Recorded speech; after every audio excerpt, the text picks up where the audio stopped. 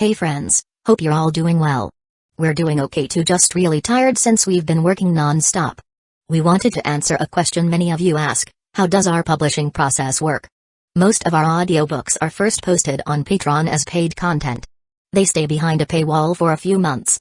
After that, they become free to access on Patreon forever. Then, a few weeks later, we upload them to other platforms like YouTube, Facebook, and Twitter, X.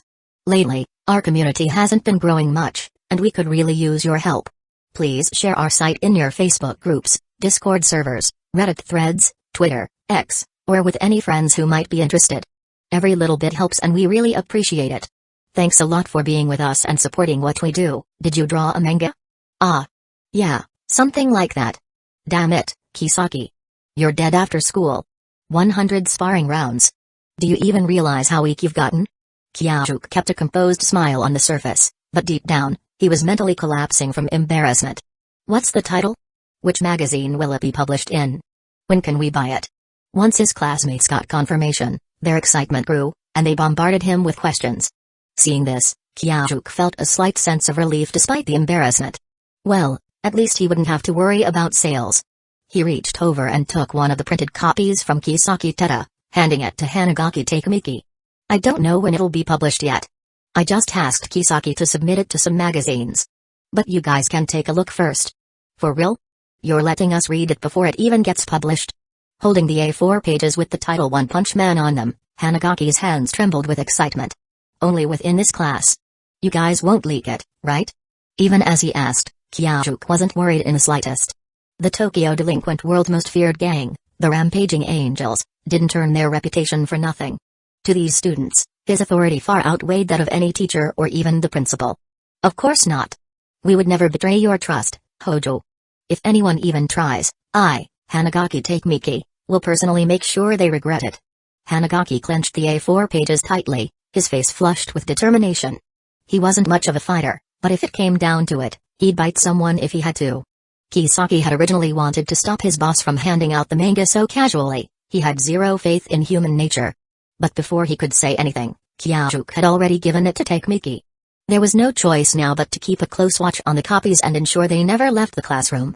For the rest of the morning, every teacher who entered their classroom noticed something unusual. Every student had an A4 page in their hands, reading with deep focus. After finishing a page, they passed it backward without pause, taking the next one from the front. Fortunately, the teachers in this class had long reached an unspoken agreement. Whenever something unusual happened, they would first investigate whether Kyajuk was involved. And once they asked around, the entire faculty quickly learned the truth. The most feared and academically brilliant delinquent in school history, Kyajuk, had drawn a manga titled One Punch Man. Word spread fast. Soon, the entire grade knew. Then, the entire Higashi High knew. By break time, students from other classes and even upperclassmen were loitering outside Kyajuk's classroom, trying to get more information. But those who had already read the manga remained tight-lipped, obediently following Hojo Kyajuk's orders. Eventually, Kisaki had to step outside and give a stern scolding to disperse the crowd. However, everyone left with a firm resolve: the moment this manga gets published, I'm buying it. Lunchtime, rooftop boss. Ecchi Onizuka's voice rang out, a mix of flattery and mischief. Kyajuk's temple twitched. His patience was wearing thin.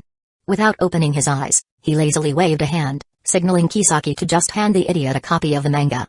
Thanks, boss. Onizuka eagerly grabbed the pages and, along with Danmaruji, dragged over some chairs to read. Within moments, a string of excited sugoi could be heard from their direction. Meanwhile, Maki had also come to check out the fuss. Picking up a copy, he flipped through it casually. Though he wasn't a manga reader, the impressive artwork and dynamic paneling made it obvious, this was good. Not bad, Hojo. Haha, I didn't expect Maki-senpai to understand manga. Unlike with others, Kyajuk didn't feel stressed around Maki Hojo. After all, one of his biggest reasons for wanting to make money was to repay the guy's kindness. What kind of person do you take me for? I'm still a high schooler too, you know. Maki grinned. A high schooler, huh? Kyajuk glanced at the towering figure of Maki, whose head practically grazed the rooftop's sunshade. Right. Need my help getting this serialized? My family has connections in the publishing industry. I'll let Kisaki handle it for now. If it doesn't work out, I'll let you know. Kyajuk wasn't the type to reject a shortcut if it was available.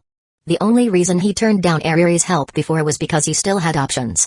If he hadn't, he would have accepted in a heartbeat. Sounds good. Just don't hold back when the time comes. Maki sat down next to them, leisurely munching on fruit while reading. Meanwhile, Kyajuk leaned back and closed his eyes for a nap. He had planned to continue reading Love Metronome, but after seeing how Mitsuha had soaked the pages with her tears, he figured he'd just buy a new copy later. No rush. Not far away, Kisaki was scrolling through his contacts. As the strategist of their organization, he had access to every member's phone number and basic family background. Kyajuk might not mind taking shortcuts, but Kisaki? He lived for them. If his life goal was to follow his boss, then mobilizing their forces for his sake was the most natural thing in the world. After a quick search, he found a member whose father was the editor-in-chief of Weekly Shanghai, though unfortunately, that guy was based in Roppongi. A few calls later, an after-school meeting in Roppongi was arranged. With that settled, Kisaki finally relaxed and started reviewing his notes for class. Just before lunch break ended, Onizuka returned to return the manga, showering Kyajuk with praise. He vowed to bring all his friends to buy it once it was officially published. Kyajuk smiled and thanked him, before promptly telling him to get lost. Oh, right. Boss, one more thing. Onizuka was halfway through the door, one foot already in the stairwell. What now? Kyajuk, still lounging on his chair, didn't even look up. The author of Love Metronome wants to thank you. What? Kyajuk frowned. His instincts screamed that Onizuka had somehow dragged him into another mess. Yeah, they just want to talk to you. That's all. And with that, Onizuka bolted, trying to escape down the stairs. Bam. Onizuka, why don't you stay here and properly explain things to the boss? Dan Maruji's amused voice echoed from behind the door. Onizuka rammed into it twice, realizing too late that Riji was blocking his escape. You bastard, Riji. I'm not giving you any of those cute girls' numbers from yesterday. Haha, too late. I already saved them to my phone. You son of a... Furious, Onizuka turned back, only to see Kyajuk slowly rising from his seat, dark energy practically radiating off him. Come here and sit down. With one hand, Kyajuk effortlessly lifted Onizuka off the ground like a rag doll. The fact that his clothes didn't tear while hoisting a muscular guy over 1.8 meters tall was a testament to their quality. Why does the author of Love Metronome want to meet me? She just wants to express her admiration for you, boss. Onizuka muttered, sitting on a tiny 20 centimeters high stool. He turned his head to stare at the sky, avoiding eye contact with his leader. Even an idiot like him could tell, Kyajuk clearly had no clue who this famous beauty of an author was. He was doomed. All the trouble he stirred up before was definitely going to come back and bite him now. Sit up straight. Start from the beginning. Kyajuk's brows furrowed, his voice turning cold. He knew from experience that if he wasn't stern with Onizuka, the guy would keep rambling until dismissal without ever getting to the point. Why yes, boss. The moment he met Kyaju's sharp, menacing gaze, Ecchi Onizuka straightened up like a soldier. Last time, Dan Marigi and I asked for your advice on dating, and you told us to read Love Metronome. Then, a few days ago, I happened to be in Akihabara and he hesitated. And then I ran into the super gorgeous author, and she asked me to send you an invitation. Kyajuk pressed his fingers against his temple, feeling a headache coming on. These idiots couldn't be left unsupervised for even a moment. He should have just set them straight back then. But aside from Onizuka, the others wouldn't have pulled something like this. Right? Surely, one person like him was enough in their group? Still, since this whole mess started because of him, he decided not to blame Onizuka. Just decline the invitation. Kyajuk was about to wave him off when he suddenly paused. He glanced at his hand, making sure he wasn't holding any books, then resumed the dismissive wave. But what reason should I give? Despite being a delinquent, Onizuka had always been particular about etiquette. He asked the question carefully. Figure it out yourself. As Onizuka frowned and left the rooftop, Kisaki Teta, who had been silent until now, narrowed his eyes. He quickly analyzed the key points from Onizuka's rambling. The book Kyajuk casually recommended suddenly became a bestseller, selling over 100,000 copies. That fact alone held tremendous value. If one word from Kyajuk could make an obscure book explode in popularity, then his manga had to succeed too. This was an opportunity he couldn't let slip. After Onizuka left, Kisaki found an excuse to follow him. Kisaki wouldn't make things difficult for me. Right? Kyajuk thought to himself as he absent-mindedly tapped the empty fruit bowl beside him. He could tell that Kisaki was scheming something, but since his strategist had always been reliable, he decided to trust him at least for now. That afternoon, Kisaki Teta didn't give Kyajuk any chance to train him. Instead, He straight up announced he was leaving early. Onizuka also left, but that wasn't surprising, he was barely in school half the time anyway. With the National Middle School Kendo Tournament coming up in late July, Kyajuk had no plans to slack off. Even though Maki had assured him that he'd win easily, Kyajuk, who always felt a lack of security, decided to push his limits even further. The last thing he wanted was to get blindsided by some dark horse competitor. Meanwhile, Kisaki was already speeding toward Roppongi on his motorcycle. He met up at a cafe with one of their subordinates, Masao Shimomura, whose father was the chief editor of Weekly Shonen High. Also present were Hitani Ran and Hitani Rindu, two high-ranking members from another division. Since morning, the Baosu Tenshai gang's group chat had been blowing up with news Kyajuk had drawn a manga. Everyone from Kyajuk's class who was in the gang had been bragging non-stop about it, hyping it up to an extreme degree. But frustratingly, they had refused to reveal any details, making the rest of the gang desperate to know more. So the moment the Hitani brothers heard that Kisaki wanted to discuss something related to the manga, they tagged along just to see it for themselves. As soon as they sat down, Kisaki didn't waste time. He placed 3 copies of the manga on the table. From the beginning, he had no intention of submitting it through standard channels. He knew how the world worked, connections were meant to be used. After being assigned this task, Kisaki had done his research. Weekly Shonen High was one of the top 3 manga magazines in Japan, under the massive publishing giant Haijosha. If they had an inside connection, there was no reason to consider any other publishers. Shimomura, your dad's the chief editor of Weekly Shonen High, right? Although he had already confirmed this online, Kisaki found it necessary to double-check in person. Yeah, he just got promoted this year. Shimomura answered, reluctantly tearing his gaze away from the manga pages. Next time he has some free time, I want to arrange a meeting between him, our boss, and myself to discuss the serialization. Can you set it up? Of course. Shimomura answered without hesitation. As a delinquent and the only son in his family, he had the full authority to make such decisions on behalf of his father. Good. I'll thank you on behalf of the boss. With that, the meeting wrapped up smoothly. Meanwhile, Onizuka, who had also left early, was already riding his motorcycle toward Waka City, following Kisaki's instructions. Chapter 140, 140 It's just a trivial favor, please don't dwell on it. Wako City, fantastic bunko office building, light novel division of Fushikawa bookstore. Ecchi Onizuka sat in the same conference room as last time, waiting for the beautiful light novel author, Kasumi Yutako-sensei. Originally, he had planned to simply message her online to inform her that Kyajuk had declined the meeting. However, Kisaki Teta insisted that he deliver the message in person. She's a rising best-selling author. With the boss's manga about to get serialized and eventually published as a standalone volume, maintaining a good relationship with her could be beneficial in the future. That was the strategist's reasoning. So, even though he wasn't exactly thrilled about facing a girl who, when angry, bore an uncanny resemblance to their boss, he still hopped on his motorcycle and rushed over. Unfortunately, in his haste, he had forgotten to notify Kasumi Yutako in advance, meaning she was still on her way from school. A knock sounded at the door.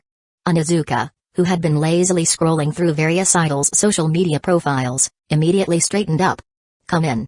The door swung open, revealing Kasumi Yutako, the stunning author from before, followed by her editor, Machida Sonoko. Good afternoon, Kasumi Yutako-sensei. He greeted properly with a bow. Good afternoon, Ecchi Onizuka-san. Kasumijoka Utaha nodded at him, then pulled out a chair and gracefully took a seat across from him. She looked young before, but she's actually a middle schooler? It was just a fleeting glance, but Onizuka's keen 24K titanium alloy eyes had caught it beneath that well-fitted uniform, tailored to perfection by virtue of her outstanding figure and elegance, was a middle school insignia. To foreigners, it might not be obvious, but for any Japanese person, recognizing a school uniform's grade level was second nature. Please, have a seat. Utaha crossed her legs under the table in a practiced motion, an instinctive habit to avoid any accidental exposure.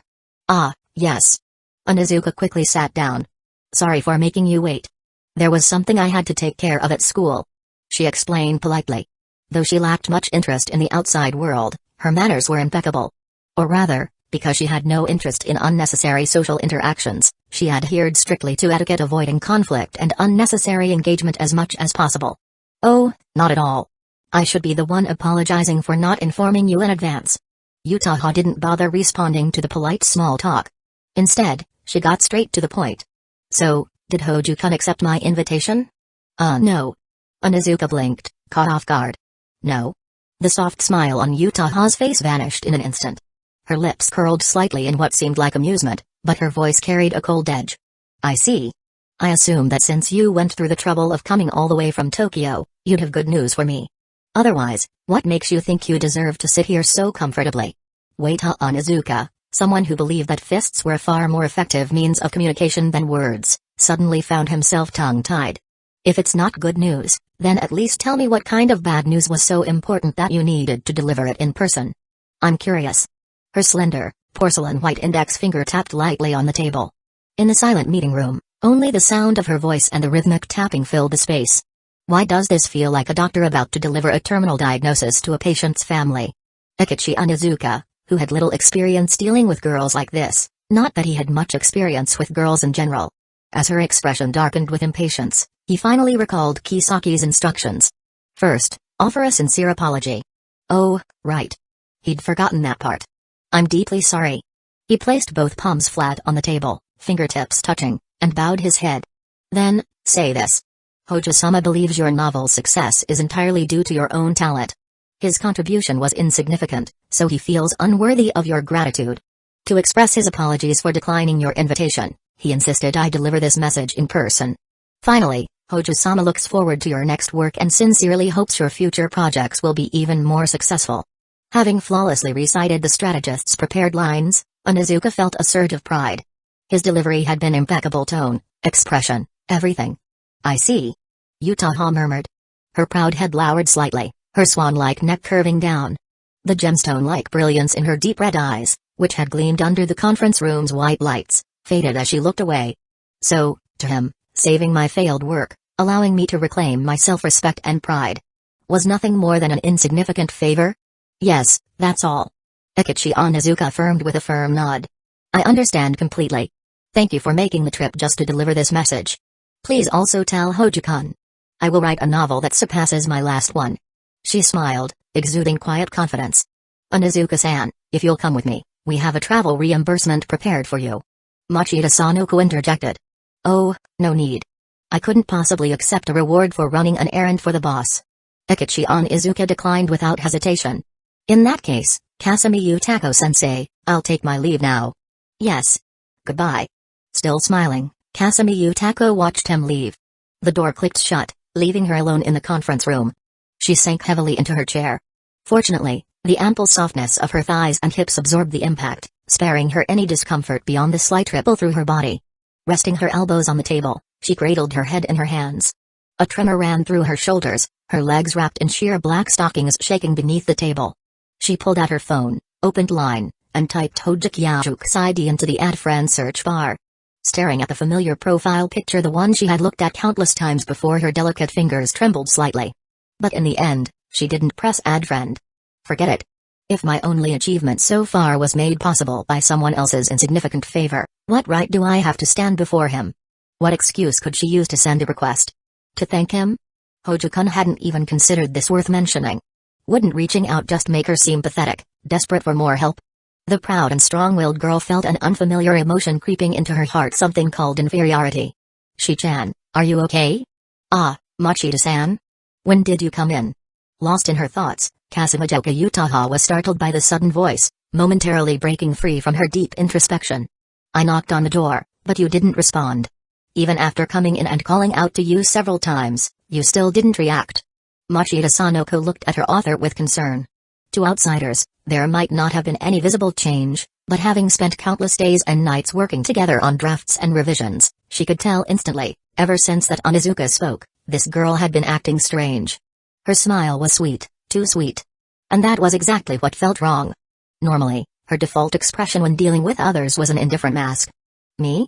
I'm fine. Utaha smiled, the very smile that worried Machida Sanoko the most. Don't worry about me. In fact, I'm feeling better than ever. Haven't you been pushing me to write the second volume? I'll start working on it today. Really? Though still concerned, Machida couldn't hide her excitement when it came to work. Yes. Didn't Hojo-kun say he was looking forward to my next work? If he has such expectations for me, then I have to give it my all. As she spoke, Utaha turned to face her editor. Her long, jet black hair cascaded down her back. She rested her right hand on the desk, gently propping up her delicate face, which carried a faint, knowing smile. I'm so moved. This is a brilliant, unfathomable Shi-chan I know. Seeing her author seemingly regain her motivation, Machida exclaimed dramatically. I made you worry, Machida-san. Yutaha stood up, picked up her bag containing the script she had written for the school drama club, and prepared to leave. Instead of heading home, she checked in with her parents and then went straight to the apartment she used for her writing retreats. Once inside, she took off her black stockings and school uniform, changing into a comfortable blue nightgown. She carried a cup of instant coffee into the room. Her small feet, clad in white cotton slippers, stepped onto the carpet as she opened her laptop. The familiar document appeared on the screen, unchanged from days ago, still bearing only a few words. Love Metronome Volume 2. The publisher had urged her multiple times to ride the wave of popularity and release the second volume quickly, cementing Kasumi Yutako as a best-selling light novel author. However, Yutaha had wanted to hear Hojo Kyajuku's thoughts first before deciding on the story's direction. As for the draft she had already completed, that was nothing compared to Hojo-kun's opinion. If not for him, this novel would have been dead in the water. Back when the manuscript was rejected and returned like trash, she had wondered if a sequel was even worth writing. Wouldn't it just be pollution? A waste of resources? But because of Hojo-kun's insignificant help, this novel was reborn. From that moment, she had decided this story would be written for Hojo-kun. It was only natural.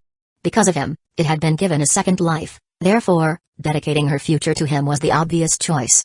That was why Yutaha had stubbornly resisted the publisher's pressure, insisting that she wouldn't start writing until she had met with Hojo Kyajuku in person. But now, after hearing Hojo-kun's words relayed by Onizuka, after learning that the help he had given her was, in his eyes, nothing more than a trivial act, Yutaha felt a pang of inferiority. Yet, upon hearing that Hojo-kun was looking forward to her sequel, a new fire ignited in her heart. I will write an unprecedented masterpiece, to show you how much your help meant to me. The Kasumijoka Yutaha you saved is not someone insignificant. Pulling up the outline, Yutaha decided to scrap everything and start over. With her skill, she could still write something that would move Otaku to tears. But that wasn't enough. She wanted to write something that would make Hojo-kun see her in a new light. A reclusive, stubborn girl who had never poured her true feelings into her work was, for the first time, determined to give it her all. Her hands hovered over the keyboard. Her expression shifted, her sharp eyes narrowing slightly. It was as if she could already see her slender fingers dancing across the keys. Beep. A simple, old-fashioned ringtone rang out, halting her fingers just as they were about to strike the keyboard. She wanted to ignore it, already slipping into her writing state, but the phone refused to stop ringing. She grabbed it, ready to silence it, but when she saw the caller ID Machida Sanoko she pursed her lips in annoyance and answered. Hello, Editor-san, who dares to disturb her author's creative process in the middle of the night? What do you want? Her cold voice echoed in the room. Ah, sorry. Shi-chan, you're already writing? I thought you'd take a bath and do a face mask before starting. Machida sounded genuinely surprised, and knowing how furious Yutaha could get when interrupted, she quickly apologized. Enough small talk. What is it? It's about that blogger, Taki, the one we mentioned before. Even though his efforts didn't really help, he did promote your book online. We should at least thank him. That's it? Yutaha's voice dripped with irritation. What? Machida Sanoko hadn't caught what she said, as her response had been too short. You're seriously calling me about some random otaku and something this trivial? Doesn't the publisher have standard procedures for this? Just take a bit of the promotional budget and pay him. Sitting at her desk, Yutaha crossed her left leg over her right, tapping her slippered foot against the carpet impatiently. The contrast between the soft texture of the carpet and the hard knock of leather shoes on tile only made her more irritated. We did reach out, offering monetary compensation, but he refused.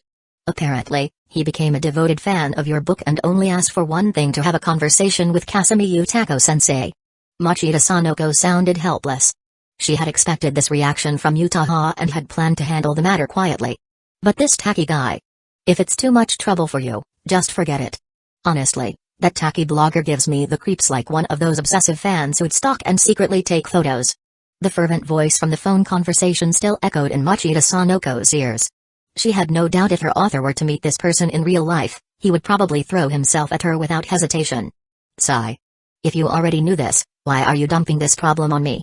Kasumijoka Yutaha sighed, pressing her free hand against her forehead in frustration. It's all for the sake of maintaining Kasumi Yutako-sensei's reputation online. Hearing the subtle compromise in Yutaha's tone, Machida quickly followed up. And she wasn't wrong. Writing might be a deeply personal endeavor, but an author couldn't completely ignore the opinions of their readers. Both she and the publisher had taken that into account when agreeing to Taki's request and seeking Utaha's input. So, should I call him now? Though reluctant, Utaha knew better than to refuse outright. Machida Sanoko wouldn't have brought this up if there wasn't some benefit to her. Yes, I just spoke to him.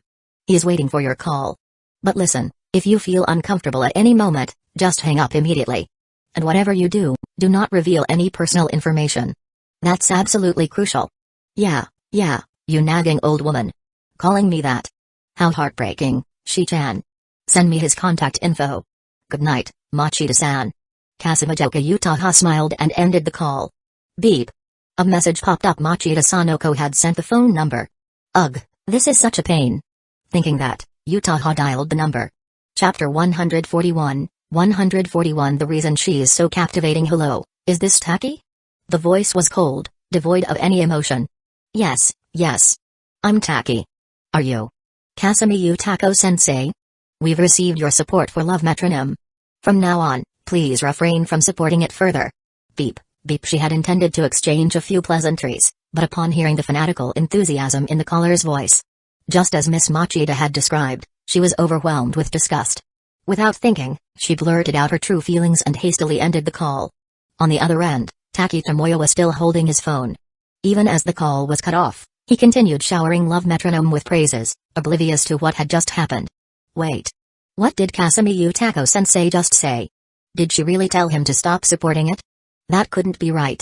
Surely, she meant to say, please continue supporting us in the future. Right? Staring at the now dark screen, Taki Tomoya looked utterly bewildered. He had so many questions about the plot that he wanted to ask Kasumi Utako-sensei. Why had she suddenly hung up? Did her phone die? Or was she preoccupied with something urgent? No, that couldn't be. At this time of day, she should be free. Meanwhile, Kasumijoka Utaha, having hung up, was also staring at her phone. However, on her screen was the familiar profile of Hojo-kyak.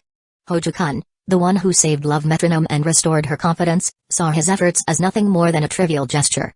And then there was this guy Taki, who shamelessly kept pushing himself forward even after receiving gratitude from the publisher. A shiver ran down her spine, and she lost all motivation to write. Closing her laptop, she stepped into the bathroom. Good thing Machida-san reminded me, or I would have forgotten my skincare routine tonight.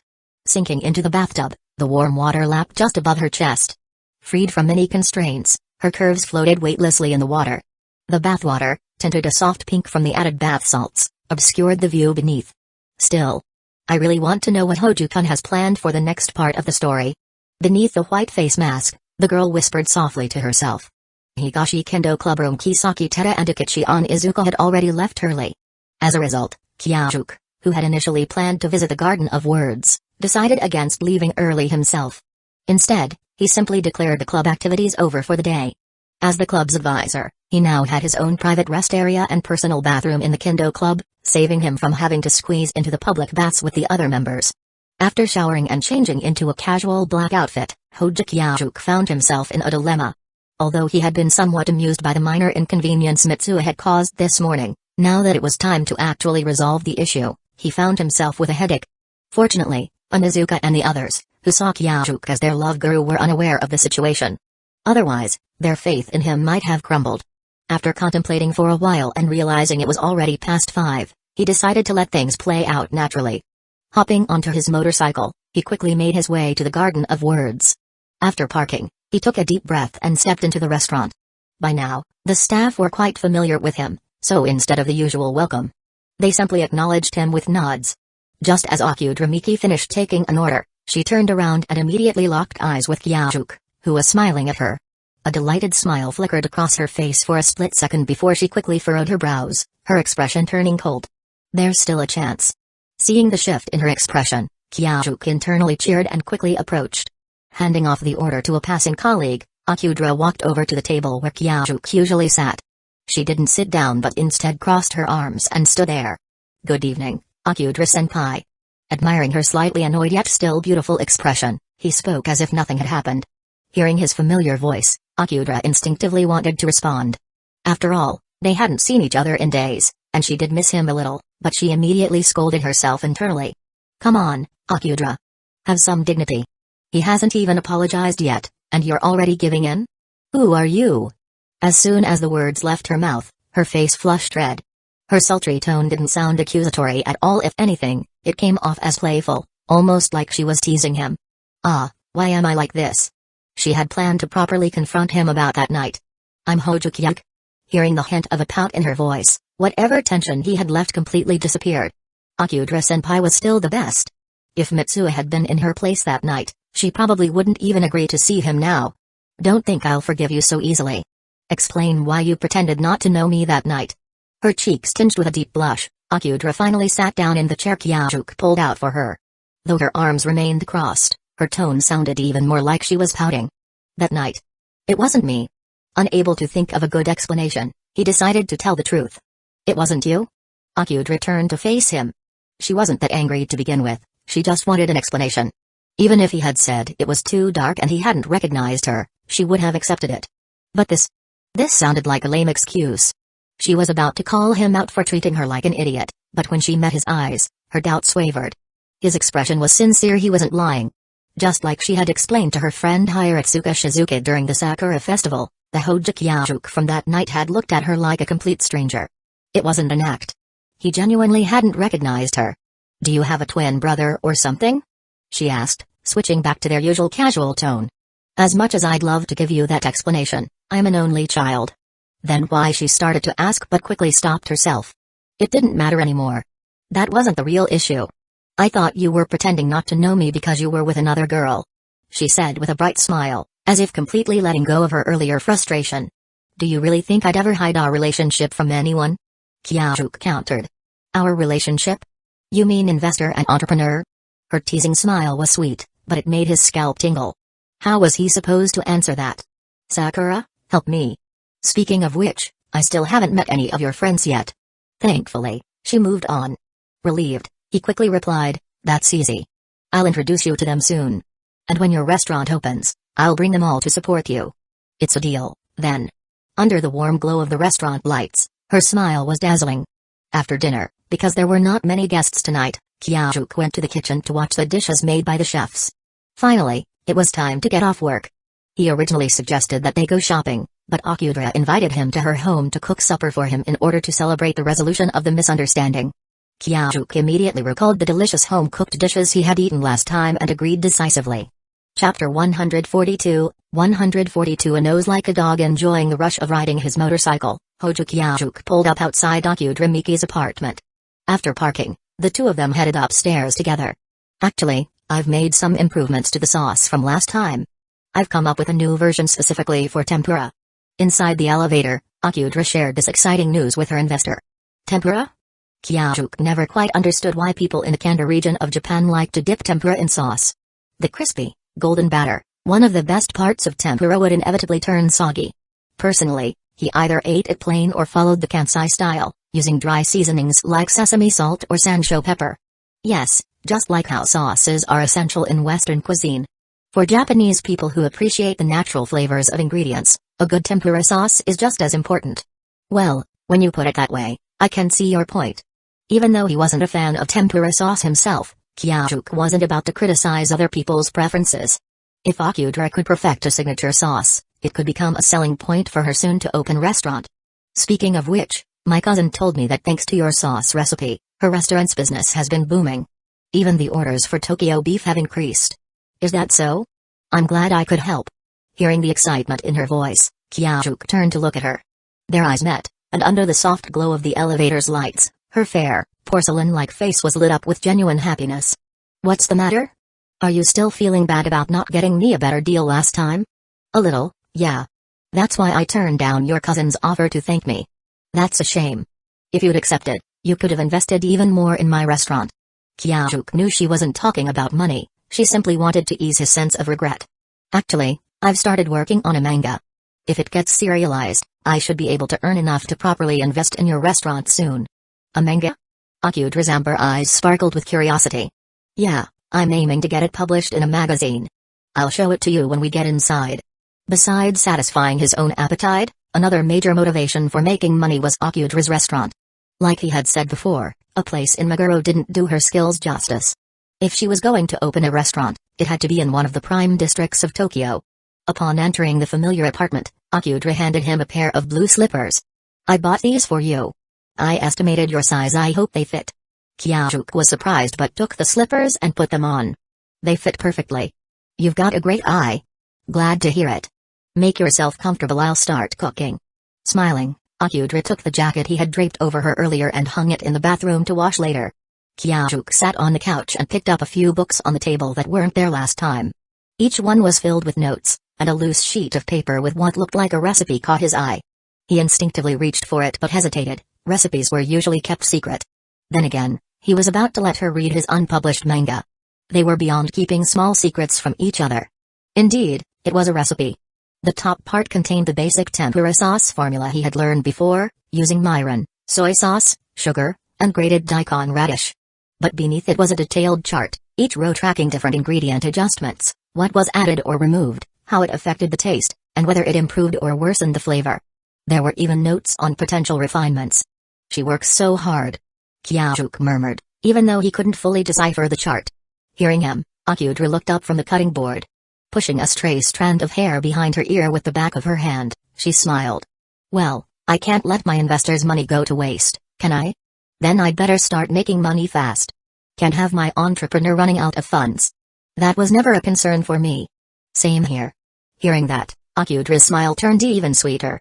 In less than 30 minutes, she had prepared 3 side dishes, tempura, sashimi, and a plate of vibrant, crisp pickles. And now, the official tasting session for tempura sauce number 1 begins. Investor, please do the honors. She handed him a pair of chopsticks with a playful grin. Ahem, well then, I won't hold back. Amused by her teasing tone, Kyajuk picked up a piece of classic shrimp tempura, dipped it briefly into the dark brown sauce, and took a bite. Chewing for a few moments, he swallowed eagerly. This is amazing. You should start using it right away. He wasn't just being polite. Because he had dipped it quickly, the batter hadn't absorbed too much liquid and remained crispy. The umami-packed sauce complemented the natural sweetness of the shrimp, bringing out its best flavors. Hee, can you guess the special ingredient? Akudra asked, covering her mouth as she chuckled. Kyaju's gaze drifted toward the recipe sheet. No cheating. She wagged a slender finger at him, playfully scolding him. I'd say it's something green. There's a slight vegetal taste, along with a unique fragrance. He carefully savored the lingering flavors. That's as much as I can guess. Wow. Kyajuk-kun, do you have the god tongue from those food manga? She teased, clapping her hands in amusement. Haha, did I get it right? Oh, and I almost forgot to send you the manga I mentioned earlier. Saying this, Kyajuk pulled out his phone and sent the manga file to Akudra. You know, I wasn't reminding you just so you'd send me the manga, she said with a slight pout. But despite her words, she immediately pulled out her phone to check it. You got it completely right. It's made with juice extracted from ground perilla leaves. You actually used perilla leaves as a seasoning instead of a main ingredient? That's such a creative twist. Kyajuk clapped his hands in admiration. Haha, it took countless trials before I discovered that adding perilla leaf juice to the sauce worked surprisingly well. There's still room for improvement, though.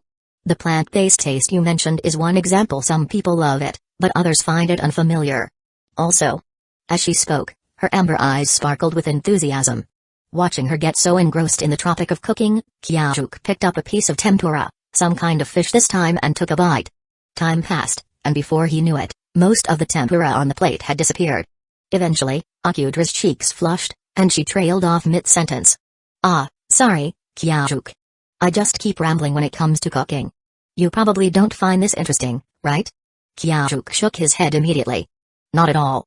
Even if I don't understand everything, just watching you talk so passionately about it makes the food taste even better. Haha, you're exaggerating. Hearing his words, her smile grew even sweeter, her soft pink lips shimmering under the light. Her rosy cheeks gave her an even more radiant charm. I'm not exaggerating. Just look at this plate, I've nearly finished everything. Kyajuk gestured to the table.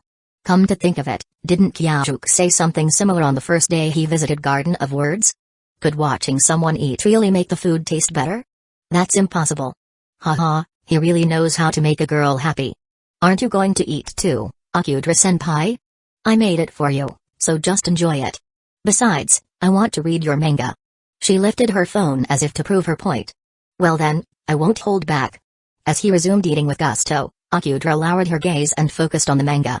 I wonder, will the story feel even more interesting while watching him? I'm stuffed.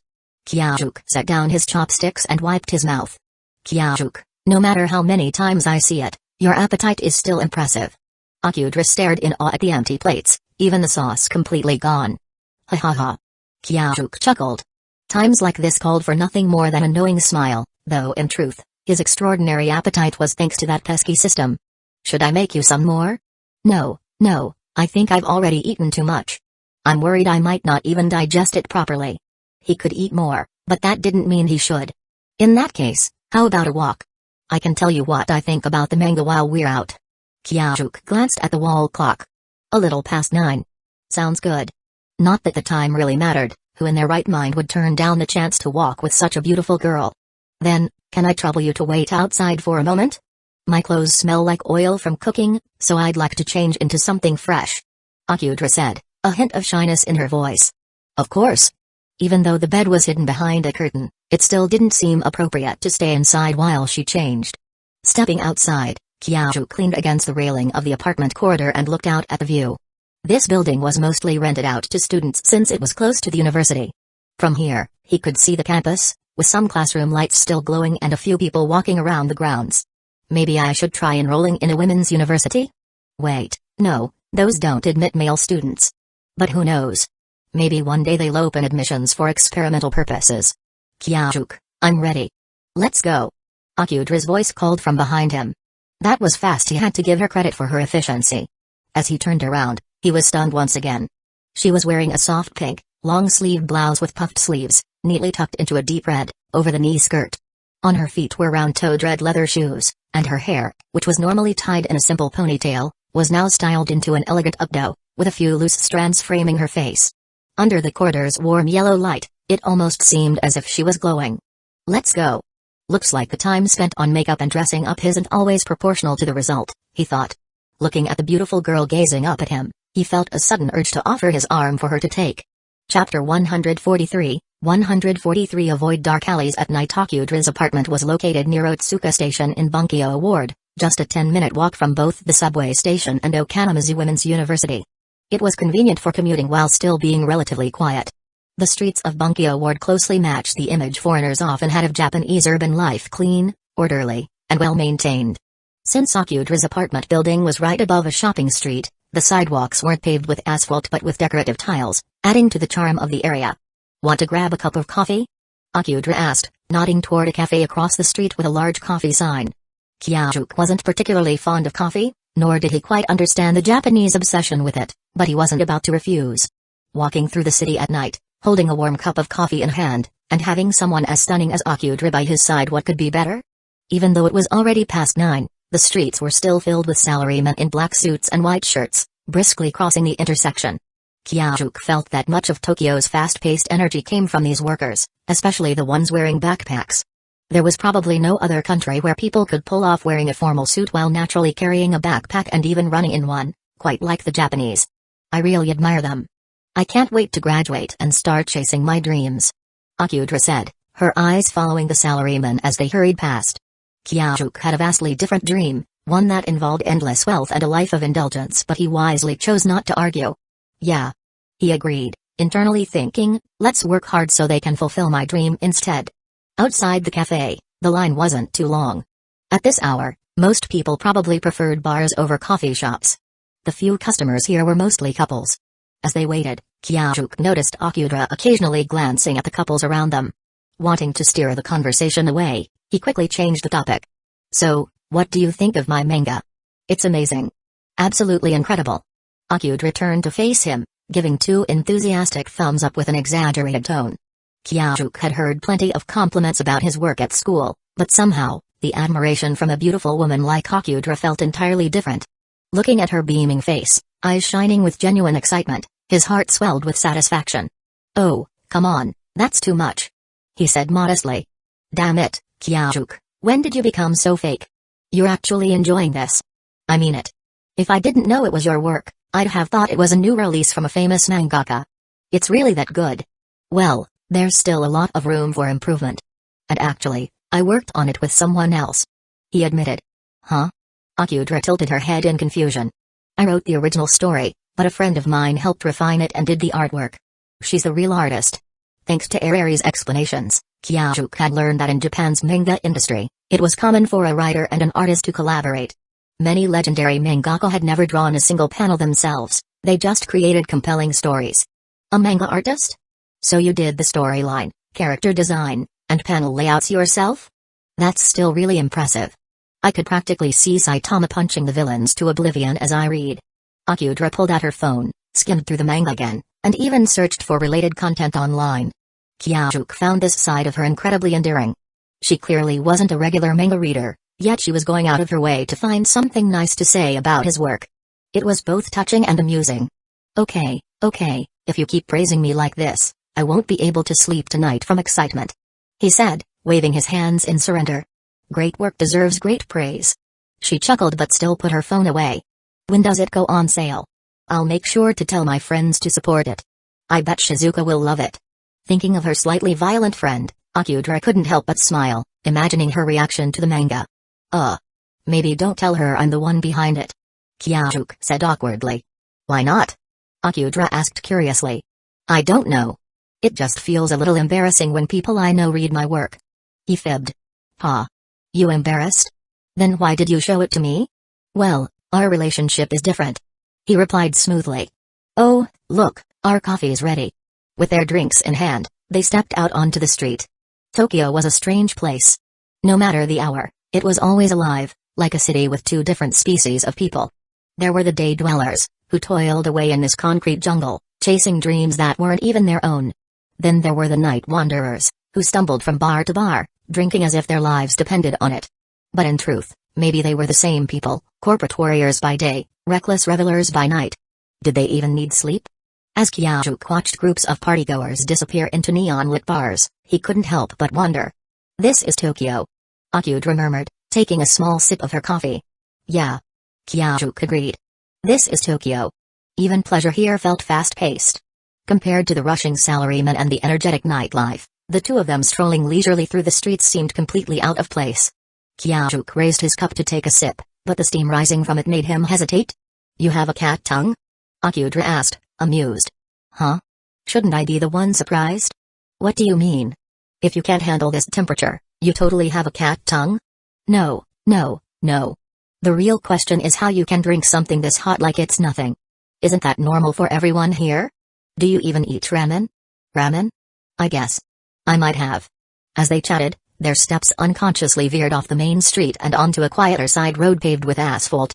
Compared to the bustling avenue, these back streets were dimly lit and much more secluded, yet they held a certain charm of their own. Billiard halls, izakayas, bars, karaoke joints, and love hotels were all clustered in this area. Of course, there were also vending machines at every corner. How did we end up here? Having left the bustling streets, the quieter, cooler atmosphere here made Akudra appreciate her long-sleeved shirt. The temperature had definitely dropped significantly. "I'm not sure, but I guess it just felt too noisy back there, so we ended up walking this way unconsciously," Kyajuk said, his eyes caught by a few figures standing at the corner of the sidewalk. "Could that be what I think it is?" he asked, uncertain. Akudra followed his gaze and saw two women standing at the corner near a street sign, both dressed in very short skirts. "Looks like we really did wander into a pretty secluded spot. Maybe we should head back," she said. She didn't answer, but the slight flush creeping across her face told Kyajuk everything he needed to know. As they turned to leave, Kyajuk took a rare second glance at the scene. Having traveled all the way to Tokyo, he'd avoided walking into dark alleys for safety reasons. This was the first time he'd seen such a Tokyo specialty. "Hey, boy, show us your wallet." Just as they passed a pachinko parlor, Kyajuk was still taken aback by the novelty of the area when an ominous voice suddenly echoed from a nearby alley. "Wait a minute, I'm trying to avoid this cliched scenario. We're just minding our own business when these guys have to come out and make their presence known?" Kyajuk turned around, incredulous, as Akudra nervously grabbed his arm, trying to pull him away. "Run, Kyajuk-kun. There are polices patrolling the streets," she urged. "Run, it's the handless demon." A much deeper voice came from the alley. When the group of thugs saw Kyajuk's face, they froze in terror. The tough guy act quickly crumbled as they turned and scrambled back into the depths of the alley. "Wait for me, you idiots!" the last one in line shouted as he grabbed the person in front of him. "Let go, damn it!" the second one yelled, pulling at the one ahead of him, and the three of them tangled up in a mess. What are they doing?" Akudra was left stunned by the sudden turn of events, the fear she had just felt evaporating in an instant. They're probably practicing for a play, Kyajuk said with a smile, patting the hand Akudra was using to hold on to his arm. Impossible, those are definitely bad guys. Akudra protested, still processing the scene. Don't worry, it's over now. Stay here for a second, I need to take care of something. Kyajuk said, glancing at the alley and noting that it was a dead end. He wasn't worried the thugs would escape, so he led Akudra to a nearby convenience store. Unlike Korea, convenience stores in Japan were fairly safe. There was no way that all the troublemakers in Tokyo would gather here, right? Kyajuk, be careful. Akudra warned, her sharp mind having quickly caught up with the situation. She recalled how those would-be muggers had fled at the mere sight of Kyajuk. Yeah, don't worry. Stay put, and I'll be able to see you as soon as I turn around. Kyajuk instructed, his tone firm. I will. This is Bunkyo district, so there are patrols everywhere. Akudra said, visibly relaxing. Her natural charm returned as she smiled at him. Just don't wander out of my sight. Yes, go ahead. Those three guys are already on the run. Akudra teased, giving him a playful push. She could tell that Kyajuk was still pretty upset about being interrupted during their stroll. Indeed, Kyajuk was quite annoyed. Being rudely interrupted while enjoying a quiet evening wasn't something he took lightly. When they reached the mouth of the alley, he saw the three thugs climbing a wall in a desperate attempt to escape. Hey! You three, get over here! He shouted. Upon hearing his voice, the three of them froze and quickly tumbled down. Too scared to continue running, they slowly walked over to him and, without hesitation, kneeled in front of him. Meanwhile, Kyajuk dialed a number on his phone. Hey, Onizuka, I was just mugged near a pachinko parlor by Otsuka Station. Can you come over? No need to call Maki and the others, just bring Danma and come. There are only 3 of them. Yeah, I've got some other stuff to take care of. If you can't find them, just call them. Teach them a lesson, but don't go overboard. Got it. See you tomorrow. Onizuka's voice on the other end of the line was full of unease at the mention of see you tomorrow. He knew that his big brother was likely planning to reward him with extra training the next day. Damn it, who the hell do these punks think they are, causing trouble for Onizuka-san? After jotting down the phone number Kyajuk had provided, Onizuka called out to Danma Ryuji, who just so happened to be playing pachinko in the same parlor. Ryuji, let's go, the boss needs us. Oh. Danma Ryuji replied, casually handing a tin box filled with pachinko balls to a bystander before he left with Onizuka. They'll come looking for you soon. Just stay here and behave. After sending his warning, Kyajuk cast one more glance back at the convenience store. Akudra was standing there, looking perfectly calm. When she saw him turn, she flashed him a sweet smile. He smiled back before turning to face the 3 thugs again. Is it clear now? He asked, addressing the kneeling trio. Yes. They responded in unison. You're not planning to run, are you? No way. They quickly replied. Now that their faces had been seen by the second-generation rampaging angel and the infamous handless demon, the 3 of them were far too intimidated to think about escaping. This was Bunkyo district, the base of the rampaging angel. Even if they hadn't been recognized initially, they weren't confident they'd stay under the radar for long. The 2 younger members of the trio were seething with resentment toward the boss who had suggested they stir up trouble in Bunkyo district, and even more so toward themselves for following the idea. Kyajuk was tempted to deal with them himself, but since Akudra was still waiting for him, he reluctantly decided to leave it to Onizuka.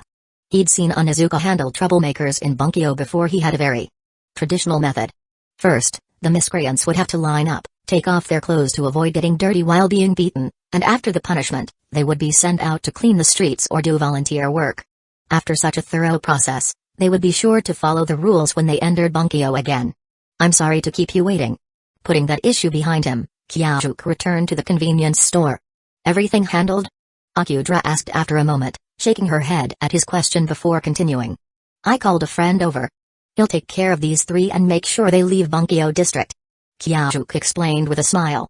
The 2 walked out of the convenience store together, heading toward the main street, not once glancing back. As they stepped out from the asphalt road and onto the sidewalk covered in tiles, the noise of the city hit them, and the temperature seemed to rise again, as the street lights blazed brightly. Without saying a word, the 2 of them silently made their way toward Akudra's apartment building. What's wrong? Why are you looking at me like that? As they waited for the light to change, Kyajuk turned his head and asked with a smile. Akudra was slightly tilting her head, looking at him with her amber eyes full of curiosity. I just didn't expect you to have this side to you, Kyajuk. she said, her full lips moving to speak softly, her voice filled with surprise, as though she had just discovered a new continent, much like Columbus. Did I scare you? Kiajuk asked. No, it's just that I didn't expect the second-generation leader of the Rampage Angels, the Handless Demon, to have been right beside me all this time. She replied. Please, can we stop with that nickname? Kiajuk groaned. Hearing that humiliating nickname twice in one night one time from Akudra no less had him feeling thoroughly embarrassed. It was like the rush he felt when a beautiful woman complimented him earlier had now turned into pure shame. He felt like he'd exhausted all his shame for the week. What? Isn't it cool? Handless Demon. Akudra said, completely baffled. It seemed that the Chunabiu, middle school syndrome, of the Japanese people really ran deep. Maybe I've contracted some kind of disease where I'll die if I hear that nickname again. Please, just stop saying it. He said with a smirk. Okay. She chuckled. But I still think Handless Demon sounds really cool. Akudra-senpai. He half whined, half laughed. Ha ha, alright, I won't tease you anymore. Akudra said with a light laugh before continuing, but I really didn't expect you to be the leader of the Rampage Angels. I was totally shocked when I realized that back in the convenience store. The blue pedestrian light turned on, and they crossed the street with the crowd. It's true that in Japan, there's no such thing as a green light for pedestrians.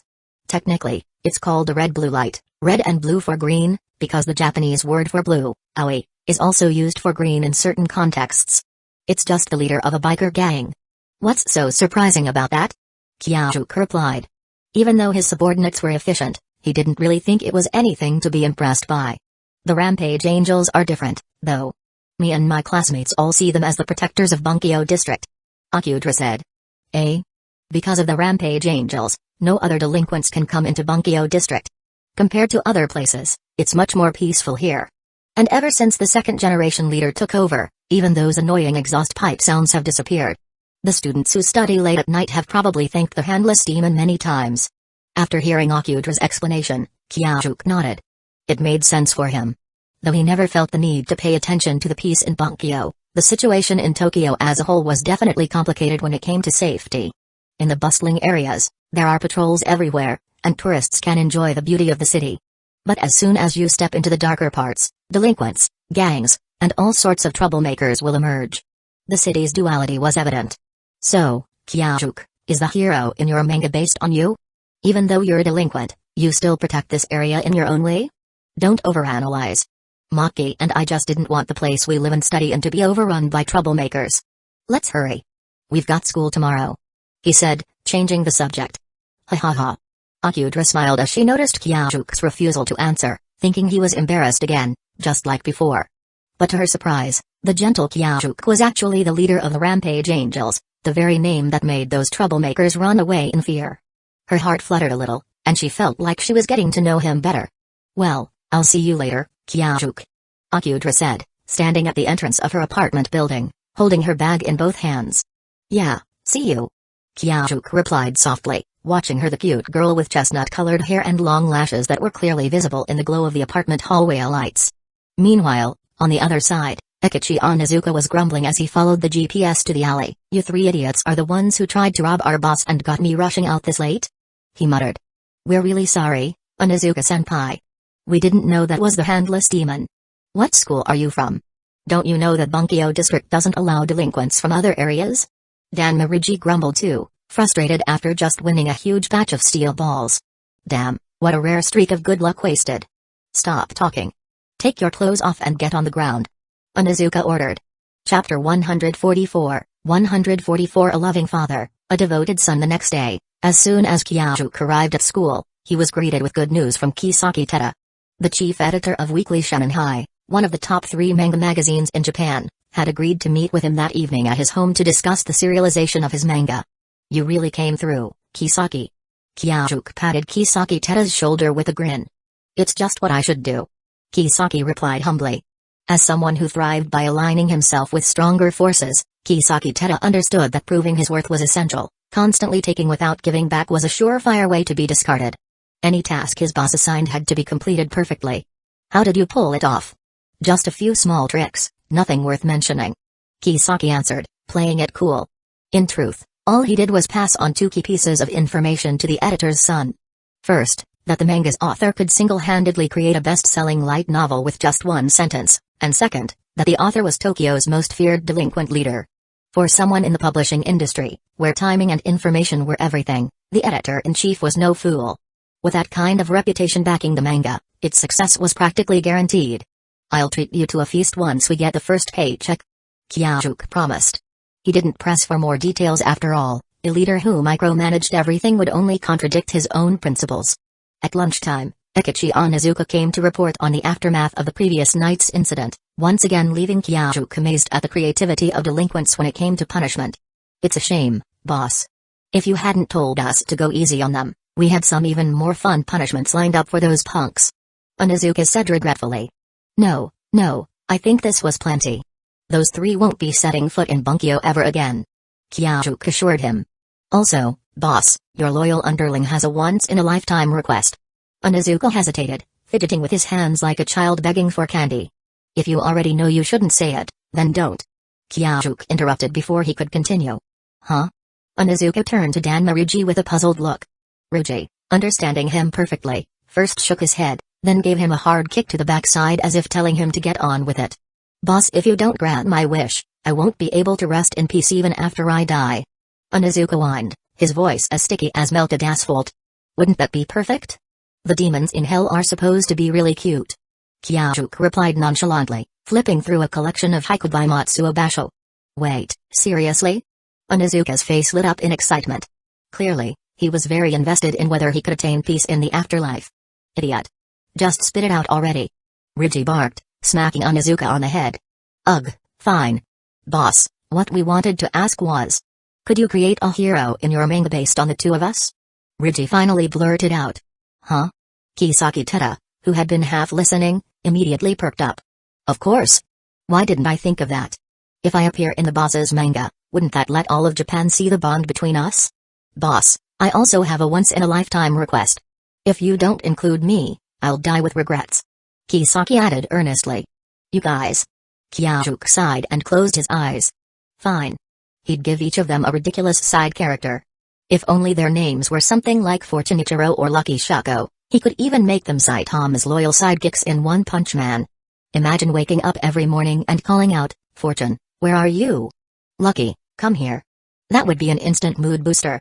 Even Saitama, with his existential crisis, would get a kick out of it. Since he had to meet with the weekly Shanghai editor-in-chief in Roppongi, Kyajuk wouldn't be able to have dinner with Akudramiki that evening. As he rode his motorcycle toward Roppongi, he called out to Kisaki over the engine noise, "Are manga editors really that rich? After all, why would the editor-in-chief, whose workplace was in Chiyoda, choose to live in Roppongi, one of the most expensive neighborhoods in Tokyo?" "Not sure. Maybe it's inherited wealth," Kisaki replied. "Damn rich Tokyoites." Meanwhile, in a modest home in Roppongi, Shimomura Tetsuya, the editor-in-chief of Weekly Shonen High, sat in his living room, sipping tea as he contemplated the golden opportunity that had landed in his lap. That middle schooler, Kisaki Teta, had only sent him a few random manga pages. But even with just that, Shimomura's trained eye could tell the art was refined, the paneling was exceptional. Even if the artist had submitted it through the usual channels, it would have had a high chance of getting serialized. But now, knowing that the author himself was a person of considerable influence and popularity, Shimomura saw an even bigger opportunity.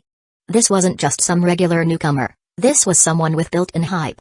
Weekly Shonen High had carved out its place among Japan's top manga magazines by aggressively scouting and squeezing the life out of fresh talent, gradually stealing market share from the two industry giants.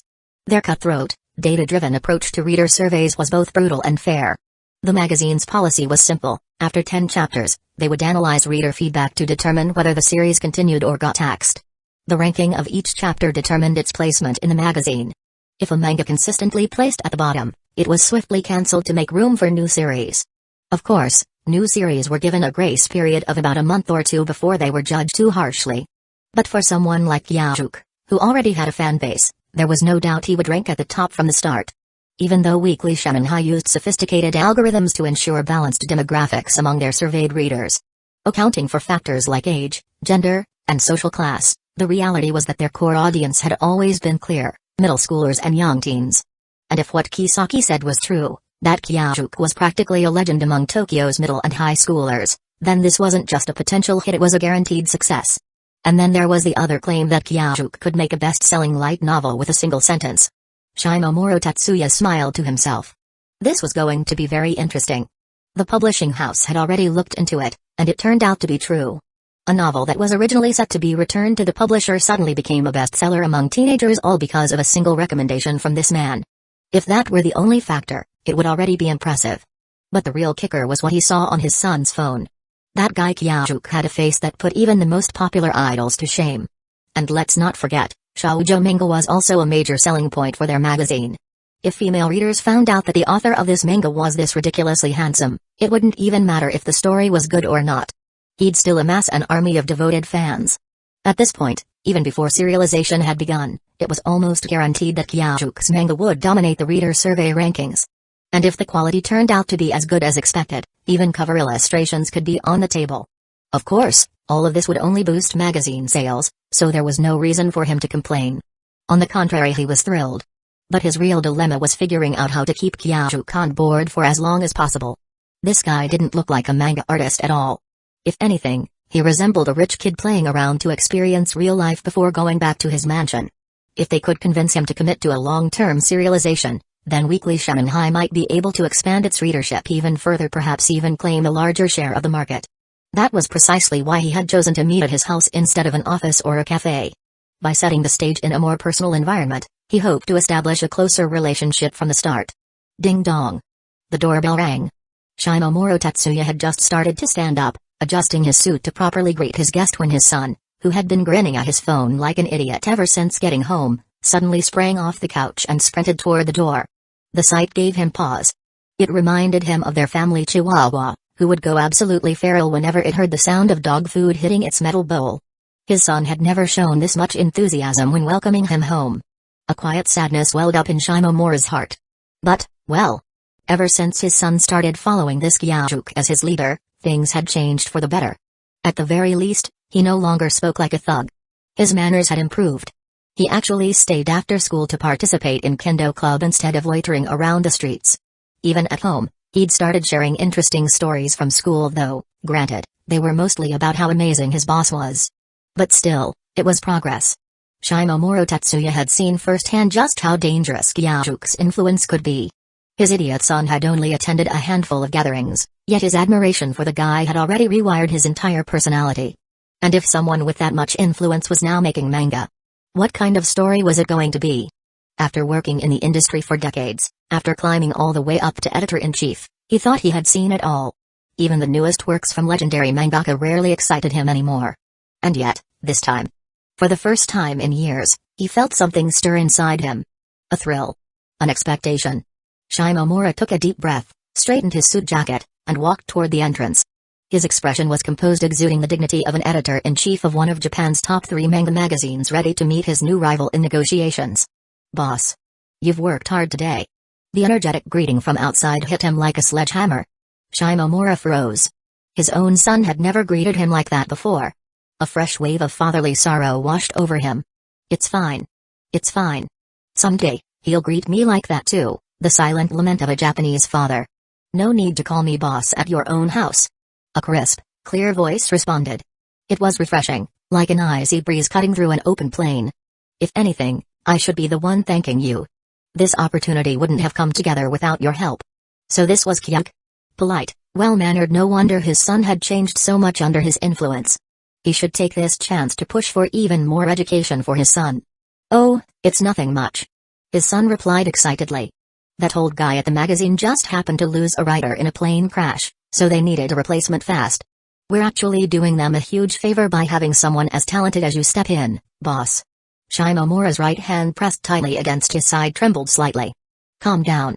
You raised him. The neighbor's kid just ran away from home last night. Compared to that, your son is doing fine. Finally, the lock clicked, and the front door swung open. Good afternoon, Hojo-kun. Kisaki-kun. Shimomura greeted him in a calm, composed tone, his expression perfectly composed. Good afternoon, Editor-in-Chief Shimomura. Sorry for the intrusion. Kyajuk responded politely, and Kisaki Teta followed suit. After changing into indoor slippers, the group made their way into the living room. Since this was a business discussion, they sat at the dining table instead of the couch. Kisaki placed a document folder on the table. There was no need for small talk, they had already agreed to the serialization. This meeting was simply to discuss contract details and compensation. So this is One Punch Man? Shimomura swallowed hard. The title, printed in bold black letters, stood out on the yellow envelope. Yes. Please take a look. Kyajuk replied politely. Then, I won't hold back. Shimomura's hands trembled slightly as he opened the folder and pulled out the manuscript. He didn't read it immediately. First, he flipped through the pages front to back to check for consistency. Good. The art quality was impeccable throughout. The 2 pages he had seen earlier weren't just a fluke. Satisfied, he turned to the first page. A colored cover illustration greeted him. A black title, One Punch Man. The image featured a bald man taking up 90% of the page. His expression was stern.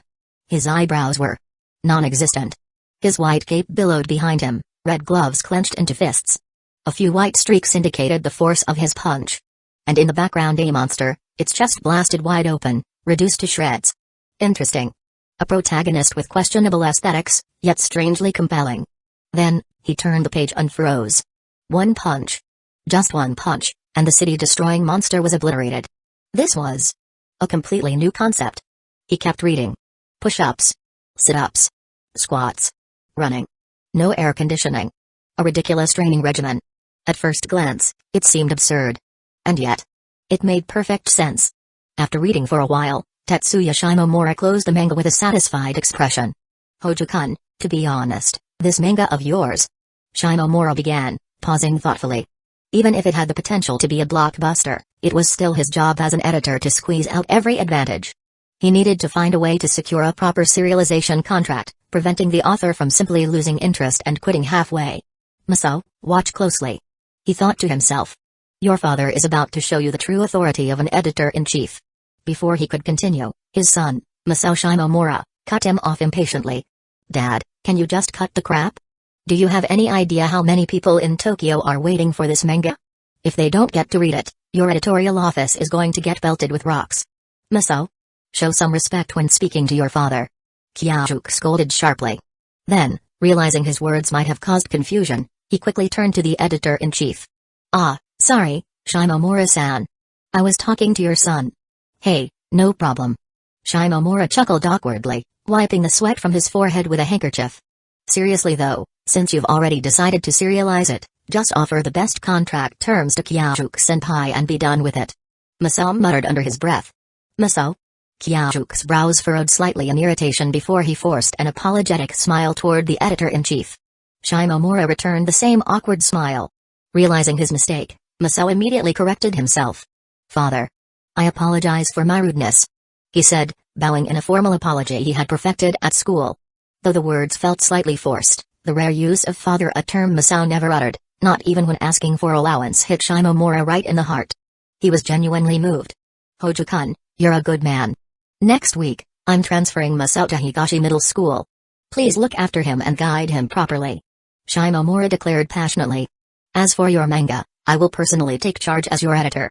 And I'll make sure you get the highest possible rookie rate. With that, he extended both hands and firmly grasped Kyaju's in a heartfelt handshake. Hee. Kyajuk wasn't entirely sure what just happened, but at this point, all he needed to do was smile, right? He reached out his other hand, sealing the moment in a four-handed handshake. The final contract details were settled. Shimomura offered 15,000 yen per manuscript page, an impressive rate for a rookie. Kyajuk had originally prepared a hefty 80 pages for the debut chapter, which was longer than usual.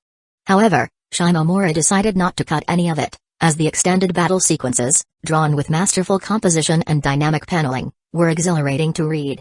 The serialization details would be finalized in tomorrow's editorial meeting, but one thing was certain: this manga would appear in this Saturday's issue.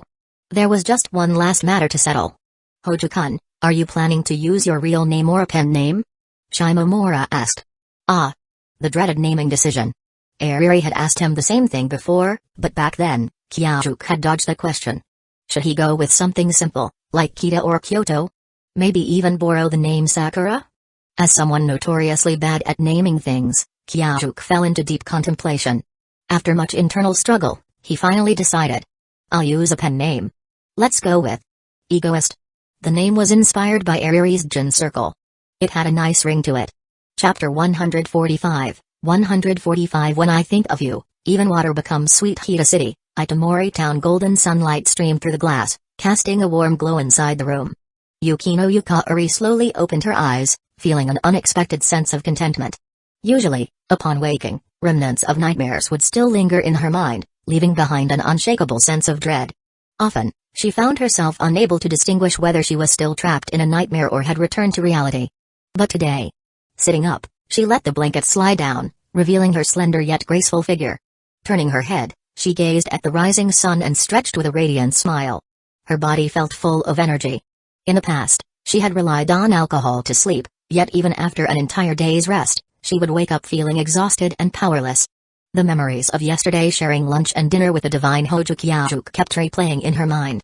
A satisfied smile graced her lips as she got out of bed, neatly folded her blankets, and stored them away in the closet. The floor, once littered with empty beer cans that tripped her up, was now spotless. Last night, she had fallen asleep embraced by beautiful memories, not alcohol. As she dressed and applied her makeup, a new anticipation filled her heart. Never before had she looked forward to starting a new day so eagerly. If not today, then maybe tomorrow. Or the day after. Or perhaps a week later. It didn't matter as long as she kept moving forward, that divine man named Hojo Kyajuk would eventually appear again. A newfound hope had woven itself into her daily life. She no longer feared the arrival of tomorrow. Instead, she welcomed it. Hojo-kun would listen earnestly as she shared her troubles. He would personally feed her delicious food. He would gently remind her, "Yukino, make sure to eat properly." Ah, that's right. She had to eat well and nourish her body, otherwise, she wouldn't be able to help Hojo-kun with his work in the future. With this thought, Yukino set down her briefcase and stepped into the kitchen, a place she had long feared. Eating had become a painful chore ever since food lost its taste, and the kitchen had turned into a space she avoided. But things were different now. Even if she still couldn't taste anything without Hojo-kun's presence, eating had taken on a new meaning. No longer just to survive, but to live for Hojo-kun's return. With that in mind, she stirred the miso with newfound lightness. A simple meal of miso soup, grilled fish, and rice was quickly prepared. Though she was eating alone, she still took the time to arrange the dishes neatly on the table. Sitting formally on the tatami, she pressed her palms together. "Itadakimasu." With heartfelt sincerity, Yukari expressed her gratitude. "Hojo-kun, even in your absence, I'm eating properly." Thinking that, the meal before her no longer seemed so daunting. A blissful smile graced her face as she picked up her rice bowl. She reminisced about how Hojo-kun had gently fed her the previous day, and without hesitation, she scooped a bite into her mouth. Huh? There's a taste. A faint sweetness. Yukino's eyes widened in surprise, her mouth slightly agape. She chewed again, but the taste had already vanished. It wasn't an illusion, she was certain of it. Pondering for a moment, she recalled the image of dining with Hojo-kun. Bringing the miso soup to her lips, she took a sip. There it was again, a subtle sweetness.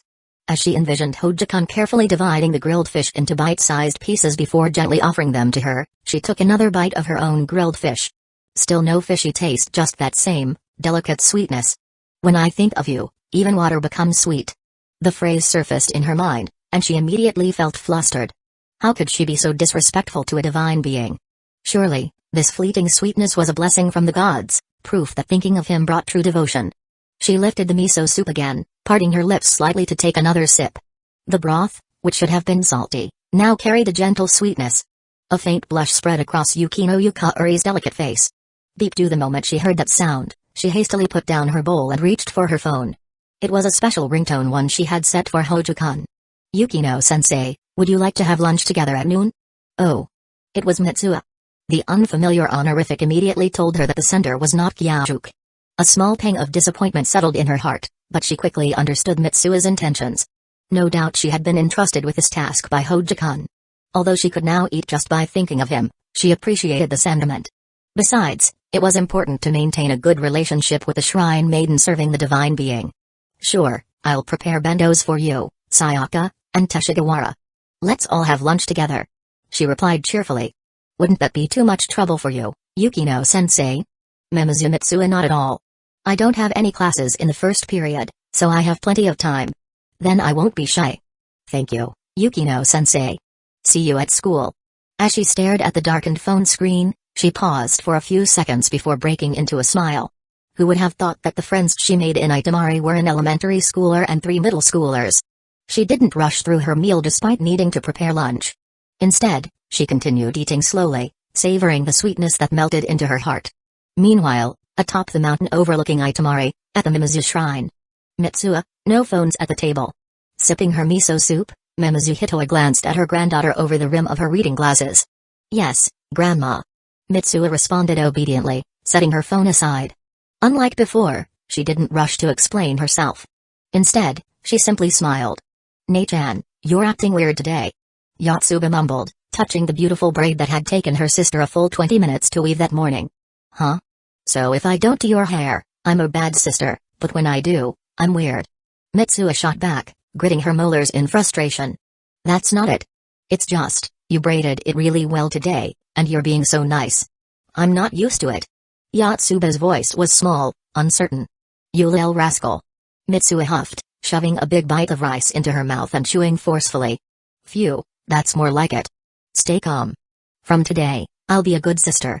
There's no way Hojo Kyajuk can be adored by Yotsuba, and I can't." Mitsuo kept a composed expression as she quietly finished her meal. After eating, she washed the dishes before preparing lunch for her grandmother. Cold meals weren't good for an elderly person's health, so she made sure to prepare dishes that could be easily reheated in the oven. "We're heading out." The two sisters spoke in unison before leaving the Mimizu shrine, which seemed to radiate a sacred glow under the morning light. At noon, the students of Itamari were surprised to see something unusual. Yukino-sensei, who had always eaten chocolate alone in the office during lunch breaks, was now sitting outside, sharing a meal with Mitsuo.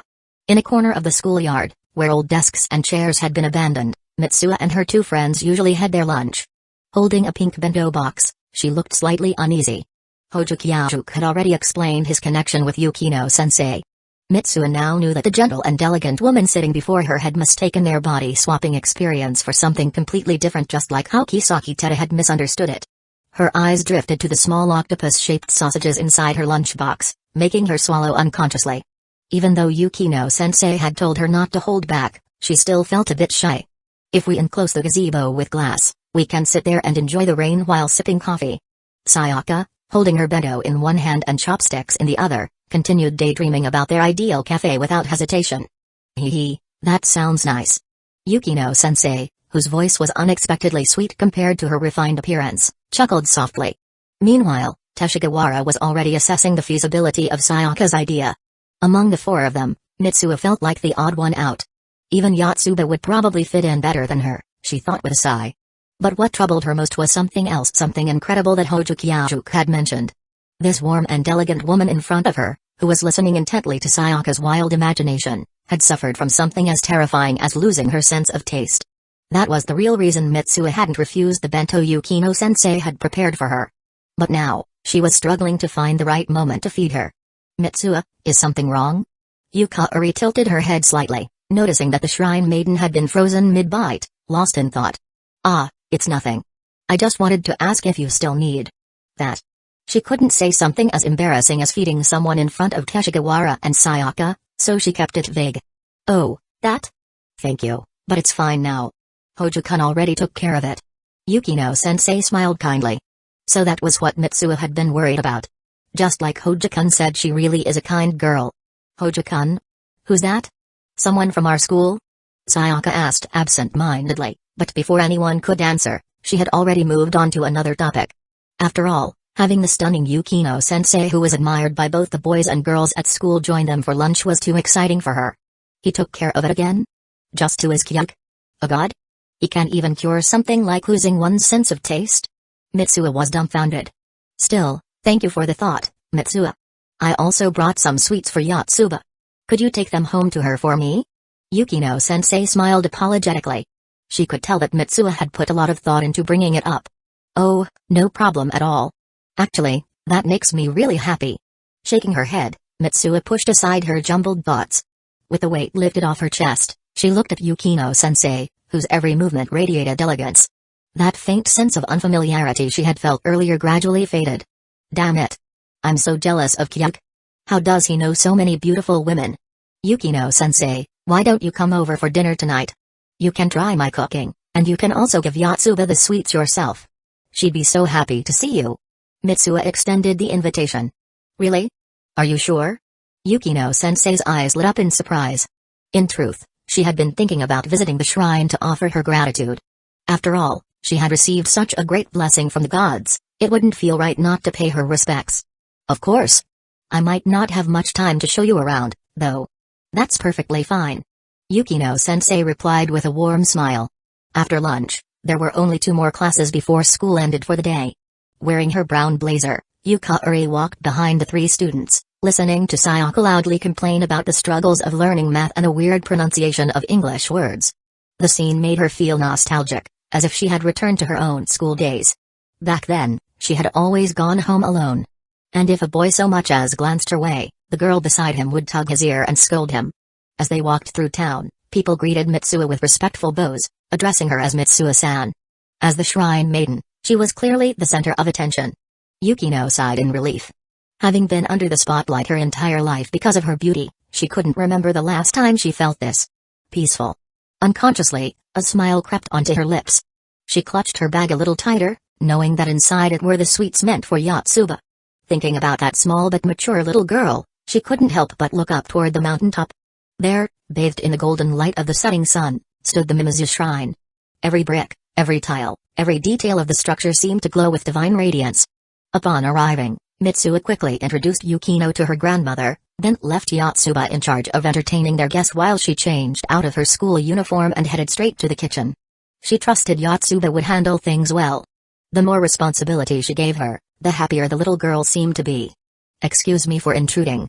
Yukino knelt by the low table in the reception room, a cup of green tea placed before her. Though it was called a reception room, it was actually just the dining area the Mimizu family used daily. No need to be so formal. It's rare for an outsider to visit the shrine, so I'm quite pleased. Mitsuo's grandmother, Mimizu Hitoa, said with a gentle smile, dressed in her usual deep green kimono. "This is delicious." "Thank you, Yukari-sensei." Yotsuba had already opened the box of sweets and was eagerly munching on the sticky rice treats. "Don't eat too much, or you'll have trouble digesting it." Watching the adorable little girl, Yukino couldn't help but smile. The urge to rush off and pay her respects to the shrine had quieted slightly in her heart. Hitoa noticed her granddaughter addressing Yukari so informally. Her lips moved as if to scold her, but upon seeing Yukino's unfazed expression, she decided against it. "Yotsuba, come help carry the dishes." Mitsuo's voice called out from the kitchen. "Got it." Yotsuba answered loudly. Yukino was about to stand up to help, but Hitoa gently stopped her. Guests shouldn't be doing housework. After dinner, Mitsuo once again left Yotsuba in charge of entertaining Yukino-sensei, then hurried off to take care of something else. "Where is Mitsuo rushing off to?"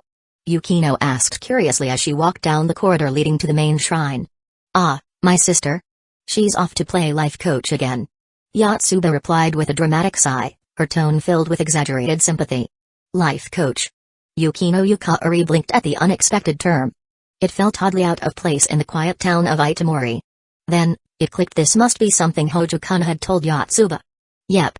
Every day after lunch, Mitsuo puts on her Maiko outfit and listens to the townspeople's troubles, helping them find solutions. Yotsuba explained matter-of-factly. Her eyes sparkled with admiration, betraying just how much she looked up to her sister. She, too, wanted to wear the sacred robes, to sit there and be spoken to with the same respect the townsfolk gave Mitsuo. "Mitsuo is really that amazing?" Yukino asked, a bit surprised. She used to struggle with it. Sometimes she'd give great advice, other times, well, not so much. But recently, she's gotten the hang of it. "I see." As they reached the shrine's prayer hall, Yukino took a moment to glance around. From the first time she had visited Mimizu Shrine, something had stood out to her. It lacked a proper main hall for enshrining the deity. There was only a grand worship hall for prayers. It was an unusual setup, and until now, she hadn't had the chance to ask about it. Now that she was here with the shrine's little Maiko, she decided to satisfy her curiosity. "Yotsuba, does Mimizu Shrine not have a main hall where the deity is enshrined?" "Oh, the deity is kept somewhere else." Yotsuba answered casually. "Could it be Itamori Lake?" Yukino ventured a guess. That would explain a lot. A lake vast enough to hold the essence of the divine. Perhaps that was why he possessed such an all-encompassing presence. "Nope, not there." Yotsuba shook her head. She hesitated for a moment before adding, "It's actually on another mountain. A nameless one." Yukino smiled at Yotsuba's innocent phrasing. So, the little Maiko still wasn't fully versed in all the shrine's secrets. She decided not to press the matter further. Before long, they arrived at the prayer hall. "I'll leave you to it then," Yotsuba said with a serious expression. If you need anything, just call my name, I'll come running right away. Alright. Thanks, Yotsuba. Yukino replied with a smile before stepping into the hall. Oh, one more thing. Yotsuba suddenly turned back with a grave expression. At night, you might hear some strange animal noises. If you get scared, I can stay here and keep you company. Yukino chuckled. Thank you, Yotsuba, but I'll be fine. There's something I want to talk to the deity about in private. Are you sure? Even I get scared sometimes. If I do get scared, I'll call for help. And I know you'll come save me, right? Yukino bent down slightly, making eye contact with the younger girl, her black eyes filled with sincerity. Of course. We're friends, after all. Yotsuba declared proudly, puffing out her chest. Alright then, I'm going in. Yukino waved before stepping into the prayer hall. Since this wasn't a formal shrine visit, she skipped the purification ritual and didn't place an offering in the donation box. Ordinary worshippers would stop at the donation box, but Yukino wasn't just any worshipper. Under Yotsuba's guidance, she bypassed it and entered the inner sanctum reserved for more solemn prayers. The hall was vast and eerily quiet. Because Mimazu's shrine lacked a main sanctuary, the prayer hall seemed to serve a dual purpose. The walls were adorned with ancient symbols and paintings so intricate that even Yukino, a classical literature teacher, couldn't decipher them. She knelt on a cushion, pressed her hands together, and closed her eyes. Instantly, a deep sense of tranquility washed over her. It was different from her previous visit. This time, her mind felt utterly at peace. All the chaos of her thoughts faded away. Yukino didn't open her eyes. She didn't make a wish. She didn't voice any concerns. She simply let herself sink into the quiet, letting the stillness embrace her completely. Because she could feel it. Hojo-kun was watching her. Chapter 146, 146. A girl's resolve to uphold her duty. After leaving the worship hall, Yukino retraced her steps along the corridor. As she turned a corner near an auxiliary hall, she was startled by the unexpected sight before her. A long line of townspeople, many of whom played various roles in the community, stood quietly in the hallway outside the side hall. Seeing such a solemn queue at this hour, in the dimly lit atmosphere of the shrine, sent a chill down her spine. Even though this was the shrine of the god she revered, the sight unsettled her. The people in line also noticed her, and among them, Yukino recognized an elderly woman who often gave her fresh vegetables. The old woman merely nodded at her with a gentle smile, still adhering to the silent formality of the line. Yukino returned the gesture with a slight bow, instinctively lowering her footsteps as she walked past, afraid that even the dust under her feet might disturb the quiet air. She kept her head down, intending to leave the oppressive atmosphere as quickly as possible. However, as she passed by the entrance of the side hall, a voice from within caught her attention. She slowed her pace and turned her head to look inside. The interior was brightly lit, making everything as clear as if it were daytime. So, this is where Mitsuo had rushed off to. Yukino saw Mitsuo Mimazu, dressed in a red and white maiko outfit, kneeling on a cushion.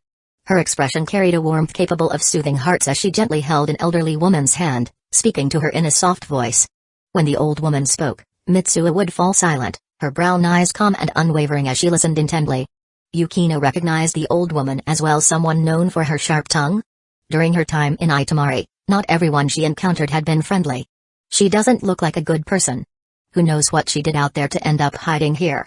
Yukino could still remember hearing those words from an older lady who, despite her seemingly kind appearance, had spoken them so casually when Yukino greeted her with a smile and a bow. That night, Yukino downed 3 cans of beer, but she still couldn't shake off the sting of those words. For 3 nights in a row, those cruel remarks echoed in her dreams. And yet, facing that same woman now, Mitsuo showed no hint of impatience. Yukino could clearly see how the elder's wrinkled hand gripped Mitsuo's delicate, pale fingers so tightly that deep red marks had formed on her skin. But even with the pain, Mitsuo's smile never wavered, it remained just as warm as before. That brat, he's just waiting for me to die so he can inherit the money my mother left me. I won't let him get what he wants. The old woman's sharp, bitter voice rang through the room. The moment Yukino heard it, it felt like a nightmare rushing back to her. She instinctively wanted to leave, yet at the same time, curiosity kept her rooted in place. She wanted to see how Mitsuo would respond. That's not true. Every child loves their parents. Mitsuo's voice was different from usual. The clumsy, hurried tone she often had was gone, replaced by a steady, soothing cadence that compelled people to listen. Then why don't you and your sister live with your father? Isn't it because you don't want to serve your own parent either? That was too much. Even someone as gentle as Yukino felt a surge of anger. Was this really a confession of one's troubles to the gods? This old woman was just here to pick a fight. But to Yukino's surprise, Mitsua's smile only grew softer. She even reached out her other hand, clasping the elder's frail, age-spotted hands with both of her own. Leaning forward slightly, she spoke with a sincerity that could melt even the hardest heart. It's because I love my father, and I love my mother. That's why I stayed here. To serve my grandmother in their place, so that neither my mother in the afterlife nor my father, who left for his own path, would bear the sin of filial neglect. Yukino could listen no longer. If she stayed any longer, she feared she would burst into tears. Covering her mouth lightly with one hand to suppress any sound, she turned and hurried away from the side hall as quickly as possible. It wasn't until she had walked a fair distance that she managed to steady her emotions. She owed Mitsuo an apology for her earlier thoughts. When Yotsuba had mentioned that Mitsuo's guidance sometimes went well and sometimes didn't, Yukino had assumed that Mitsuo only succeeded when the god possessed her body. But now, she realized Mitsuo was capable of guiding people even on her own. Only now did she begin to understand the circumstances of the Mimizu family. Mitsuo's mother, Futraba Mimizu, had passed away early. Her father, Toshiki Mimizu, had left the family and entered politics, leaving only Mitsuo, her aging grandmother, and her younger sister in the shrine. To say the family had collapsed might be an exaggeration, but for a little girl, it was nothing short of a disaster. Yet, instead of following her father and living under his protection, she chose to stay. She remained at the shrine to care for her grandmother and raise her little sister. Caw. Caw. A sudden sound startled Yukino out of her thoughts. She looked up just in time to see a shadow flapping its wings, soaring across the dim night sky. Sometimes, I get scared by those sounds too. Yukino recalled Yotsuba's words from earlier. She wondered on those nights when Yotsuba was frightened by unfamiliar sounds, did Mitsuo really rush to her side as Yotsuba had described? Did she wrap her arms around her little sister, whispering reassurances? Did she clumsily sing lullabies, mimicking the mother they had lost, softly lulling her sister back to sleep? The thought made Yukino realize why the gods had chosen such an ordinary girl to be their shrine maiden. Upon arriving at the reception room, she found Mimizu Hitoa sitting upright, sipping tea while watching television. Despite being alone, she still maintained the strict, formal posture that made others uncomfortable. Meanwhile, Yotsuba was engrossed in a manga. Yukino, you're done? As soon as Yotsuba noticed her, she immediately tossed the manga aside and beamed with excitement. Ever since Yukino had first visited the shrine, Yotsuba had admired her elegance. Now, having the chance to talk with her at home felt like a dream come true. Yeah. With newfound admiration for Mitsuo, Yukino's gaze softened when she looked at Yotsuba.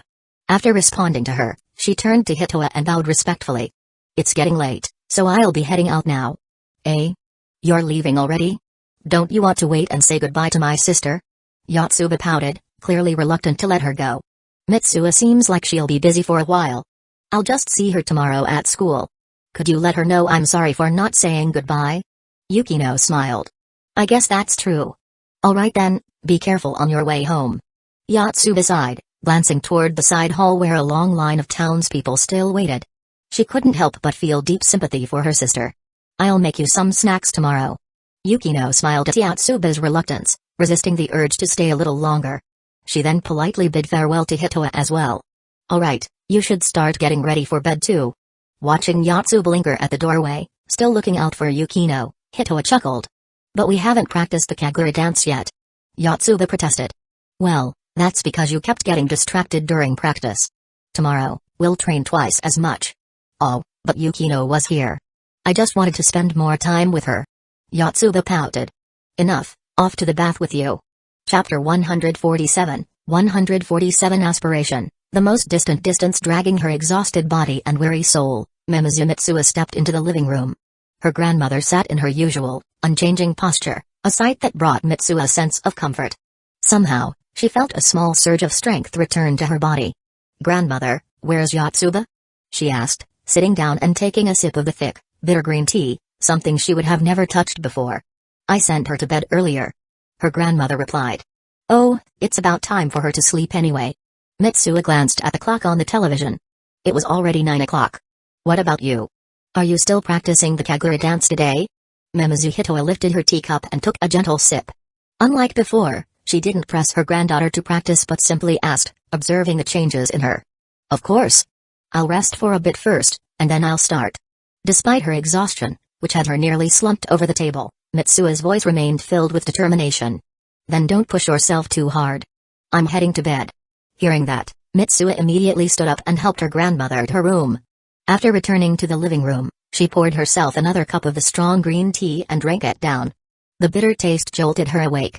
Originally, she had planned to rest her head on the table for a moment, but instead, she pushed herself up and walked towards the Kagura Hall, located on the left side of the shrine. During festivals, the hall's 3 wooden walls would be removed, transforming it into an open-air stage. But for now, the space was enclosed by lattice doors, making it feel rather confined.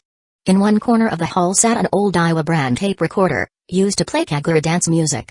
Taking a deep breath, Mitsuo began her practice, following the movements she had learned over the years. Her waist straightened as she moved in rhythm with the music. She flicked her wrist, shaking the sacred bells in her hand. The ribbons tied to the bells floated elegantly in the air. She tapped her toes against the wooden floor and spun gracefully. With her every turn, the white sleeves of her shrine maiden outfit and the red hakama swayed in perfect harmony. The music played on repeat, and only when she began to feel the sting in her toes did Mitsuo finally frown and stop. She walked to the corner, turned off the tape recorder, and removed her long white socks. Not too bad, just a little redness. Her 10 small, pale toes were flushed with color. She gently massaged them, more worried about being unable to train properly than the pain itself. Leaning against a wall, she took a brief rest. Practicing Kagura dancing was exhausting. Every precise movement, every turn, every step had to be executed flawlessly. Even the ribbon's movements had strict requirements. Practicing so many times in a row was far more tiring than running 1,000 meters. As much as she longed for a hot bath and a good night's sleep, Mitsuo forced herself to stand up again. She walked to another corner and picked up a long, bagged item wrapped in black cloth. Unzipping the bag, she pulled out a bamboo sword. She had asked Teshigawara to buy it for her during his trip to Gaifu, spending an entire month's allowance on it. Though her memories of body swapping were growing hazy, she still clearly remembered that Hojo Kyajuk was a kendo master. Sayaka had enthusiastically recounted the incident where Kyajuk effortlessly took down Minami Manika's boyfriend in front of the school gates. Both in Kyajuk's body and in her own as a shrine maiden, Mitsuo realized she couldn't afford to be weak. She had no choice but to push herself to grow stronger. The fragmented memories of kendo training in Tokyo became her guide. Even if she wasn't trying to catch up to Kyajuk's level, she was determined to be strong enough to protect herself and those around her. Focusing on the grip technique from her memories, Mitsuo positioned herself in the center of the hall. Her first swing too much force. The bamboo sword slipped from her grip and flew out of her hands. Undeterred, she picked it up and resumed her stance. Her second swing still too strong. This time, she managed to hold onto the sword, but it struck the floor with a forceful bounce, nearly rebounding into her. Her third swing she almost sprained her wrist. Thankfully, years of dance training had made her body more flexible than most. Her fourth swing somehow, she lost her balance and stumbled forward a few steps. Fifth. Sixth. Sweat from her Kagura practice had already dried, but new beads of perspiration formed from her kendo training. Strands of hair stuck to her face, but she ignored them. Each failure frustrated her, but it also fueled her determination. Why was it so easy when I swung the sword in Kyajuk's body, but now, in my own, it feels impossible? Taking a large gulp of water, she glanced at her reddened palms, burning with pain and itchiness. Still, she gripped the bamboo sword even tighter and continued her practice. In the past, Mitsuo never even considered trying to catch up to Kyajuk. He had always seemed too perfect, almost divine. His looks, though she couldn't remember them clearly, the way people reacted to him was proof enough that he was strikingly handsome. His academic prowess, while she struggled with exams, he had teachers in awe of his abilities. His social skills, aside from Teshigawara and Sayaka, whom she had known since childhood, Mitsuo had no other close friends, whereas Kyajuk had a wide circle of both male and female admirers. His kendo skills, his harmonious family, his incredible ability to make money, his loyal subordinates Hojo Kyajuk had everything one could envy. When someone is just a little better than you, it sparks the motivation to catch up. But when someone is so overwhelmingly perfect, they feel untouchable, like a god to be admired from afar. That was how Mitsuo had always viewed Kyajuk until the Cherry Blossom Festival. After returning to Itamori with relatively intact memories, she saw him in a different light. For reasons unknown, every memory she had of interacting with those 3 beautiful girls remained crystal clear, as if she had personally experienced them herself. From their stories, she learned something surprising: Kyajuk was not a god. He was a living, breathing person full of flaws. He got frustrated when his shoelaces wouldn't stay tied. He was grumpy when woken up suddenly. He was even startled by alarm clocks, which was why he only used vibrate mode. He wasn't revered as a divine shrine maiden in Itamori solely because of his abilities. He had also made some accidental blunders along the way. He messed things up, like startling her father. Ha! With a sharp exhale, Mitsuo released a burst of air from her diaphragm. In the cold mountain night, the warm breath condensed into a misty white cloud. She did it. After an entire night of training, she finally executed a perfect strike.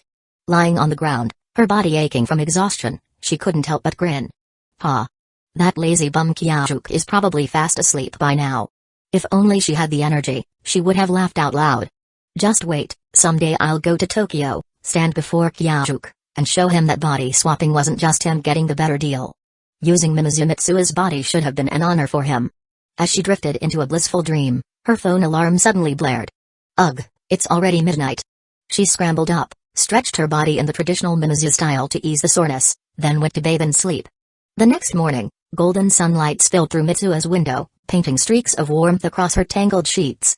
She groaned, rolling onto her side, every muscle in her body protesting with a dull, persistent ache. Face buried in the pillow, her voice came out muffled and thick with exhaustion. Why? Why hasn't the swap happened yet? Meanwhile, across town, Yukino Yukari also woke to the morning light. Glancing at her phone, she raised a hand to shield her eyes and whispered, Hojo-kun still isn't here. Chapter 148, 148 It's not him. The morning sun slowly rose between the mountains, casting a golden glow over Lake Itamori. A flock of birds, startled by the light, took flight, their wings skimming the lake's surface and sending ripples shimmering across the water. A strand of short black hair slipped from behind a delicate ear, brushing against a fair cheek tinged with a faint blush. The woman, still lost in slumber, had a soft smile on her lips, as if she were dreaming of something wonderful. One small foot had somehow escaped the covers during the night, but the morning sunlight was warm enough to keep her from getting cold. Her round, delicate toes looked irresistibly adorable under the white light, enough to make anyone want to play with them for a whole year. Beep, beep. The abrupt ringing of a phone shattered the tranquility of the room. The woman's serene expression faltered for an instant. Then, with a flutter of her long, thick eyelashes, her closed eyes flew open. Her dark irises, filled with endless mystery, were now brimming with excitement. Hojo-kun. Yukino Yukari gasped softly, sitting up so quickly that she didn't even notice the blanket slipping down, revealing a glimpse of smooth skin. Ignoring everything else, she reached for the phone lying on the tatami beside her. Want to have breakfast together? Mimizu Mitsuo. There was no honorific language. It had to be Hojo-kun. While it might seem a little impolite to Mitsuo, Yukino couldn't help but inwardly celebrate. Yes. No hesitation, no small talk, just a straightforward reply, like a child responding to the offer of candy. Then please wait at home for a bit. I'll cook breakfast for Grandma and Yatsuba first, then come find you. Mimizu Mitsuo. Okay. Yukino wanted to offer to prepare something and bring it up the mountain instead, but being used to going along with others, she simply agreed in a gentle voice. See you soon. Mimizu Mitsuo. See you soon. After sending her reply, Yukari added silently in her heart, see you soon, Hojo-kun. Meanwhile, at the Mimizu shrine, Hojo Kyajuk put away Mitsuo's phone and stretched his shoulders. He had no idea what Mitsuo had been up to yesterday, but his body felt unusually fatigued. Without overthinking it, he quickly used the muscle relaxation techniques of the Hokushinito sword style on Mitsuo's body, finally easing the discomfort. Something else felt odd, the alarm clock. All the times he had used Mitsuo's body, this was the first time he had been woken up by an alarm instead of the sun. And it had gone off unusually early. Checking the Notes app, he found no memo explaining why Mitsuo had set it. At first, Mitsuo had tried setting rules for him, probably out of embarrassment as a girl. But over time, she had stopped caring, just like him. Standing up, he pulled off the sleepwear. Looking at the pale yellow bra, which matched the shorts, Kyajuk shook his head in amusement. For someone revered as a sacred shrine maiden in town, Mitsuo sure had a taste for cute things. It was kind of a surprising contrast. Ignoring the underwear, he quickly put on safety shorts and his school uniform. Thanks to Mitsuo's alarm, he actually had time to meet Yukino Yukari for breakfast. Otherwise, with Mitsuo's habit of needing the sun and Yatsuba to drag her out of bed, he'd be lucky not to be late, let alone have time for a leisurely breakfast. He stepped out into the hallway. The door to the living room was already open. As he approached, he saw exactly what he expected. Mimizu Hitoa, Mitsuo's grandmother, was already seated, gazing out at Lake Itamori with a cup of strong tea in hand. Good morning, Grandma. He greeted respectfully. Good morning, Mitsuo. She turned slightly, her cloudy eyes resting on Mitsuo's neatly tied ponytail for a moment. Then, with a knowing smile, she looked away. Kyajuk shivered under her gaze. "What is it, Grandma?" he asked, feeling uneasy. "Nothing. Mitsuha is looking very energetic today," she said with a chuckle. "Oh, I slept really well last night. I have plans later, so I'm making breakfast early." Seeing that his grandmother didn't have much to say, Kyajuk left for the kitchen. The Mimizu family's kitchen was never short on ingredients. If anything, they had too much. It was a common occurrence. One villager would visit a shrine and bring 2 heads of cabbage, then Mitsuha would give one away to another villager, only to receive 2 sacks of potatoes in return. Since he planned to bring breakfast to Yuki no Yukari, Kyajuk decided to make rice balls instead of stir-fried dishes. The Mimizu family usually ate plain rice in the morning anyway, so rice balls wouldn't be much of a change. He just had to consider his grandmother's preferences. He set the rice cooker to quick cook mode and began preparing the fillings. Rice balls were like sushi or tempura, endlessly customizable. As long as you had egg yolk and mayonnaise, pretty much anything could taste good. He boiled some eggs and fish fillets, made 2 thick slices of tamagoyaki, a must-have for rice balls, and chopped fresh cucumbers and carrots. Then, he mixed a sauce using soy sauce, mirin, and other seasonings. By the time he finished, the rice cooker beeped to signal that the rice was ready. Kyajuk spread the hot rice into a large bowl to cool, ready to start making the rice balls. "Grandma, I'm heading out now. Please tell Yotsuba I'm sorry she'll have to go to school alone today." Although other children went to school alone, ever since the body swapping started, Kyajuk had always gone to school with Yotsuba. He couldn't help but feel a little guilty about making the little girl go by herself today. Hitoa responded with a smile, though her eyes remained fixed on the table in front of her. The rice balls Kyajuk had made were neatly arranged, their warm, fragrant aroma rising from the rice and fillings. Yet, the elderly woman didn't seem to notice, her gaze still lost as she watched her granddaughter, Mitsuha, growing smaller in the distance. Although she was a shrine maiden, Hitoa was still just an old woman. Watching her 2 granddaughters argue over trivial things every morning, enjoying their cooking, seeing them off to school, and witnessing them grow up, these were the simple pleasures of her life as the head of the Mimizu shrine. After a moment, the sound of a sleepy little voice interrupted her thoughts. Mimizu Yotsuba, dressed in a large nightgown, appeared at the door of the living room. "Grandma, where's Sis?" "She's neither in her room nor the kitchen," the little girl asked, her eyes still heavy with sleep. You could tell she had already been looking for her older sister as soon as she woke up. "She had something to do and left early. She asked me to tell you sorry for making you go to school alone today," Hitoa replied, turning to smile at her granddaughter. "But wasn't she supposed to clean the shrine and office building this morning?" Yotsuba's face suddenly froze in alarm. "She's not going to leave all that work to me, is she?" The terrifying thought popped into her head. Just imagining the massive workload for the shrine and office building made the little girl's heart race with dread. "Haha, don't worry. I couldn't bear to let my granddaughter do all that hard work. I've already asked someone else to handle the cleaning." Hitoa smiled as she spoke, but the distant memories of her past seemed to surface involuntarily. Before her daughter, Mimizu Futaba, married that worthless son-in-law, she used to do the cleaning and offer the daily tributes to the gods every morning.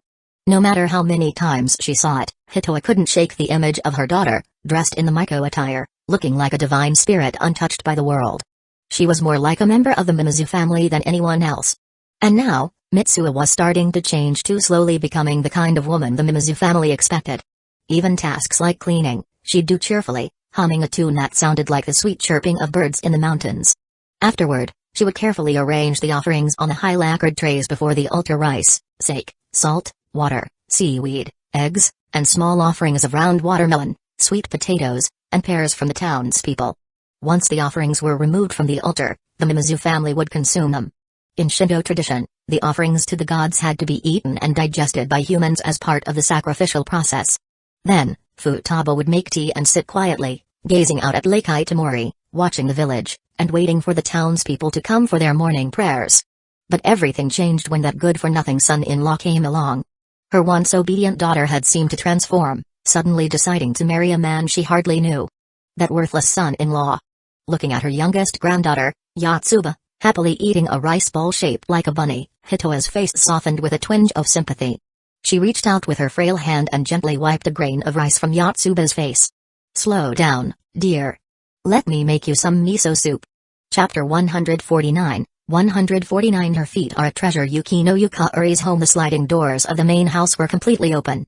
Yukino sat behind a low table, resting her delicate face in her hands, elbows propped on the table, gazing expectantly at the entrance. Why isn't he here yet? What kind of delicious food will Hojo-kun bring? Should I prepare some drinks? Oh, I already have orange juice. Will the new cushion be uncomfortable to sit on? Waiting was agonizing.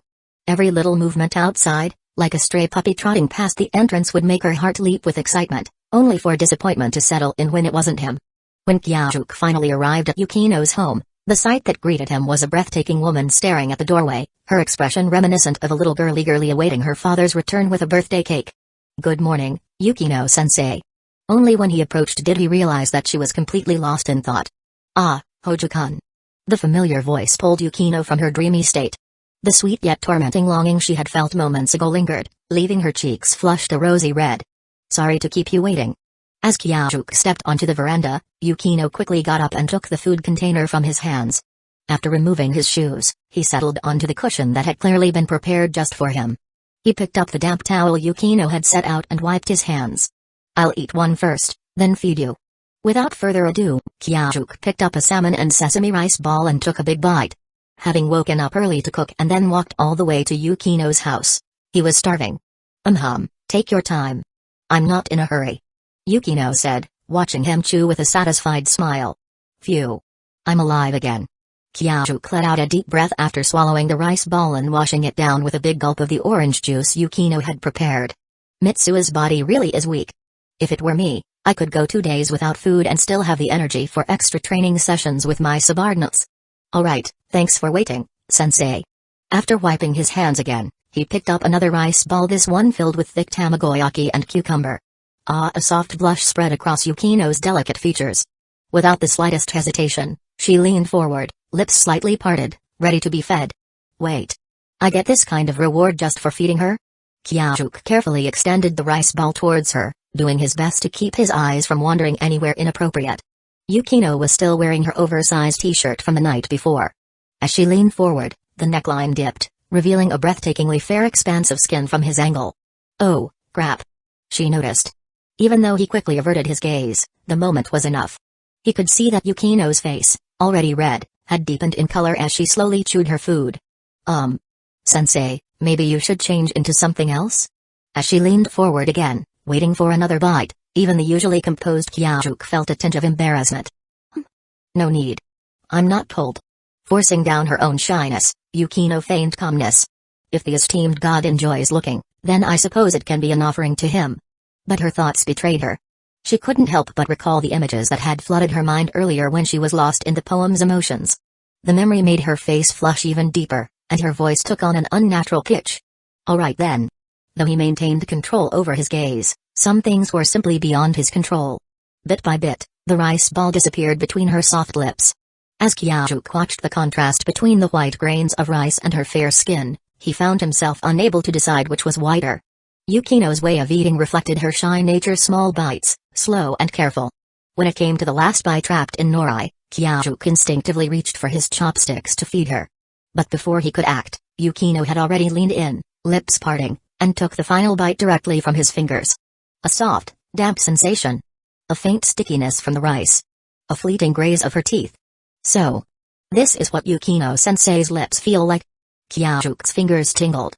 Before he could react, Yukino had already sat back down. Seemingly to hide her embarrassment, she turned her head slightly to the side, cheeks puffed as she continued chewing. The wind carried the scent of fresh greenery from the mountains. It rustled the trees, brushed against the lake's shimmering surface, and whispered through the grass outside the house before sweeping into the room. Kyajuk watched as the breeze played with Yukino's short hair. With a soft motion, she tucked the stray strands behind her ear, revealing a delicate, rosy-cheeked profile. "Hojo-kun, I want more." Those dark eyes, filled with expectation, gazed at him. Kyajuk chuckled, picking up another rice ball and offering it to her once again. Thus, the exciting breakfast came to an end.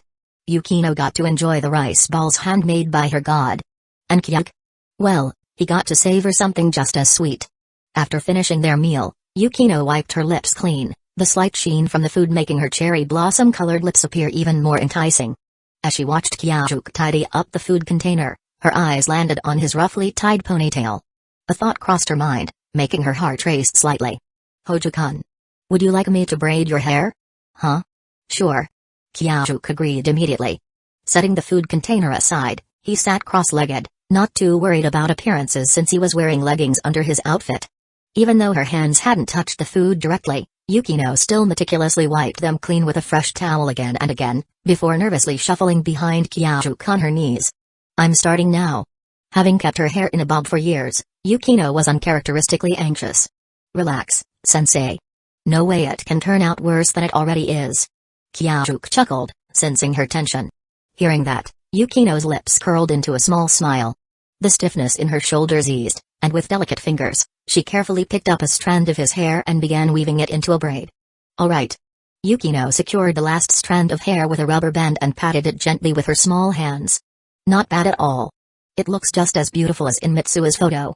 Kyajuk remarked as he glanced at the picture Yukino had taken. As long as you're satisfied, Hojo-kun. Yukino smiled softly before tilting her head in curiosity. But why do you always call her Mitsua instead of just Mamizu? It seemed odd to her. After all, weren't the divine guardian and the shrine maiden supposed to be sacred relationship? Yet his way of addressing her felt so intimate. Well. Why indeed? Why had he always used such an informal name? He knew Mitsua so well by now, and they had both become deeply entangled in each other's lives, altering the relationships around them. And yet, it still felt like they had never truly communicated. That sense of detachment always lingered, as if they were nothing more than intimate strangers. I'm going to check on the tree I planted earlier. Call me when you're ready. Avoiding the topic, Kyajuk packed up the bento box, still filled with leftover rice balls, planning to share them with Teshigawara, Sayaka and the others at lunch. All right. Yukino replied, picking up the glass pitcher of orange juice and a few cups to bring them to the kitchen. Stepping outside, Kyajuk walked to the left side of the house. To his surprise, the land he had previously restored had now expanded. Someone had cleared an equally large patch of weeds, leaving the area completely spotless. Crouching down, he ran his fingers through the soil beneath the apple tree. It was still moist, and dew glistened on the leaves. The tree was thriving, it had truly taken root. Maybe it'll bear fruit next year. Yukino remarked softly as she approached, now dressed in her work clothes. Did you clear those weeds yourself? Hojo Kyajuk stood up, dusting off his hands as he stepped out of the garden. Yes. Every evening when I come back, I stop by to check on it. A bit of labor really helps refresh the body. Yukino smiled gently and took a handkerchief from her pocket, offering it to him. Let me check if you got any cuts from the weeds. He accepted the handkerchief and wiped his hands while glancing at her in concern. I'm not an idiot, you know. Of course, I wore gloves. Yukino held out her pale, slender hands, her delicate fingers unscathed. Kyajuk chuckled dryly and quickly changed the subject. As they walked, they began discussing what other fruits they should plant next. Mitsua. Sayaka's familiar voice rang out. At the crossroads near Yukino's and Mitsua's houses, two of Mitsua's friends stood waiting. Where are the rice balls? Sayaka asked eagerly. As Kyajuk and Yukino Yukari approached, Sayaka first greeted Yukino-sensei politely before immediately turning to Kyajuk, unable to contain her curiosity. Since he had already mentioned the food to Yotsuba, there was no way he'd leave out these two. Are you a pig? Didn't you just eat bread and milk earlier? Teshigawara teased. That bread was tiny, it wasn't enough. Besides, aren't you at least curious about what Mitsua's rice balls taste like? Sayaka argued confidently. It's not very ladylike to eat rice balls on the road, you know. What if you spill on your clothes? Teshigawara countered. I'm not a child. I won't spill food on myself.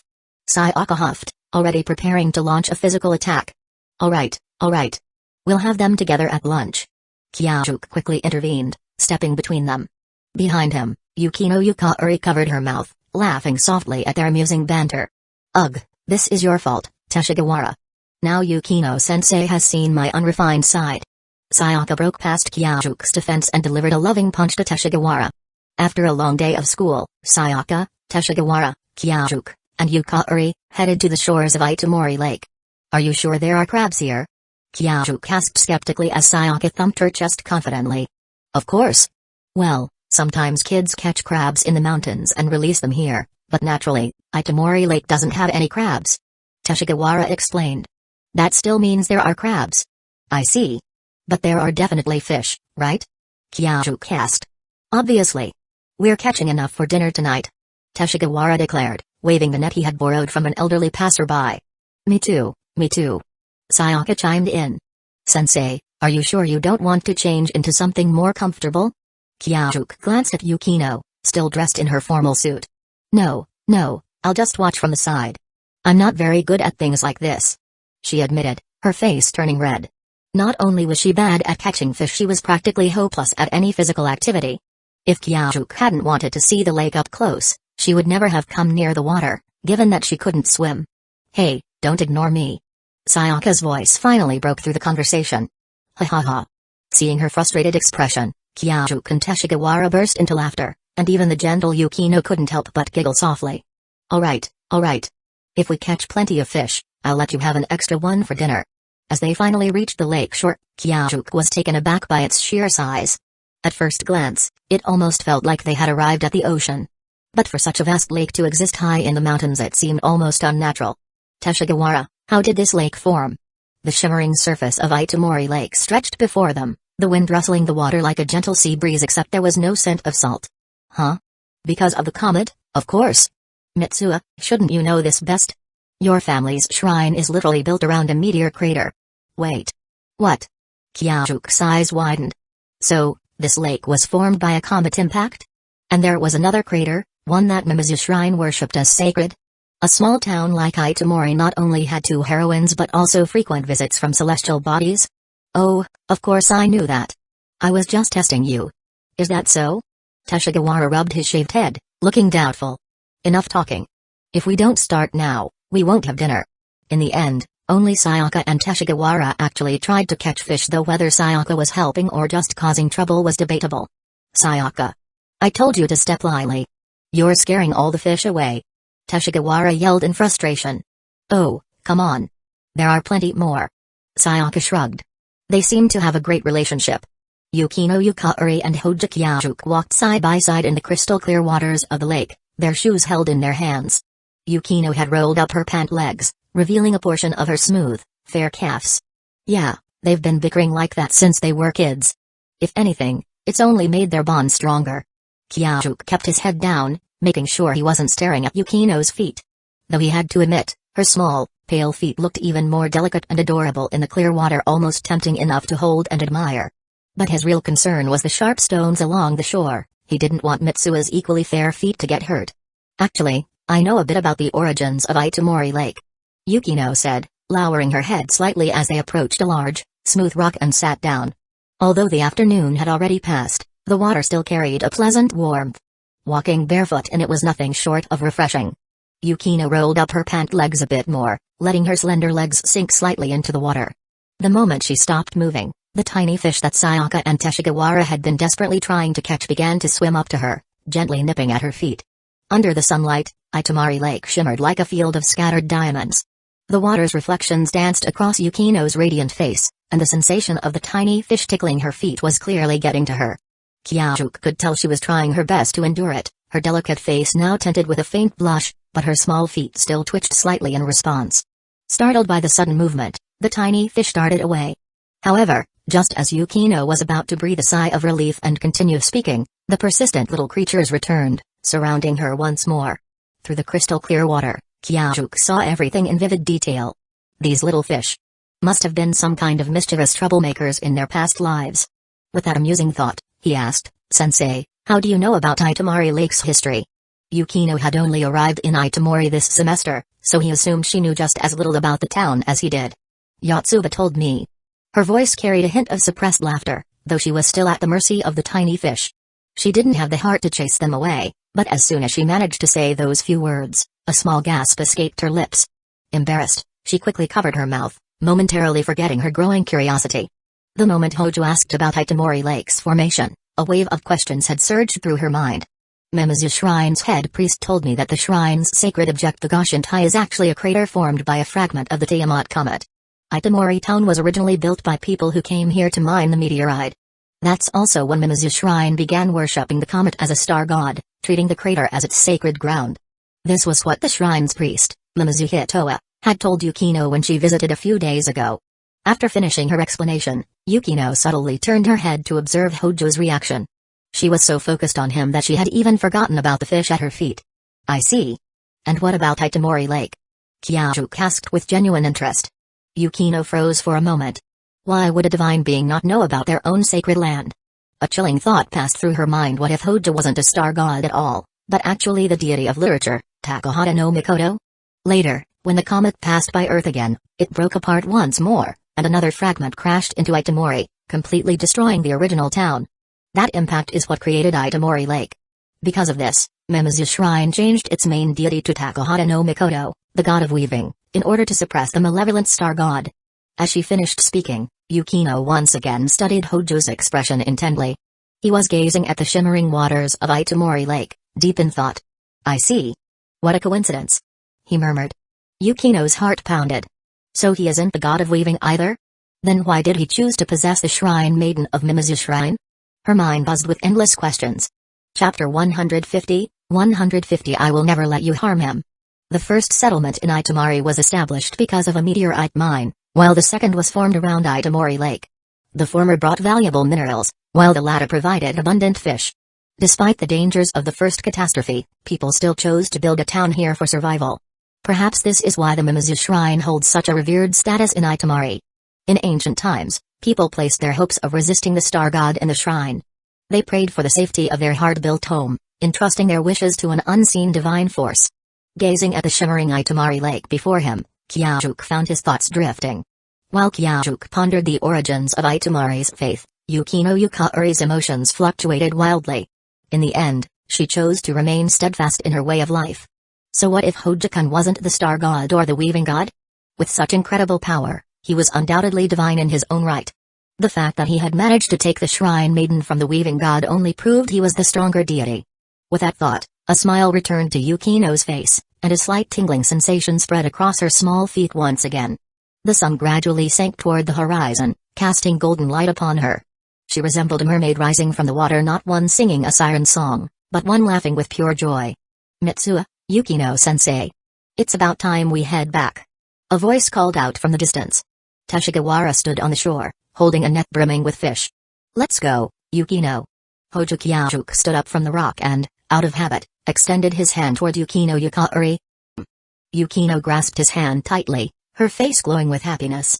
The group made their way to Yukino's home. Kyajuk and his two friends continued working in the vegetable garden, clearing more land for cultivation, while Yukino carried the fish Teshigawara had caught into the kitchen. Tokyo Mimizu Mitsuo rode Kyaju's motorcycle at an agonizingly slow pace toward school. After parking, she walked into the classroom. "Kisaki, good morning."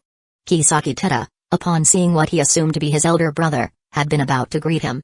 But the moment he heard that familiar voice, his smile froze.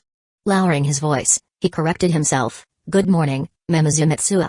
Mitsuo immediately noticed Kisaki's change in expression, but before she could dwell on it, her attention was caught by something else. "You actually remembered my name?" As expected of the second-ranked student, Kisaki. In Tokyo, aside from Sakura Shoko and a few others, Kisaki Teto was the first person to call her by name. Even though he still saw her as merely a split personality of Hojo Kyajuk, Mitsuo couldn't help but feel delighted. "This afternoon, Hojo and I were supposed to go to the publishing house to sign a contract. But since you're in control of the body today, it's up to you whether or not to go." Since the classroom was filled with students reading quietly, and their voices were kept low, Kisaki wasn't too concerned about their unusual conversation being overheard. "A contract? For what?" Mitsuo asked as she took out her textbooks. "Hojo's manga has been confirmed for serialization in a magazine. Today is the official signing, after which they'll start paying him royalties." Kisaki summarized the situation as concisely as possible. "Oh. You mean One Punch Man?" Mitsuo's eyes lit up. Wow. She hadn't expected Hojo's manga to actually make it into a magazine. That was amazing. "Yes. If you don't want to go, I can reschedule it for when Hojo is back." "I'm going." "Alright." Kisaki turned away, ending the conversation and focusing on his studies. Mitsuo opened her language textbook. During these body swaps, Kisaki always made sure she did her assignments. Although it was painful, she gritted her teeth and studied hard, if only to ensure Kyajuk wouldn't embarrass himself too much in the next exam. Before long, lunch break arrived. Though the weekly Shanghai editorial office was located in Chiyoda, which was just next door, Kisaki Teta, knowing his brother's enormous appetite, decided to excuse them from an additional class period. On the road outside Higashi High School, Kisaki watched Mitsuo ride the motorcycle at an even slower pace than Kyajuk had the first time he ever rode it. Realizing that taking the expressway was out of the question, he sighed and wondered if taking only one class off was really going to be enough. Just follow Kasuga Avenue for about 3 kilometers, then turn onto Hikazan Avenue for another 2 kilometers. I'll ride slowly, keep up. Originally, he had considered suggesting they take the subway instead, but seeing Mitsuo's excited expression, he gave up on the idea. Whether it was Kyajuk or Mitsuo, once they had made up their mind, there was no changing it. He also decided against letting Mitsuo navigate. She could barely handle riding the bike as it was. Trying to read a map at the same time would probably end in disaster. Half an hour later, they finally arrived in Chiyoda. After parking the motorcycle, Kisaki let out a sigh of relief. At least Kyajuk's body was still intact. That brown building up ahead is Ieishu Publishing. The weekly Shanghai editorial office is inside. Oh, this place is really close to Chitarigafuchi. Seeing the towering skyscrapers in the distance, Mitsuo suddenly recalled her experience at the Sakura Festival. Hearing this, Kisaki involuntarily turned his head. Wait. So during the Sakura Festival, was it this personality that took over and went out with all those beautiful girls? Poor big bro. I have to cure his dissociative identity disorder. And during kendo club practice after school, I'm making sure Mitsuo trains extra hard. Physical muscle memory should be the best way to reawaken Kyajuk's true self. Upon entering the office building, they informed the receptionist of their appointment with Tetsuya Morimura. Once their reservation was confirmed, they were given the floor and room number. Standing inside the elevator, Mitsuo, who had been excited just moments ago, suddenly felt nervous. She was about to sign a contract on Kyajuk's behalf. Scenes from TV dramas about contract scams flashed through her mind, each ending with the protagonist being utterly ruined. She steeled herself. I have to read every word carefully. I won't let Kyajuk spend the rest of his life enslaved to some corporate overlord. Meanwhile, Kisaki was also feeling apprehensive. Kyajuk had entrusted him with handling the negotiations with the magazine. His strategy? Leveraging Kyajuk's reputation as the strongest delinquent in Tokyo to market the manga. The most powerful hero, Saitama from One Punch Man, combined with the most notorious fighter, the Handless Demon together, they were bound to take the manga world by storm. Now that the personality had switched, there was no telling if any unexpected situations might arise. Welcome, welcome. Egoist Sensei and Kisaki-kun. As a sign of respect, Shimomura Tetsuya had come down to the elevator to personally greet them as soon as he received the call from the front desk. Egoist? Who's that? Mitsuo was momentarily confused but instinctively extended her hand for a handshake. What does egoist mean? She asked in a low voice while Shimomura enthusiastically explained the different office departments. It seems to be part of the name of the group that works with Hojo on his manga. Or maybe it's the name of a singer he really likes. Either way, he's using it as his pen name. In the publishing industry, it's common to address authors by their pen names. Kisaki Teta explained. Oh, egoist, huh? That actually sounds pretty cool. Mitsuo was surprised at Hojo Kyaju's knack for coming up with names. Shifting her attention back to Shimomura Tetsuya, she recalled Kisaki's earlier introduction. To think that the editor-in-chief of such a famous magazine was also the father of one of their subordinates. Hojo really had some convenient connections. The hallway walls were plastered with posters of manga Mitsuo didn't recognize. Meanwhile, Shimomura continued his enthusiastic pitch about Weekly Shonen High's glorious history, hyping up the opportunity by claiming that Egoist Sensei had made the perfect choice in selecting their magazine. Not that anyone could tell from his cheerful demeanor, but just this morning, Shimomura had been locked in a fierce debate with his fellow editors about One Punch Man. The vacancy left by that recently hospitalized mangaka was in a prime slot, and every editor was fighting to get it for their own authors. A high schooler drawing a manga? No way that's gonna sell. One editor had scoffed. Though the art and story were undeniably impressive, lying with a straight face was a necessary survival skill in this industry. Give Skating King spot to him. Shift Skating King further down. In the end, whether it was because of the terrifying legend of Hojo Kyaju's ability to create best-selling novelists overnight, or because Shimomura's son had warned him, if I can't buy One Punch Man next weekend, your whole magazine is getting surrounded. Or maybe Kisaki Teta's promotional strategy won everyone over. Shimomura ultimately secured the highly coveted placement for One Punch Man. Alright, this is the full contract. Do you have any questions, Egoist Sensei? Shimomura went through each clause carefully. Normally, he wouldn't take the time to explain things so thoroughly to a rookie author, but considering that his son would soon be transferring to Higashi High, he wanted to ensure a good relationship with Kyajuk. As the chief editor, he was pulling out the same level of enthusiasm he had back when he first started in this industry. What does cooperate with promotional activities mean? Mitsuo, who had been listening until her brain nearly short-circuited, pointed at the last section of the contract. Even though she didn't understand most of the legal jargon, she forced herself to stay focused and ask. With a serious expression, she slammed her finger down on the contract as a scare tactic. In TV dramas, this was when the shady businessmen would flinch and reveal their guilt. Mitsuo locked eyes with Shimomura, waiting for his reaction. Sure enough, he froze. Hojo, your face is terrifying right now. Kisaki muttered behind her. He had been watching the exchange with an increasingly concerned expression and quickly tugged at Mitsuo's sleeve. Oh. Right, sorry about that, Editor Shimomura. It finally hit Mitsuo, of course. Anyone would be terrified seeing Kyajuke's infamous death glare. Even she had been intimidated by it before. This is a standard clause included in all our contracts. All our authors agree to the same terms. It mainly covers things like signing events and potential TV appearances, which would help boost sales. Shimomura explained, dabbing the sweat from his forehead with a handkerchief. At the same time, he couldn't help but question his decision to have his son transfer into this guy's school. Was he really making the right choice? Well, the paperwork was already in motion. He could only pray that Masa would start behaving himself.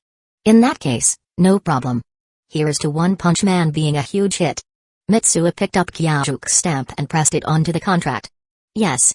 I'll do my best. Still seemingly shaken, Shimomura instinctively gave a deep 90-degree bow. Wait, are editors always this polite? Mitsuo wondered. Chapter 151, 151 Swinging the Sword. I never expected to make this much money. As they left the editorial department and walked toward the parking area, Mitsuo couldn't help but voice her astonishment at the staggering amount she had just heard. That's just the serialization fee.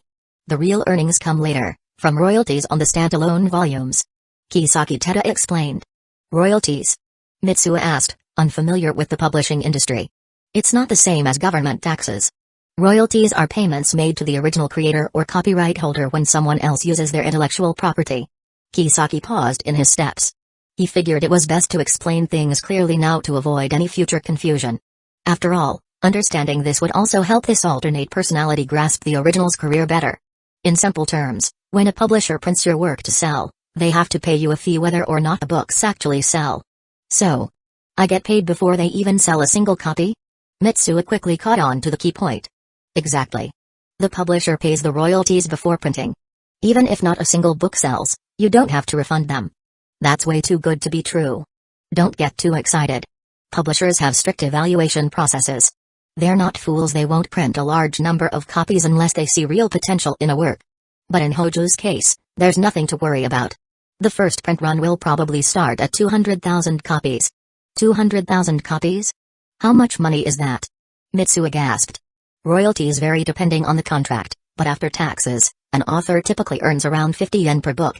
Since the price of a single volume usually falls between 400 and 700 yen, we negotiated with editor-in-chief Shimomura, and Hojo will be making 50 yen per copy sold.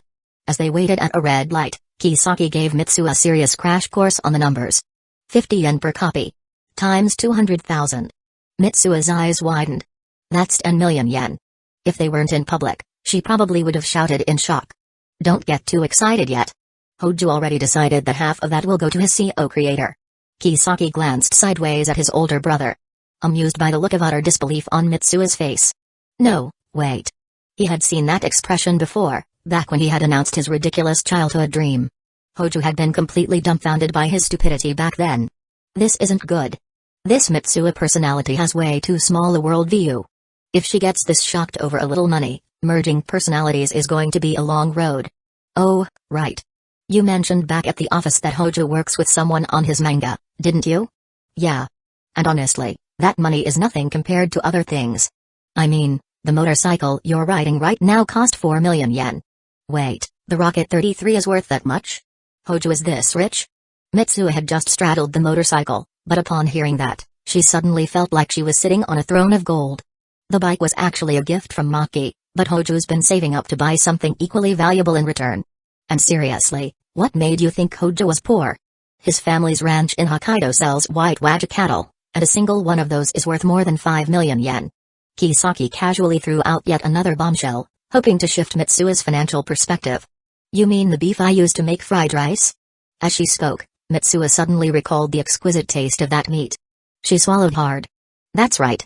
Kisaki had intended to educate Mitsuo, but now he just felt personally attacked. Such premium beef, and they were using it for fried rice? First Hojo, now Mitsuo, these two were absolutely wasting culinary treasure. Anyway, it's almost time for school to let out. We need to head to the Kendo Club. The Kyoto branch is coming for a training session today. You'd better be ready. Training? Against another branch? Mitsuo's eyes widened in surprise. Before she could ask more, Kisaki had already revved up his bike and sped out of the parking lot. By the time they arrived at school, classes had ended. As Mitsuo walked toward the Kendo Club, she strategized ways to handle the situation. She had no intention of avoiding it. This was a rare opportunity to hone her skills. Back in Itamari, she had trained hard. There was no reason to slack off now. Even if she could only take fragmented memories back to her original self, she was certain, if she kept pushing forward, she would eventually catch up to Kyuk. When she entered the dojo, she immediately noticed that the number of students had doubled. Fortunately, no one was shouting greetings this time. Instead, they all bowed in unison. Mitsuo returned the bow with a smile before heading to the instructor's office to change into her kendo uniform. Kyajuk had written this routine in his memo. Once inside, she realized that even though this small room was only used for short periods each day, Kyajuk kept it impeccably tidy. The futon on the bed was folded into a perfect square, the sheets were pulled tight without a single wrinkle, and the desk was completely free of clutter. His kendo uniform was neatly folded in the closet, and even the bathroom was spotless. His obsessive compulsiveness is getting worse. Mitsuo carefully avoided disturbing anything as she changed into her uniform. The tournament is approaching. Today, I'll be holding back to my lowest level. Each of you will spar with me one-on-one. Yes. I'm not weak, I'm just suppressing my strength. Maki Hojo, Satoshi Kitagiri, and the others exchanged uneasy glances. They had heard this line too many times before.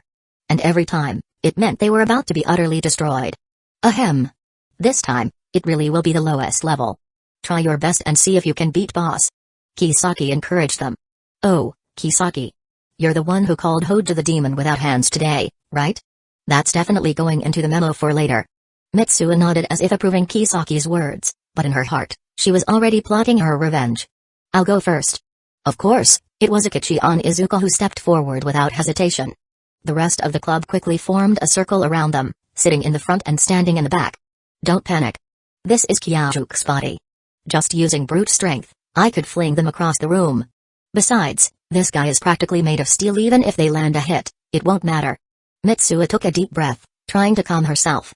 This was it. Time to fight. That's right, because the difference in skill between Kyajuk and his subordinates was just too vast. He never wore protective gear during sparring. The only exception was a helmet. Of course, his opponents were always fully armored, otherwise, someone could actually die. Alright, am I taking the first move again, boss? Despite usually acting like an idiot, Akechi Onizuka, one half of the notorious Demon Explosion duo, was undeniably strong. Right now, standing there with a wooden sword in hand, looking unusually serious, he actually seemed pretty capable. Yeah, bring it on. Mitsuo called out. Just to confirm, boss. You're not planning to use this as an excuse to beat the crap out of me over Kasumi Utako-sensei, right? Suddenly, the once serious Onizuka shuffled over to Mitsuo's side, whispering in a hushed voice. Huh? Of course not. She had no idea what he was talking about, but considering how Onizuka had been driving her around and even taking her to cafes, she did think pretty highly of him. Alright, that's a relief. Returning to his stance, Akechi Onizuka raised his shinai, took a step forward, and let out a loud ki as he swung his blade in a straightforward strike aimed right at his boss's head. In kendo, ki isn't just about shouting to psych yourself up, release tension, or intimidate your opponent. It's also a technique for generating power. It's similar to doing sit-ups. If you don't exhale while crunching, your core workout loses effectiveness. Ki follows the same principle, but it employs reverse abdominal breathing, contracting the abdominal muscles while inhaling and relaxing them while exhaling. It might sound complicated, but kendo instructors have a simple way of teaching it. They tell students to shout 1, 2, 3 heave when lifting a heavy bucket. That natural tightening of the core is exactly how ki should feel. Seeing the usually goofy Akechi Onizuka charge at her with a fierce battle cry, Mitsuo felt a brief moment of panic, but she quickly regained her composure. Her time slacking off in the kendo club had paid off. She could tell at a glance that Onizuka's attack had no follow-up. It was a straightforward strike aimed right at her head. If she wanted to dodge, a simple step to the right would do the trick. But this was a rare chance to train. Just dodging would be boring. Raising her shinai, Mitsuo felt something different this time, a connection between her weapon and her body, as if it were an extension of her own arm. She stepped forward, roared, and swung. Chapter 152. 152. She had no idea what she was doing. Phew. I'm exhausted. After finishing the sparring session, Mitsuo slumped against the wall, taking a break at the edge of the dojo. It wasn't her body that was tired. Hojo Kyajuke's monstrous physique didn't feel even a hint of exhaustion. But mentally, she was completely drained. Her nerves had been on edge the entire time, and now, she didn't want to move a single muscle. She was the only one resting like this. That's because she had been standing in the center of the dojo from start to finish. Even Kisaki Teto was still training, while the others who had tired out simply sat on the sidelines, casually scrolling through their phones. With the National Middle School Kendo Tournament at the end of July, Kisaki was also set to compete. As the right-hand man of the boss, there was no way he could afford to embarrass him. Beep, beep, beep, beep, beep, beep. A continuous notification sound rang out from nearby.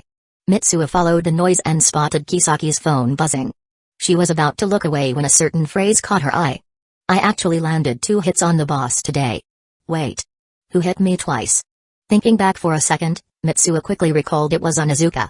That idiot had been ridiculously excited after landing a hit on her, and the second time, he had charged in with even more force, like a complete fool. Was this some kind of rampaging angels group chat? Mitsuo took out Kyajuke's phone to check, but no, the main chat room with all the rampaging angels members only had a few people discussing their evening plans. Kisaki Teta's phone, however, kept buzzing. Curiosity got the better of Mitsuo, and she glanced at it again. Sure enough, the message she had seen earlier had come from Onizuka. The chat also had names like Sagra Takeshi and Katahiro Takao, all boasting about their sparring results against her. Lifting her head, Mitsuo looked around the dojo. Sure enough, all the names she had just seen in the chat were sitting on the wooden floor, heads down, busy tapping away on their phones. Did these guys really create a secret chat room behind Hojo Kyajuke's back? With a girl's natural intuition, Mitsuo immediately suspected that was the case. Ah, sorry, I forgot to mute it. Kisaki suddenly said, jogging over, drenched in sweat. He had also heard the non-stop notifications and, seeing his boss staring at his phone, assumed the noise had been annoying. Kisaki, is that a chat room without Hojo in it? Mitsuo didn't bother hiding the fact that she had peeked and asked directly. Crap. Thinking about all the overly devoted fanboy nonsense in that chat, Kisaki froze for a moment. But his sharp mind quickly regained control. Wait, the one asking him wasn't really his big bro, it was just his big bro's other personality. Oh, thank God. Thank God boss has a split personality. And no, you must have misread it. Kisaki replied in the most monotone, neutral voice possible while swiftly silencing his phone and tucking it into his bag. Don't lie, I saw it. Onizuka and the others were talking about sparring with me just now. If you try to fool me, I'll tell Kyajuke. This is so weird. The boss's split personality threatening to snitch on the main personality. Kisaki wasn't sure if he should be happy that his boss's 2 personalities got along so well or worried that their secret chat room had just been exposed. Fine, see for yourself. It's just a chat room the guys made to improve themselves and give back to the boss, nothing shady about it. Kisaki unlocked his phone and handed it to Mitsuo. Honestly, letting this personality see was still fine. But if the real boss saw all the cringeworthy fan content in there, he'd probably force them into an all-night training session as punishment. Mitsuo took the phone. The boss's support squad. That was the chat room's name. She tapped in and saw countless messages about where people had spotted Hojo Kyajuke, along with an entire library of photos and videos of him. Slowly, she looked up at Kisaki Teta, her expression unreadable. You, of all people? With those thick eyebrows and serious face? And you say there's nothing shady about this? If Kyajuke, who freaked out whenever he heard people call him the armless demon, never found out about this chat, these guys would probably be doing laps in Meguro River for the rest of their lives. But I'm joining this chat. Without hesitation, Mitsuo pulled out her phone, opened Line, and used Kisaki's phone to invite herself into the group. Wait. I can't join using Kyajuke's account. Realizing her mistake immediately after, she swiftly exited the group and used Kisaki's admin privileges to erase any traces of her failed attempt. This function had been designed for shy or socially anxious users in Japan, so they wouldn't feel pressured by their join notifications. Logging out of Kyajuke's account, Mitsuo switched to another one. This account had only 3 friends, Yamauchi Sakura, Nishimiya Shoko, and Ueno Noka. Noka had told her to make it during the Sakura festival. It was where they stored all the embarrassing photos of Kyajuke they had taken together. She hadn't used her own main account because, like her phone number, it was inaccessible now. For a brief moment, she thought about messaging her friends, maybe asking them to go shopping later that night. But right now, the secret chat room was far more tempting. She added Kisaki as a friend, then, with practiced ease, used his phone to invite her Sayuka account into the group. You have your own account? Kisaki stared at her, dumbfounded. And? What's weird about that? Mitsuo handed his phone back, eagerly opening the chat. A whole new world unfolded before her eyes. Kisaki silently put his phone away. He didn't know how this would play out, but if the real boss ever found out and got mad, it'd definitely be Ecchi on Izuka who slipped up. In the meantime, somewhere in Hikari City, a black-haired, red-eyed girl wearing a white headband sat in the back of the drama club's practice room, watching the younger students rehearse with a bored expression. Even though she had personally written the script, even though the students were rehearsing with passion, she was barely staying awake. Last night, she had spent hours lurking in the chat room, gathering every bit of information she could about Hojo-kun's manga. She never considered asking Ecchi on Izuka directly about the details. As a writer herself, she understood the seriousness of such matters and even felt a bit uneasy about Hojo Kyajuk leaking his own work like this. So, all she could do was carefully piece together the scattered, illogical, and often contradictory messages his subordinates posted in the chat room, trying to make sense of them. Only then did she finally grasp the premise of Hojo-kun's manga One Punch Man. An invincible protagonist named Saitama. And she herself was living in Saitama. What a strange coincidence. She was supposed to be overseeing the drama club's rehearsal, but all she wanted to do was keep an eye on the chat, absorbing every bit of information about this manga. She was curious, what kind of story would someone like Hojo-kun create? Earlier, right after school, the group's admin and strategist, Kisaki Teta, had shared some exciting news in the chat room. Hojo-kun's manga had officially signed with Weekly Shonen High, and if everything went smoothly, it would be available in bookstores by next Saturday. So slow. She couldn't help but grumble. How did magazines even survive at such a sluggish pace? Why couldn't they work as fast as gossip tabloids? A quick glance at the chat proved she wasn't the only one who thought so. The group's focus had shifted to a guy named Shimomura Maso, whose father happened to be the chief editor of the magazine. Everyone was begging him to convince his dad to speed up the release so they could buy it this week instead. With one eye on the chat, another on her script, and a third, figuratively speaking, correcting the drama club's actors, the girl found herself slowly drifting off to sleep. Then, suddenly she spotted a familiar ID entering the chat. It was only there for a brief moment before vanishing, and the entry log was erased immediately.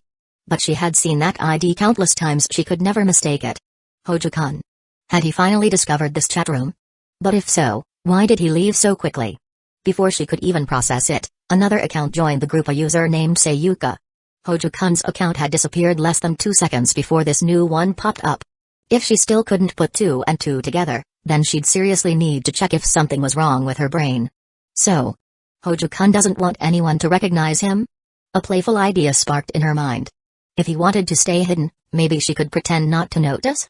Her heart pounded with excitement and mischief as she opened Sayuka's profile and sent a friend request. Chapter 153, 153 Netto. After sending the friend request, the girl stared intently at her phone, not blinking once. Her sheer black stocking foot tapped anxiously on the floor with her heel. Kazumi-joka-senpai, doesn't this line feel a bit off? The sudden voice snapped her out of her trance. Her foot stopped tapping, and she reluctantly tore her eyes away from the screen, lifting her gaze toward the source of the voice. "What's your name again?" she asked, sitting up straighter and leaning back in her chair. Her tone was unreadable. "I'm Shadow, senpai," replied the boy with fashionable hair and stylish gold-rimmed glasses. Despite her cold response, he kept flashing a toothpaste commercial smile. "So? What are you doing here?" "I'm the president of the drama club, remember?" Shadow chuckled. "Then why aren't you at rehearsal?" Her voice remained cool and distant. Though her deep red eyes looked in his direction, they seemed to glance right through him. "Well, we had a tiny concern about your script." That same smile stayed plastered on his face. "Then read it again," she said, tilting her chin ever so slightly. "Huh?" Shadow blinked in confusion. "Read it a few more times, and you won't feel that way anymore. And if you still have doubts, maybe read it a few more times." With that, Utaho lowered her head, her palm still covering her phone screen, though the glowing light beneath it hinted at a new notification. "Sorry for bothering you, senpai." "Come on, Shadow, she's telling you to stop being so full of yourself," said a girl with cute twin drill pigtails who rushed over, gave Utaha a quick bow, and then dragged the dazed Shadow away. With the nuisance gone, Utaha could finally look at her phone. Request accepted. Her heart leapt with joy. "Hello, is there something I can help you with?" Sayuka. So polite, just as she expected. She had finally connected with Hojo-kun. Her eyes lit up as she stared at the message. Based on what she'd gathered from group chats and from what Ecchi on Izuku had told her, Utaha had already formed a mental image of Hojo. Courteous and humble, someone who helped her without taking credit, even sending someone in his place to politely decline a meeting. Now, reading this message, she was certain, he was exactly as she'd imagined. "Hi, I noticed your ID. Do you also like Love Metronome?" In a group chat where practically everyone owned a copy of the novel, Utaha calmly typed out her message, her long black hair draped neatly around her. "Yes. And wait, does your ID, Neto, mean you're using the name of the male lead?" "Exactly." Wanting to increase her odds of being accepted as a friend, she'd craftily changed her username to match the male lead from Love Metronome, a perfect complement to the heroine's name. "That's right. I love Neto so much that I changed my ID as soon as I finished the book." Even though Neto was created just to highlight the heroine, he'd unexpectedly become her key to this connection. "I really like Neto too. He reminds me of a friend of mine." Elsewhere, sitting on a bench in the Kendo Club room, Mitsuo was also surprised. She hadn't expected to find another Love Metronome fan in this kind of group chat, especially one made up of supposed delinquents. Then again, maybe it was Kyajuk who had introduced them all to the book, she thought, recalling something Ecchi on Izuku had once said. As much as she wanted to keep chatting with this new friend, Mitsuo had something more urgent to take care of. "Just finished club activities, need to wash up. Chat later." Sayuka. "He's going to shower?" Ouch. Back in the drama club room, Utaha had shot up from her seat in shock, slamming her leg into a metal drawer. Ignoring the pain and the tear in her black stockings, she grabbed her phone and quickly replied. "Sure, talk soon." Thankfully, the tear wasn't too bad. A small snag, 2 faint red marks on her pale skin, nothing serious. "Hojo-kun's done with club activities. I should head home too." Grabbing her bag from the side of the desk, she walked out. She wasn't technically a member of the drama club, only there because a teacher had asked her to help write the script and coach the members. She came and went as she pleased. "See you, senpai." The twin drill girl called out behind her. Utaha turned and gave her a soft smile and a polite nod. When she arrived home, her mother had already prepared dinner. Her father was still tied up with work. "You seem to be in a great mood today, Shi-chan." Her mother, Kasamijoka Yaoi, said with a smile, watching her daughter stuff her cheeks and keep pressing the power button on her phone. "Not really." Under the table, Utaha's left leg, which had been bouncing on her right knee, gradually came to a stop. The smile faded from her face. "Hey, come on, eat some carrots." Yaoi picked up a few with the serving chopsticks and dropped them into her daughter's bowl. "Your smile's giving it away. Did you meet someone interesting?" In Japan, not all families serve individual portions. Most households share dishes, except for things like seafood or fried salads. Not every home has a dishwasher, and even full-time homemakers don't want to wash extra plates. "I got in touch with the person who recommended the book to me," Utaha replied. A faint blush colored her pale cheeks, but she quickly composed herself and spoke in her usual calm voice. "I see." Yaoi nodded knowingly and didn't push further. Her daughter had always been independent and strong-willed, not the type to cling to her mother for comfort. Press too hard, and she might lock herself away again. She already knew the story from her husband, how Utaha's novel bombed after its release, bookstores even returning the unsold copies. She'd been crushed. After a few words of comfort, Utaha had gone off on her own to an empty family apartment, declaring a writing retreat. Kasamijoka Yaoi never once thought her daughter was ungrateful. She understood her well. Her daughter was fiercely proud and incredibly driven. Faced with such a devastating setback, it wouldn't be surprising if she secretly wished she could rewind time and go back to before she ever wrote her novel, just to tell her past self, "Don't write it. Everything you create is trash that no one will ever read." That's the kind of harsh, unforgiving thought process she could imagine her daughter having. After all, this was the daughter she and her husband had always been so proud of: brilliant, confident, ambitious. But that strength of will came with a price. When something went wrong, it hurt her more than most. To someone like Utaha, failure wasn't just painful, it was unbearable. All Yaoi could do was stay in touch with Machida, the editor from the publishing house, for updates, and bring meals to her daughter on a regular schedule. Last week, when she dropped off breakfast one morning, she opened the apartment door and froze. Her daughter and Machida-san were curled up on the couch, asleep in each other's arms. Startled, she quickly woke the two of them. Her daughter, clearly embarrassed to be caught in such a compromising scene, mumbled something about freshening up and fled to the bathroom. That left editor Machida to explain what had happened. It was during that conversation that Yaoi first learned the novel had made a miraculous comeback. Later, Machida also shared the results of their investigation, the reason the book had suddenly exploded in popularity. That was the first time the name Hojo Kyajuk entered the Kazamijoka family's world. So when Yaoi heard her daughter casually mention that she'd gotten in touch with the person who recommended the book for her, she instantly understood the reason behind her daughter's uncharacteristically good mood. Watching her now, cheeks puffed out, quickly shoveling food into her mouth like a girl in love, Yaoi couldn't help but smile. So, even my proud, stubborn little girl has found someone she's curious about? I'm done.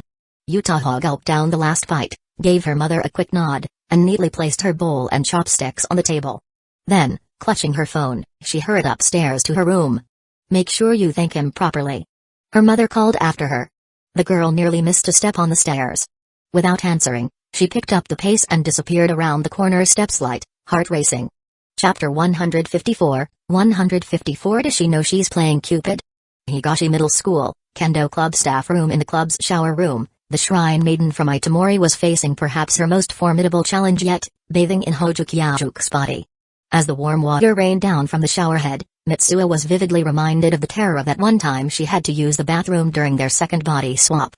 They'd switched so many times by now, and at most, she'd only wiped down Kyaju's body while he was still wearing shorts. But this time, she was standing completely bare under the shower, seeing his form reflected faintly in the misty bathroom tiles. This was the first time. Her face flushed so red it felt like steam was rising off her cheeks. Hands instinctively covering her chest, despite it not being her body at the moment, Mitsuo turned on the water. Warm droplets cascaded over her head, down her neck, across defined chest muscles, sliding along toned ABS. For the first time, she fully registered that Kyajuk was a guy, a real, flesh and blood male, with a body vastly different from her own. The sensation of water tracing his skin made her too nervous to move. Still, she knew that just rinsing with water wasn't enough to get clean. Turning off the water, she groped blindly for the shampoo. Washing Kyaju's short hair was so easy compared to her own long locks, it took hardly any time at all. But that ease only reminded her, yet again, that the body she was caring for belonged to someone else. Then came the harder part, washing the rest of the body. Avoiding direct contact, she grabbed a towel, squeezed out some body wash, and started from the neck and carefully, methodically wiping down every inch she could manage. And with each new patch of skin she touched, her thoughts shifted. Kyajuk isn't just an amazing person. He's an amazing man. The more she learned about his body, the more the realization sank in. Too flustered to deal with the most sensitive areas, Mitsuo skipped them altogether, rushing through the rest of the shower. Even drying off afterward was torture, every touch sparking embarrassment so intense she nearly passed out. I have to stop sweating during practice. No more workouts. Ever. An unrealistic goal, she knew, but one she clung to in desperation. After such an intense day, physically and emotionally, Mitsuo had no energy left for shopping or eating out. Back home, she pulled out the premium beef kisaki Teta had given her, whipped up a quick stir-fry, and called it dinner. Dressed in the oversized shorts she now used as sleepwear, she collapsed onto the bed with Kyaju's body. Her first instinct was to message Sakura and the others about her very unique bathing adventure. But just thinking about it made her curl up in shame. Better to keep that story to herself. Instead, she opened the chat with her new friend Neto, the name used by Kazamijoka Yutaha. Seeing the online status lit up, Mitsuo typed without hesitation. Good evening. Good evening. Are you done with your tasks for the day? Yep. I'm totally wiped out. Back in her own room, Yutaha read the message and immediately thought of all the sparring reports shared in the Rampaging Angels group chat. Each one detailed intense practice sessions with Kyajuk. So much for him saying it was no big deal helping her. Clearly, he'd gone to great lengths to support his teammates. Yutaha felt a warm swell of gratitude. Then maybe you should get some rest? She replied gently. Nah, it's not every day I find someone who actually gets this novel. Let's keep talking. Her heart skipped a beat. Okay then. Seiyuka, what are your thoughts on Seiyuka's character in the novel? Mitsuo paused as her fingers hovered over the keyboard. She's so moving. Seiyuka is really...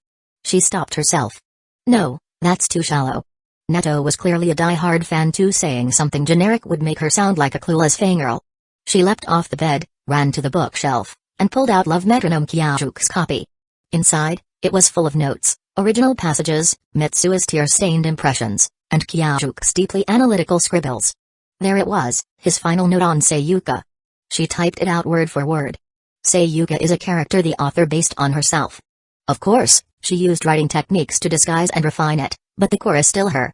Mitsuo smirked. That ought to impress Neto. Even though she never really believed a girl like Sayuka could exist in real life, giving up her love just to chase her dreams. That only made sense if the guy she loved wasn't good enough. If he was just too far behind to catch up. But then she thought about herself.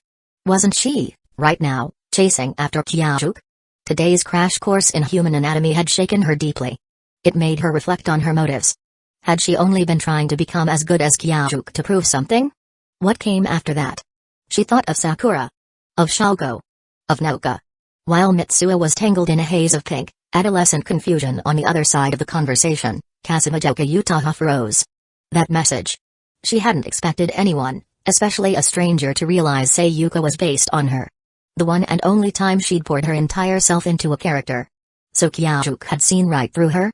Knew she was this solitary, stubborn, painfully proud girl? Is that why he refused to meet me? The glow in her wine-red eyes dimmed slightly, though her heart beat louder than ever. Her fingers hovered over the keys before she typed. Yeah. The author must be one of those gloomy, unlikable girls. And with that, she buried her face in her soft blanket, too embarrassed to even peek at the reply. Ping. The message tone echoed in the quiet room. Utaha didn't lift her head, but her hand crept across the blanket to feel for her phone. Breath-catching, heart-thumping, she peeked one eye open. Under the pale white light, a splash of vivid wine-red flickered to life. No way. The author is someone with incredible writing talent that's already been honed and a master of storytelling techniques. Sayuka. Yeah. Hojo-kun. Hojo-kun really understands me. The moment she saw those words of praise on the screen, Kasumijoka Utaha broke free from the spiral of negativity that had been dragging her down. She suddenly shot up from her bed and began bouncing in place like an excited kid. Even certain other parts of her seemed to bounce along with her joy, in perfect sync. Thank goodness editor Machida wasn't there to witness this scene. If she did, she probably would have needed 2 extra bowls of rice to cope. Kasumi Utako-sensei has an unfathomable depth of writing talent. How many times had Machida said those exact words to her? So many times she'd lost count. Yet this stubborn, prideful girl still fell into gloom and despair every time things got tough. And now, she was this happy over hearing the same words again? She spent a while just basking in that warm feeling, her long black hair falling messily over her chest as she finally sat back down, cheeks still glowing. How did you figure it out? She typed, her eyes fixed on the screen, filled with anticipation. Say more, Hojo-kun. Just a little more. Please. Chapter 155. 155. It's not like I wanted to see that. The buzz of the phone's vibration woke Hojo-kyuk. Groggily, he reached over and turned off the alarm. Seriously though, why hadn't Mitsuo at least pulled the blanket over him before she fell asleep? Sitting up, he instinctively opened his phone to check yesterday's notes. But the moment the screen unlocked, a photo of a pair of long legs in sheer black stockings popped up. What the? The stockings were just the right thickness, showing off the flawless leg shape while still allowing a faint glimpse of the pale skin underneath. The perfect combination of curves and sleek lines. This was high-tier, model-level legwork. Where the hell had that Maiko girl found this picture? In Kyajuk's mind, someone with legs this good had to be a top-tier celebrity main character material. He reluctantly tore his eyes away from the image, finally noticing the photo had been sent in a chat. The sender? A user named Neto. And the account logged into his phone wasn't his own, it was one named Sayuka. So Mitsuo made her own account now. Kyajuk considered logging out. After all, it was technically her private space. But then again, with how tangled their lives were these days, did privacy even exist between them anymore? And anyway, this was his phone. If someone was sending Mitsuo questionable photos, he needed to make sure she wasn't being scammed. After scrolling up through the chat, everything started making sense. If you're in this chat room, you're part of the Rampaging Angels too, right? Neto, yup, and you too? Mitsuo, of course. Hey, have you read the boss's manga, One Punch Man? Neto, totally. It's amazing. I'm so jealous. I have to wait till next week to get it. So, compared to that, do you think the illustrations in Love Metronome need improvement? Neto, not at all. Sayuka's illustrations perfectly match how I imagine her, especially her legs in those black stockings. Totally envy-worthy. Envy-worthy? Neto, yup. I doubt any girl in real life could have legs like that. Actually, I know someone whose legs look even better than Sayuka's. Neto, no way. I wanna see. This is my friend's photo. Just for your eyes, okay? Don't share it. Image. And then nothing. Kyajuk checked the timestamp. It was already midnight by then. Judging by how Mitsuo had passed out without even pulling the covers over, she must have fallen asleep while waiting for the picture. She didn't even log out of the account. Before that, the two had chatted for hours about love metronome. Mitsuo had basically copied and pasted stuff straight from his notebook, throwing in the occasional compliment about the author. So Neto, that friend of yours. That's just you, right? And Mitsuo, seriously. Why is a girl like you so into other girls' legs in black stockings? Thank God she wasn't using his account. Otherwise Neto might have thought he was the weirdo. Neto hadn't messaged again after sending the pic. Maybe he'd been crushed by the lack of response? Kyajuk guessed as much. He hesitated, then tapped into the chat box. Sorry, I fell asleep last night. Your legs are really beautiful. He hit send. It's not like he wanted to say that it was just so Mitsuo wouldn't hurt the feelings of a new friend she'd finally managed to make. They're not my legs. They're my friends. Neto. Oh. Whoops. Truth slipped out a bit too fast. Kyajuk hadn't expected such a quick reply. Then again, if Neto was a rampaging angel, he'd be up and about this time of morning. Sorry, typo. I meant your friend's legs. Definitely more beautiful than say Yuka's illustrations. I'm heading to school now. Let's chat again later. Sure. Later. Kyajuk logged out without poking around the account any further. He switched back to his own and sent Ariri a message about visiting her later that evening. My mom wants you to come for dinner too. Ariri got it. Kyajuk. His fingers flew across the screen. The familiar, casual exchange warmed him. It reminded him of his past life, of those rare adults who'd shown him real kindness. Only Sakura and Shaoko's mothers had ever made him feel like that. After finishing a quick breakfast, he slung his bag over his shoulder and hopped on his bike to head to school. Mitsuo hadn't left any memo about the publishing contract yesterday. The money had already hit the account, but he needed to talk to Kisaki Teta about the details. Meanwhile, in Kawahikari City, Shi-chan, you're going to be late. Kasamijoka Yaoi called softly from outside her daughter's door. Odd. Even when Yutaha stayed up late reading novels, she'd usually crash at school, not skip it altogether. Yaoi waited a few seconds, but there was no response. She slowly opened the door and saw her daughter sprawled on the bed, still in her nightgown, a soft smile on her face. Her white pajama dress had ridden up to her waist, both legs bare, and a faint line of drool traced the corner of her lips. It was rare to catch her daughter sleeping in like this. Yaoi's face softened into a smile filled with affection. Quietly, she stepped closer and wiped the drool from Yutaha's cheek, then gently pinched her sleeping face. Shi-chan only ever looks this adorable when she's asleep. Murmuring to herself, Yaoi pulled the nightgown back down to cover her daughter's legs, then reached for the phone clutched tightly in Yutaha's hands. But even in sleep, her daughter clung to it fiercely. The moment Yaoi applied the slightest pressure, Yutaha's delicate eyebrows furrowed. She was about to wake up. You can sleep with your phone, then. She whispered with a chuckle. Putting the pieces together from the dinner conversation last night, Yaoi guessed her daughter must have stayed up late messaging Hojo Kyajuk. But the truth? Both Yaoi and Kyajuk were wrong. The black-haired girl hadn't stayed up late talking, she had stayed up waiting, eyes glued to her screen the entire night, hoping for a reply. She only fell asleep moments ago, finally satisfied after seeing his message. Giving up on the phone, Yaoi adjusted her daughter's sleeping position and pulled the blanket over her again. Then she left the room and called the school to excuse her for the day. Back to Kyajuk. Kyajuk pedaled steadily down the asphalt road. After everything that had happened, he'd gotten pretty good on a bike. He no longer needed his subordinates to slow down for him during their late-night rides. While waiting at the red light, Kyajuk watched the people crossing the street, students in uniform with backpacks, and office workers in black suits clutching briefcases, all in a rush. He couldn't help but feel genuinely grateful to Maki Hojo. If it weren't for him, Kyajuk would still be cramming into packed subway trains every morning. As April drew to a close, Tokyo's temperature had begun to rise. The wind against his face while riding his motorcycle felt refreshingly pleasant, partly thanks to his helmet filtering out some of the exhaust fumes. When he arrived at school, his underclassmen greeted him with unusually bright, cheerful smiles. Huh? Kyajuk blinked. Why did it feel like they were being friendlier than usual? Sure, his subordinates had always been respectful, but today there was a noticeable warmth that hadn't been there before. Kisaki.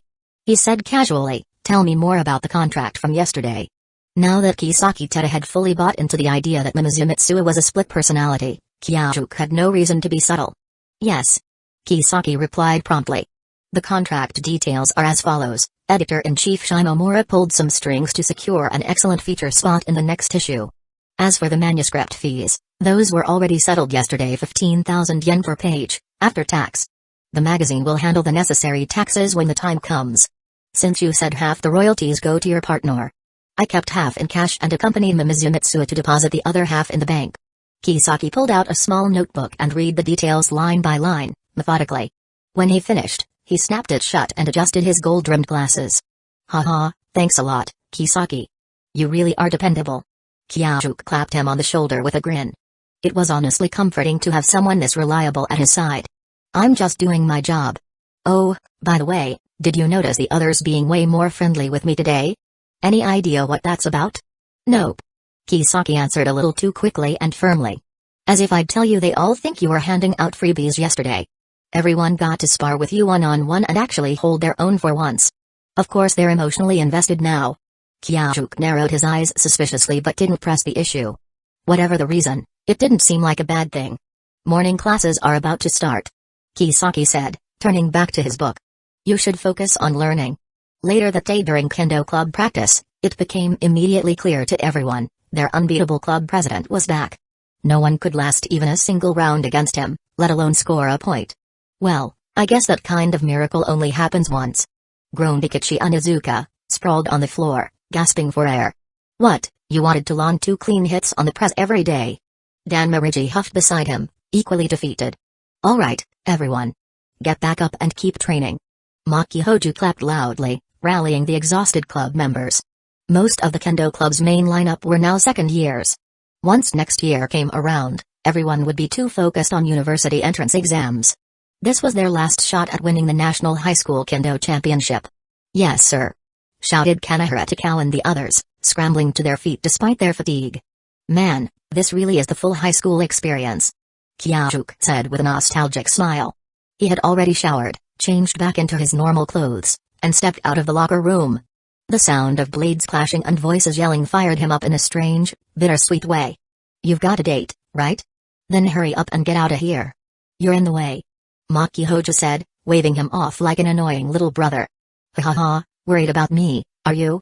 How about we do an intensive training camp in July after break? Kyajuk offered with a grin. What are you even talking about? That's already a given. Everyone in the club's staying behind during break and training till they drop. Sounds terrifying.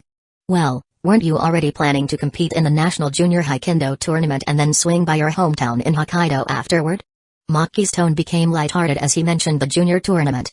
Unlike the high school championship, the junior one allowed a single outstanding fighter to go on a solo run defeating an entire team alone and claiming victory, like something out of Yatsurugi. Oh, right. I forgot all about that. Kyajuk said, scratching his head. With his recent success as a writer and newfound income, he no longer needed to rely on the tournament as an excuse to travel home. Don't slack off now, you punk. Maki grinned. Anyway, I'm heading out. You guys don't overdo it. Onizuka already looks like he's gonna foam at the mouth. Kyajuk gave a small wave. Kisaki, I'm leaving you in charge. Hang in there. After Kyajuk left, Kisaki finally let out a long breath of relief. He'd done way too much yesterday, managing the publicity strategy, manipulating Kyajuk's alternate personality to take a beating, organizing the fan club. Every one of those was a landmine waiting to blow up in his face. Oh, and naturally, the kind-hearted shrine maiden Mitsuo hadn't written down Kisaki's name in her notes. She might grumble about the studying and sparring, but she knew Kisaki only pushed her so hard because he cared. As Kyajuk headed to the parking area, he sent a message to Akudramiki, letting her know he wouldn't be able to make it to the Garden of Words tonight due to work. It was just past 5, and the roads in Tokyo weren't too congested yet. Technically, for Tokyo, the real rush hours happened on the subways. From 6 all the way to the last train, public transit stayed packed with tired salarymen heading home. Cruising through the streets, Kyajuk soon arrived at the old Furukawa Gardens. This time, under Ariri's strict instructions, he didn't park his bike in the usual lot. Instead, he rode straight up to the Western-style mansion's main entrance. He had barely turned off the engine when he saw her standing at the door in a beautiful blue dress. Her long golden hair was tied up in neat twin tails, resting elegantly over her shoulders. A peak of white sleeves under her dress revealed she was wearing a blouse beneath the jumper, and the row of small gold buttons lining the bodice added a formal touch. The skirt fell just to her knees, the hem pristine, showing off her long, slender legs, an unmistakable mark of youth and energy. How long are you going to keep staring, perv? Hurry up and come inside already. Ariri called out. Her little fang peeked out as she grinned triumphantly, clearly pleased with his reaction. Good afternoon, Ariri. Kyajuk said as he walked up. But hey, what happened to your usual green tracksuit? I thought you liked comfy clothes at home? Shut up. I'll wear whatever I want. She huffed, crossing her arms and turning away with a dramatic scoff. Don't get the wrong idea, I didn't dress up just because you were coming, you narcissist. Well, I never said that exactly. But you really do look beautiful, Kyajuk said with a grin as he followed her inside. Humphrey, like I needed you to tell me that. Yuri huffed again, but the way her lips curled into a proud little smile gave her away. Good afternoon, Hojo-kun. Came the warm voice from the living room. Standing there with perfect posture was Sawamura Sayuri, just like Yuri had described before, elegant and impeccably dressed, this time in a flowing black evening gown that looked like she was headed to a formal banquet. The outfit flattered her graceful figure effortlessly. Sorry for intruding again, Sayuri auntie. Kyajuk greeted her with a respectful bow. With Sayuri-san at home, that could only mean tonight's dinner had been prepared by Spencer-san himself. Kyajuk-kun, come on over. I've made some of my best British cuisine for you tonight. Spencer called out cheerfully from the kitchen doorway. Leaning out with an apron tied around his waist, an apron, Kyajuk noticed, boldly decorated with colorful anime girls. Truly a model otaku diplomat. Relieved, Kyajuk entered the kitchen and spotted the so-called British cuisine on the table, fish and chips. Nothing overly experimental. He let out a small sigh of relief. Come on, dig in. Spencer urged eagerly the moment Kyajuk sat down. That sauce over there, Yuri added, pointing to a small dish of brown sauce on the table, was made by my mom. So you can eat it without worrying. Thanks. Kyajuk nodded politely. Hurry up and eat already. My dad's been grinning like an idiot ever since he heard you were coming over. Lily, weren't you the one who started bouncing around the house at lunchtime? Shut it. Eat your damn fries. Yuri snapped, turning her head away as she stabbed a piece of grilled cod, sprinkled it with a pinch of sesame salt, and stuffed it into her mouth with puffed cheeks. Chapter 156, 156. It's not like I came here just for you or anything. After dinner, Kyajuk followed Yuri to her bedroom, where the two sat side by side on the sofa. So, what's the real reason you came all the way here? Yuri leaned back against the couch and turned her head slightly to look at Kyajuk, her sapphire blue eyes shimmering. Despite her words, her calm, indifferent tone made it sound like she didn't really care. But Kyajuk could tell she was actually really curious, maybe even a little excited. And that made it all the more tempting for him to mess with her. Our manga was rejected by the magazine, Kyajuk said, feigning despair. What? Yuri, who had been lounging casually, shot up from the sofa, her tiny fists clenched at her sides, her face full of disbelief. She'd guessed from the moment she heard Kyajuk was coming over that it had to be about the manga, and had been excitedly waiting all day for good news. There's no way. The story, the panel layout, the art, everything was perfect? Are the editors blind? That's just. Her fair cheeks flushed bright red as she struggled to find the words to express her frustration. She ended up spinning in place like a wind-up toy, fuming. They're totally blind. Kyajuk helpfully whispered. Exactly. Totally blind. Which publishing house is it? I'll have my dad send them a formal complaint. Now she looked like a fluffed-up angry kitten, those clear blue eyes blazing. Unforgivable. They'd poured so much time and energy into the project, and someone had just dismissed it outright. She was absolutely livid. Kyajuk, seeing how seriously furious she was, realized maybe the joke had gone a bit too far. He quickly backpedaled. Actually, we got approved for serialization. It's going to be in Weekly Shonen High. First issue comes out next week. Huh? Yuri froze mid-spin and whipped around to face him, completely stunned. Idiot. You moron. Who makes a joke about something like that? Do you have any idea how much this means to me? She bent down and began swinging her head wildly, her twin tails whipping Kyajuk in the face like soft, golden weapons of mass destruction. Okay. I'm sorry. I was wrong. Apologies not accepted. She snapped, still swinging. Even though she was starting to feel dizzy, she had no intention of stopping. Thanks to all the extra exercise lately, she felt like her tolerance had improved. Alright, stop before you actually faint. Kyajuk narrowed his eyes and gently reached out to steady her head. Sure enough, the moment she stopped, a wave of dizziness hit. She plopped down onto the couch, holding her head. You absolute idiot. I'm never helping you draw again. She propped her head up with one hand and glared at him. But her eyes had already softened, brimming with quiet joy. All that bluster vanished in an instant. We did it. It's finally getting serialized. I knew it. His story, combined with my art, was bound to succeed. Now his financial problems will finally get better, right? Even through the lightheadedness, Airi remembered exactly why Kyajuk had started this manga journey in the first place. It's all my fault. As an apology, I'll make sure to sell every last one of your books at the gin event the day after tomorrow. Kyajuk pressed his palms together, bowing his head. If he screwed up, he'd own up to it fast and sincerely. That principle had saved him from more than a few parental beatings in his previous life. Who said I needed your help? You think you're some big deal or something? At that, Airi suddenly didn't seem dizzy at all. A grin tugged at her lips, and she quickly turned away to hide it. Please, let me support the legendary Airi-sensei on her path to becoming the ultimate gin artist. With his emotional radar maxed out, Kyajuk caught that smile easily. But he knew better than to point it out. Now was the time to lean in, not let up. Ugh, shut up. My dad's handling the sales, okay? You're just a newbie. Use this as a chance to learn what a real event is like. Her tone was still sharp, but the faux anger had already vanished from her voice. Yes, I'm just a newbie. Kyajuk chuckled inwardly at her act, both amused and touched. Oh, right. This is your cut of the serialization payment. He pulled a thick envelope from his pocket. What are you doing? Airi recoiled as if he'd just pulled out a cursed object, leaning away from the envelope like it might bite her. Didn't we agree from the start? We split everything 50 out of 50. Kyajuk said, puzzled. Huh, you think I care about some pocket change like that? She raised an arm and tilted her chin proudly, gesturing around the room. Even if this manga sells 1 million copies, the royalties wouldn't be enough to buy this bedroom. And yeah, Kyajuk could believe that. Airi's house was basically a tourist attraction.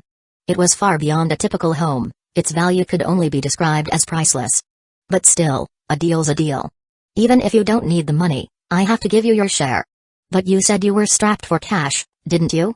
The words slipped out before she could stop them, and then she quickly turned away. I said I don't want it. If you don't put that thing away, I won't draw for you anymore. Ah, so that's what this is about. Kyajuk realized, finally connecting the dots. Well then, thank you on behalf of my stomach. But my financial crisis is officially over. At this point, I don't need the manga money anymore. So, please take it. He gently pushed the envelope toward her again, doing his best not to poke her pride too hard. What, did you find a treasure chest full of gold bars under a cherry tree or something? She crossed her arms and eyed him suspiciously. Ever consider I just asked my family for help? He teased. You? Ask for help? Please. You were trying to earn money with your garbage art skills. There's no way you'd give up that easily. She tilted her chin again, casting a sidelong glance at him, her expression saying loud and clear, you're not fooling me. Haha, alright, you got me. Actually, I found a part-time job as a kendo club instructor at school. Kyajuk admitted with a chuckle. To ease Airi's mind and make her feel okay about accepting the manuscript payment, Kyajuk explained everything in detail about the 2 kendo clubs he was coaching, and how he'd even qualified for the position in the first place. Wait, your kendo skills are that good?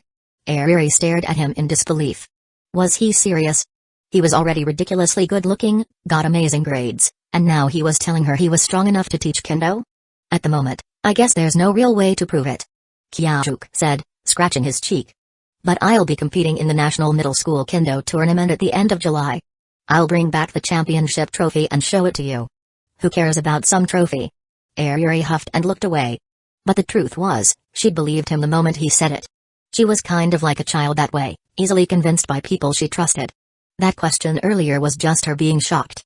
Anyway, just take the money. If you don't, I won't feel comfortable asking you to help draw the manga again. This is so weird. One of them was threatening not to draw in order to avoid getting paid, and the other was threatening not to draw unless she did get paid. You're so annoying. Airi snatched the envelope with a small hand. What looked like a standard-sized envelope in Kyajuk's hand now looked oversized in hers. There's this much? She gasped the moment her fingers closed around it. As a seasoned otaku, she had a pretty good understanding of how the manga industry worked. Newcomers usually only earned about 12,000 yen per page before taxes. And though she hadn't counted it yet, it was obvious this envelope held way more than that. Chapter 157, 157 You're what? Well, one of my subordinates' fathers is the editor-in-chief of the magazine. Kyajuk explained. And the guy who negotiated for me is super reliable, so we managed to get a pretty sweet deal. Even the placement in the magazine is up near the front. Subordinates? Like, from the kendo club? Or student council? Airi had a sharp ear. She picked up on the odd choice of word immediately. Well, technically, yeah. But to be precise, They're more like my biker gang underlings. Kyajuk didn't bother hiding the truth. They were already friends, there was no need for secrets anymore. Biker gang? Ayuri's eyes flew wide. She planted both hands on the couch and leaned forward, bringing her face inches from his. Sadly, no nosebleed-inducing benefits for him. Kyajuk sighed internally. Ugh, I feel like you were just thinking something super inappropriate. Her intuition was terrifyingly sharp. She instantly recoiled, arms folding across her chest as she eyed him with thinly veiled disgust. Kyajuk's gaze drifted down briefly to the flat stretch of chest she was trying to guard, then immediately turned to look out the window with a dramatic sigh. The sunset sure is beautiful today. You jerk. Humiliated in a way she'd never experienced before, Ayuri practically exploded. She clambered across the sofa, grabbed him by the collar, and started shaking him violently. Ever since I started sleeping better and exercising more, I've grown a full centimeter. I am growing. Her voice was high and flustered, full of embarrassment and fiery determination as she did her best to defend her pride. Yes, of course. Ayuri-sensei is growing up fast. Keep up the good work. Kyajuk kept his eyes on the window, offering no resistance as she shook him. Pervert. What do you mean, growing up fast? That's so rude. Ayuri felt like she was going to lose her mind. Ever since this idiot had stepped into her room, her emotions had been on a non-stop roller coaster. She'd gotten angrier in the past 10 minutes than she had in the past year. But then she realized what she'd just blurted out and quickly released him, scooting back to her side of the couch. So what's this about a biker gang? You mean, like the kind that gets into street fights all the time? Her face flushed red, and she tried to play it cool like nothing had happened.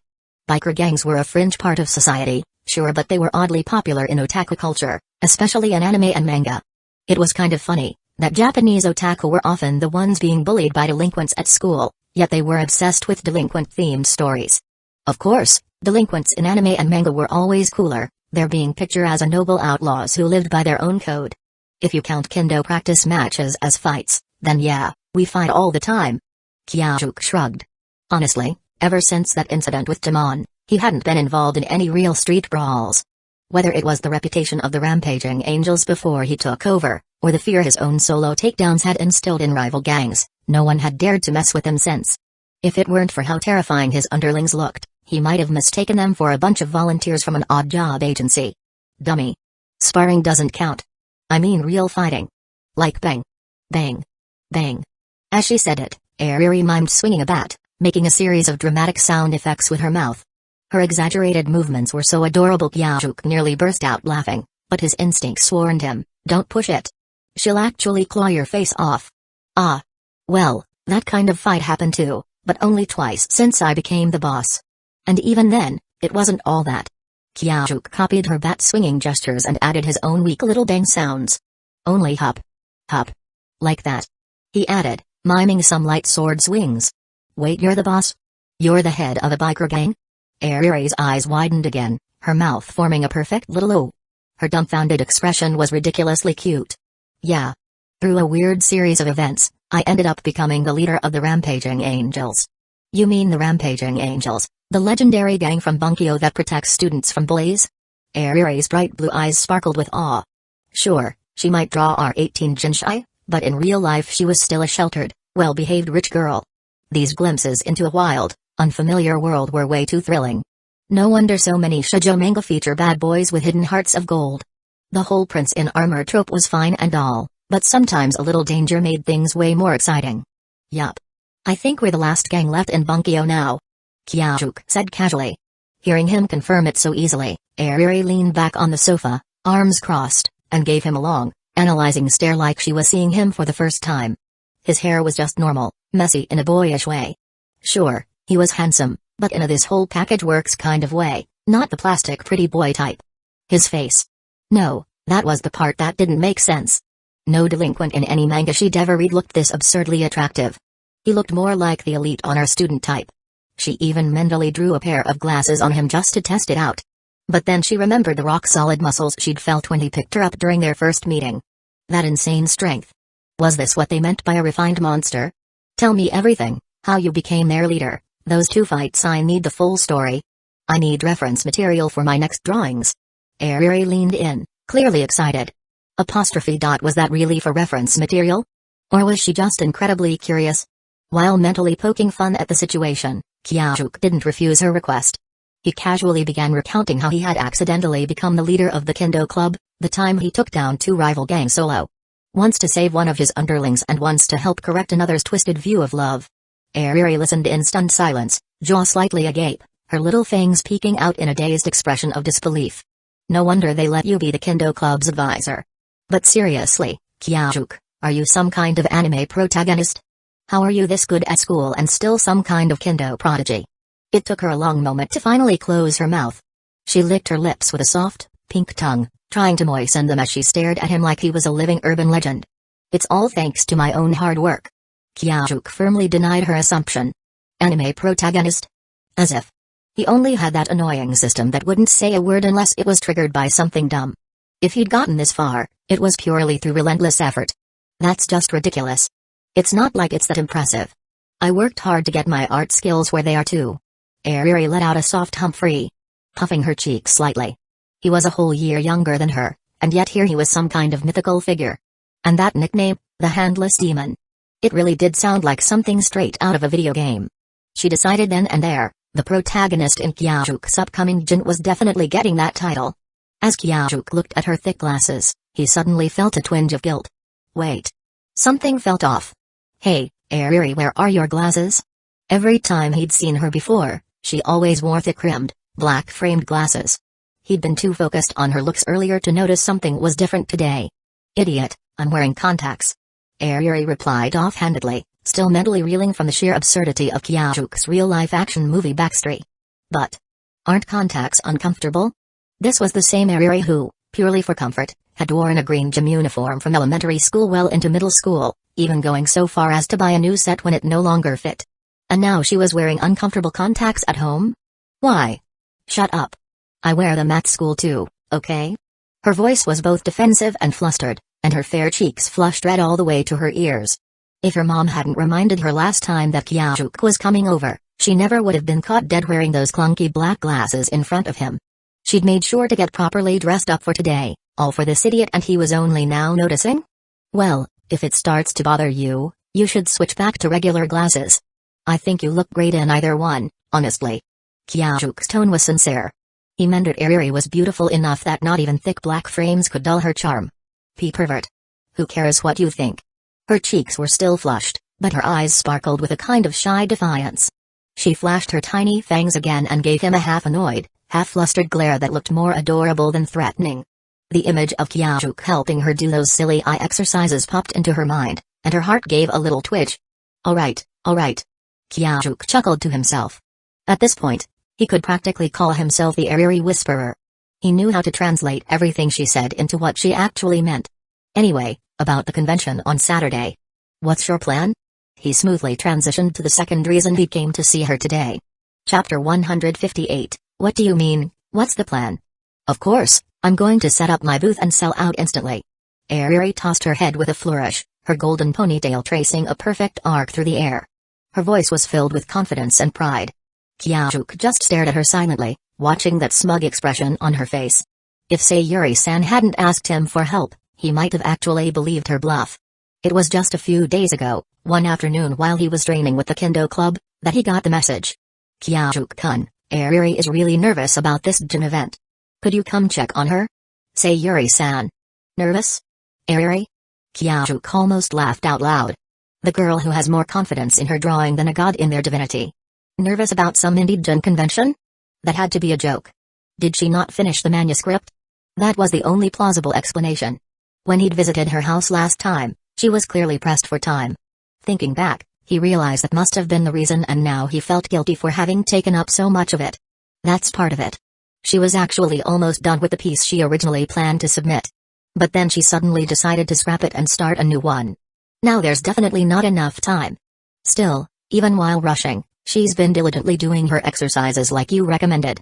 Sayuri-san. Scrapping a nearly finished project at the last minute? Yep.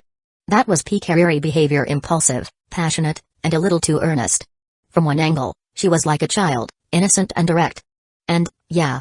Also childishly stubborn.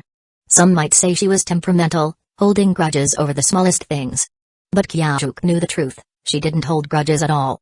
Remember when she got mad over his prank the other day? She forgave him the second he apologized. That kind of pure-hearted personality was honestly kinda adorable.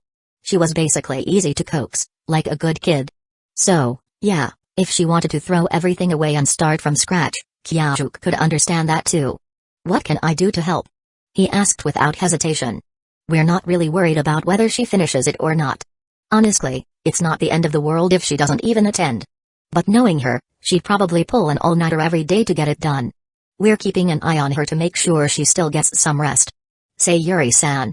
Sayuri still hadn't said what she was truly worried about, but Kyajuk had already figured it out. It wasn't about finishing the Jinchai, it was about her nerves. Selling her own work for the first time was clearly freaking her out. Sayuri could talk a big game, but she was all soft on the inside. Even if she believed in her art, it made sense she'd be anxious. Come to think of it. Wasn't Love Metronome also her debut work under Kasumi Yutako? No wonder she took that fam's gratitude so seriously. Got it. I'll stop by. No rush. It's just that this new piece is, well, kind of related to you, Kyajuk-kun. I thought having you around might help her feel a little more at ease. Sayuri-san. Huh? Related to me? Oh. Right, she said she got inspired by One Punch Man. Maybe the new piece was influenced by that? That must be it. Understood. I'll be there. Thanks, Hojo-kun. Don't mention it.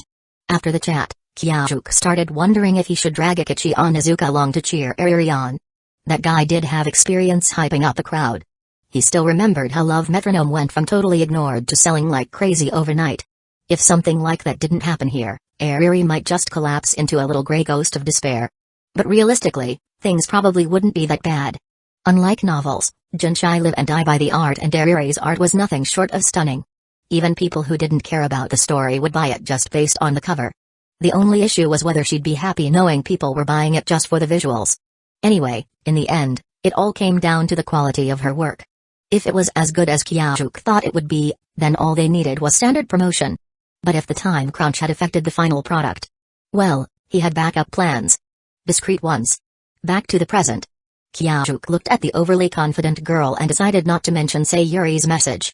Instead, he said naturally, then let your chief promoter take a look at what we're selling. He held out his hand. Ugh, don't stick your nose in everything. I already told you, all you need to do is enjoy the event. Sayuri snapped back, instantly defensive. You haven't finished it yet, have you? Kyajuk's tone was calm but laced with suspicion. What? Her blonde hair practically bristled with indignation. Those sharp blue eyes now carried a look of, was that disdain? Huh. Do you have any idea who I am? I, Sawamura Spencer Ariri, would never leave a project unfinished with only 2 days until the event. She looked deeply offended, her pale cheeks flushing bright red as she turned toward him. Her little fang peeked out as she hissed, idiot. Saying something that ridiculous. You total idiot, idiot, idiot. So, you really haven't finished it. Especially with just 1 day left before the convention. Kyajuk cut straight through the act. Shut up. This is how real creators work, okay? The best ones always finish just seconds before the deadline. That pressure is what gives the work emotional punch. Ariri swung the envelope in her hand like it was a sword of justice. Her tone was fierce and full of conviction. Luckily, Kyajuk had grown up listening to Sakura's endless nonsense, or he might have actually believed that speech. So? How much have you finished? He asked plainly, ignoring her flailing. I was almost done. But I just got a new idea. She stopped waving the envelope and turned to stare at the ceiling, voiced suddenly quiet. Kyajuk burst out laughing. You never run out of ideas, do you? She might be a nightmare as an employee, but she was absurdly lovable. What's so funny? That spark of inspiration when it hits you, it's unstoppable. Ariri puffed up again, then froze mid-sentence. Her comeback died in her throat. You wouldn't understand. She was about to say. You're already a professional manga author now. But the words wouldn't come. Kyajuk had beat her to it, he had crossed the threshold into the world of creators before she had. It's fine. I get it. I wasn't laughing at you. Kyajuk said gently. Actually, I think it's admirable and kinda adorable how seriously you take your work. Ariri suddenly stood up as if startled. Her back turned to him, and she walked to her workstation. As she moved, she said something, voice carefully controlled, like she was holding back a flood of emotions. You're always saying nice things like that. Do you really think I'd be happy hearing that? Idiot. Right, right. I can totally tell how much you hate hearing compliments like that. I'll make sure to say even more next time. Kyajuk shrugged and stood up, walking over to her. Here, this is what I've got so far. I'm mainly thinking of tweaking the male lead's character. He took the manuscript Ariri handed him and started flipping through it. So she really preferred drawing by hand, huh? The times she used a tablet must have been just to accommodate him. Wait, what am I doing? Why the hell did I let him see this? It hit Ariri a moment too late what she'd just done. She wanted to snatch the drawings back immediately, but wouldn't that only make her look even more suspicious? The once eager girl waiting for feedback suddenly walked her way over to the couch and pulled out a game, pretending to be deeply invested as if to distance herself from her own work. Kyajuk blinked, watching her move in total confusion. Wasn't she pressed for time? Why was she suddenly playing games? Were all creators this chaotic? He shook his head and focused back on the drawings. But the cover, it felt strangely familiar.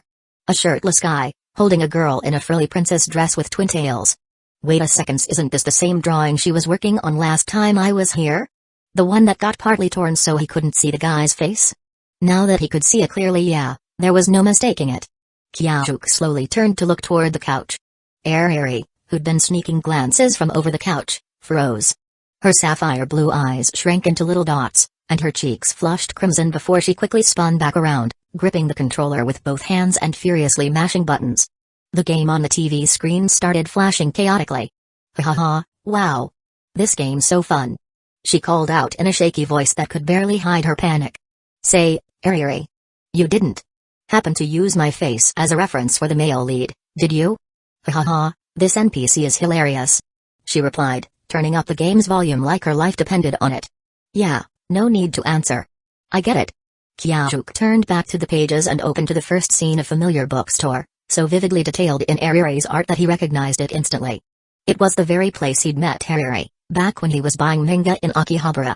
Sure, the female lead had a different face, but the events in the gym mirrored their actual meeting almost exactly. That is, until they got back to the guy's house. Wait, scratch that, what do you mean a little different? What the hell is this?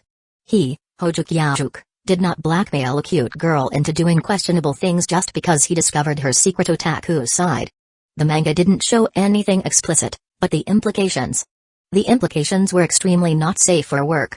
Hey, Ariri. Putting aside the fact that you made the guy look like me, what's with the borderline R18 plot? And earlier you said you wanted to adjust the male lead's personality. Don't tell me you're planning to add that delinquent story I just told you? Given the current content, he really couldn't imagine how twisted things would get if she added a bad boy angle. Weren't first-time Jin creators supposed to play it safe? Or wait, was this her playing it safe? Shut up, you narcissistic pervert. What do you mean I used you as a model? Writers pull from real life all the time. Her back was still to him, eyes glued to the TV, voice filled with defiant pride totally devoid of guilt. This isn't just inspiration anymore. I think I have grounds for a defamation lawsuit. Huh. Being featured in my work is a privilege people would kill for. She finally turned around, kneeling on the couch with her hands gripping the backrest, cheeks flushed, but her tiny fangs bared as she glared at Kyajuk with her fierce little sapphire eyes. In that case, Kyajuk said, tapping the manuscript with a smirk, why didn't you model the female lead's face and body after yourself? Huh. That is me. I just applied a bit of artistic enhancement, alright? Not that I owe you an explanation. Now give it back. Ariri lunged at him from across the couch, fingers stretched as far as they could reach. Kyajuk watched her lean dangerously far over the couch and immediately felt a bad premonition. Careful, you'll thud. Ow. That hurt. Sure enough, she tumbled off the couch. Thankfully, Kyajuk had seen it coming. He leapt from his chair with the reflexes of a seasoned kendo practitioner and caught her just in time. And unfortunately, that meant he had a front row view of her blue and white striped underwear. The moment he realized she was falling, he launched himself like a missile and caught her just before impact. The whole thing happened in under a second. Who the hell has time to ogle anything under those circumstances? Chapter 159, 159 Model Behavior. You know, I should be the one saying ow. Considering I'm the one you landed on. He said gently. Ariri, curled up with her hands over her head and tears pricking at the corners of her eyes, flinched when she heard his voice. Kyajuk reached up and softly patted her head where it rested on his chest. Her golden hair was as silky as ever. His voice stayed soft, almost soothing. This girl really had poured all her stat points into art. She didn't even try to break her fall or protect herself, just closed her eyes and waited for the impact. Huh? Eri finally cracked one eye open. Her face was still scrunched in pain, but her hand slowly came away from her head and started feeling around. Look, I get that as a gen artist you might be a little confused about the line between fiction and reality after such a shock. Kyajuk said with a sigh, but I really need you to stop groping my chest now. Eri blinked and looked around, and only to realize exactly where she'd ended up. Yup. Just like he said, she was sprawled on top of Kyajuk, her arms braced against his chest. She'd thought she was lying face down on the floor, hugging her head. But no. She was lying on him. The first thing she saw when she opened her eyes was his chiseled jawline and that soft, exasperated expression. Ah. You idiot, pervert, creep. What are you doing under me? It seemed she completely forgot she was still lying on top of him. Her brain overloaded in an instant, her face turning beet red like a teapot about to whistle from built-up steam. And then her attack mode activated. She started wildly smacking Kyajuk's face with her twin tails at point-blank range. Hey, hey. Your tears and snot are getting all over my shirt. Watching the girl bury her face in his chest again, shaking her head back and forth like a blender, Kyajuk's slight germophobia kicked in hard. Beautiful girl or not, there had to be a line somewhere. Shut up. Came her muffled voice, still buried in his chest. She didn't lift her head, she just couldn't. She had no face left to show. The shame was unbearable. Why had things turned out like this? Just now, she'd been groping around his chest for ages. Alright, if you're done being dramatic, let's get back to talking about the Jinshai? Kyajuk said, brushing past the incident without missing a beat. He slipped his hands under Ari's arms and easily lifted her upright. Like a kitten picked up by the scruff, she stopped struggling and let him help her stand. First off, the guy's face has to change. At the very least, give him some of that artistic interpretation you love so much. Second, the plot absolutely stays. Ari snapped back before he could even finish. That's the heart and soul of this whole work. And now that we're adding the delinquent angle to the male lead, there's no way the girl should be bringing him to her house. He should be the one taking her in after she gets injured, and once she discovers who he really is, he locks her up in his place. They sat side by side at her work desk, and the moment they shifted into creative mode, Ari instantly forgot her earlier embarrassment. She rambled on enthusiastically, grabbing a blank sheet of manuscript paper and sketching out rough thumbnails. Kyajuk had initially thought she was going to flip the power dynamic, maybe the guy would be the one coerced this time. But nope. It had just gone from coercion to straight-up imprisonment. He gave her a look. Golden hair like sunshine, porcelain white skin that could make fine china blush, flawless features that looked like they'd been sculpted by a divine hand. If anyone fit the image of a storybook princess, it was her. And yet, the moment the topic turned to slightly risque manga, it was like she became a whole different person.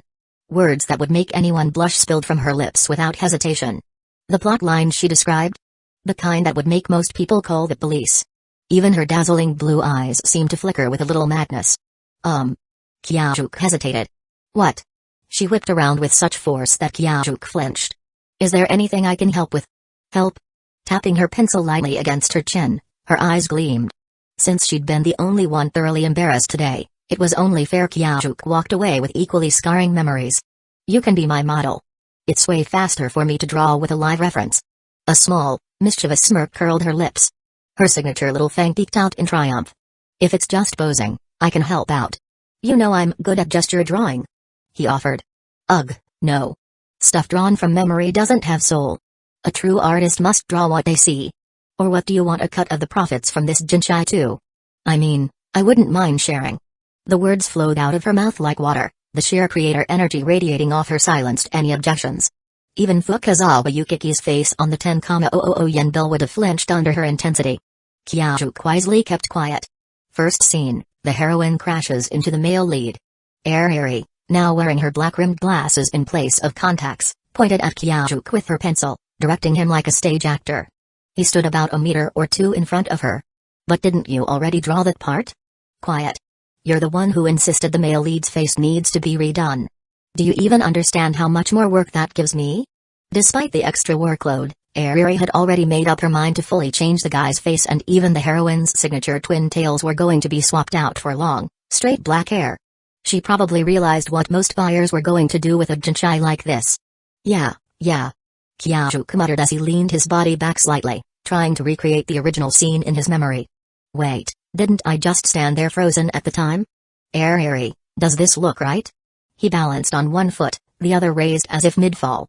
The pose, while weird, showed off his surprisingly good control over his body. Ha ha ha. What is that pose? Ariri laughed out loud. She quickly snatched her phone and snapped a photo. Hey. What are you doing? Taking a reference shot, obviously. It's faster to draw from a picture. But didn't you just say art without a live model has no soul? Shut it. I said it has soul, so it has soul. A half-baked wannabe artist like you wouldn't understand. She coughed, trying to hide her grin. Next, the scene where the male lead catches the falling heroine. Kyajuk sighed. Well, if he was helping, he might as well go all in. He bent down slightly, raised his right arm, and made a catching motion. Nope, nope. Ariri said, frowning. With that little space between your chest and arm, they'd basically be kissing. He adjusted his pose. Nope, angle's off. She'd slip right out of his arms like that. More adjustments. Nope, not like that either. Even before Kyajuk could complain, Ariri was already getting flustered. Ugh, what a moron. She muttered, her voice a little shaky. Fine. I'll do it myself, just this once. Honestly, he could have used a body pillow to simulate it, but Kyajuk wasn't stupid enough to say that out loud. Ariri set her phone on the desk, hit record, and walked up to him. What are you staring at, huh? Shocked by how gorgeous I am? She said, half teasing. But before she could finish the line, Kyajuk reached out and gently wrapped his arm around her waist, the curve of her figure emphasized even more by the way her dress clung to her body. Ah! A belated cry escaped from the girl.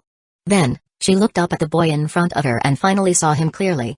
Kyajuk didn't notice that, in Ariri's original draft, the scene where the male lead catches the girl as she falls had one glaring omission. Neither character's face had been drawn. She just couldn't remember their expressions. Late at night, under the bright glow of her desk lamp, Ariri furiously tugged at her golden hair in frustration. She'd replaced her original plan Tiny Love Rhapsody, the debut work she had prepared for her professional launch, with this personal story, based on her own experiences. And it wasn't just because she'd found emotional closure, or because what happened felt like a dream.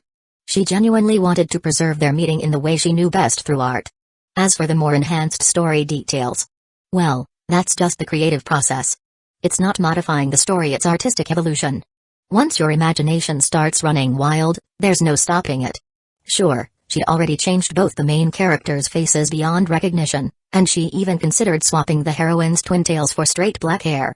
Deep down, Ariri probably knew exactly what kind of use some readers might find for this kind of Jin. But still, despite how vivid that encounter was, she just couldn't recall the details. It had to be because of his stupidly handsome face. It was so distracting she couldn't focus on anything else.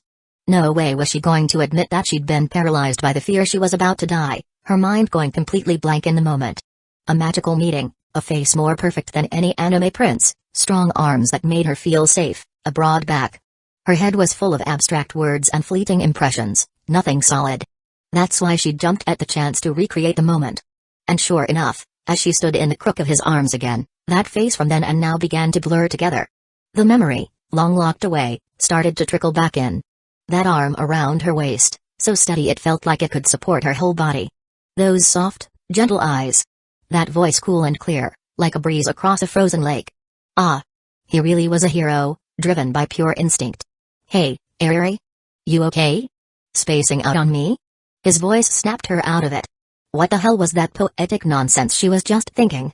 Her pink daydream shattered in an instant, and she curled her lip in annoyance. Shut up. I'm trying to channel the heroine's feelings in this scene. She huffed, her voice bratty and full of irritation. Still, one of her pale, slender legs lifted daintily, waiting to be scooped up.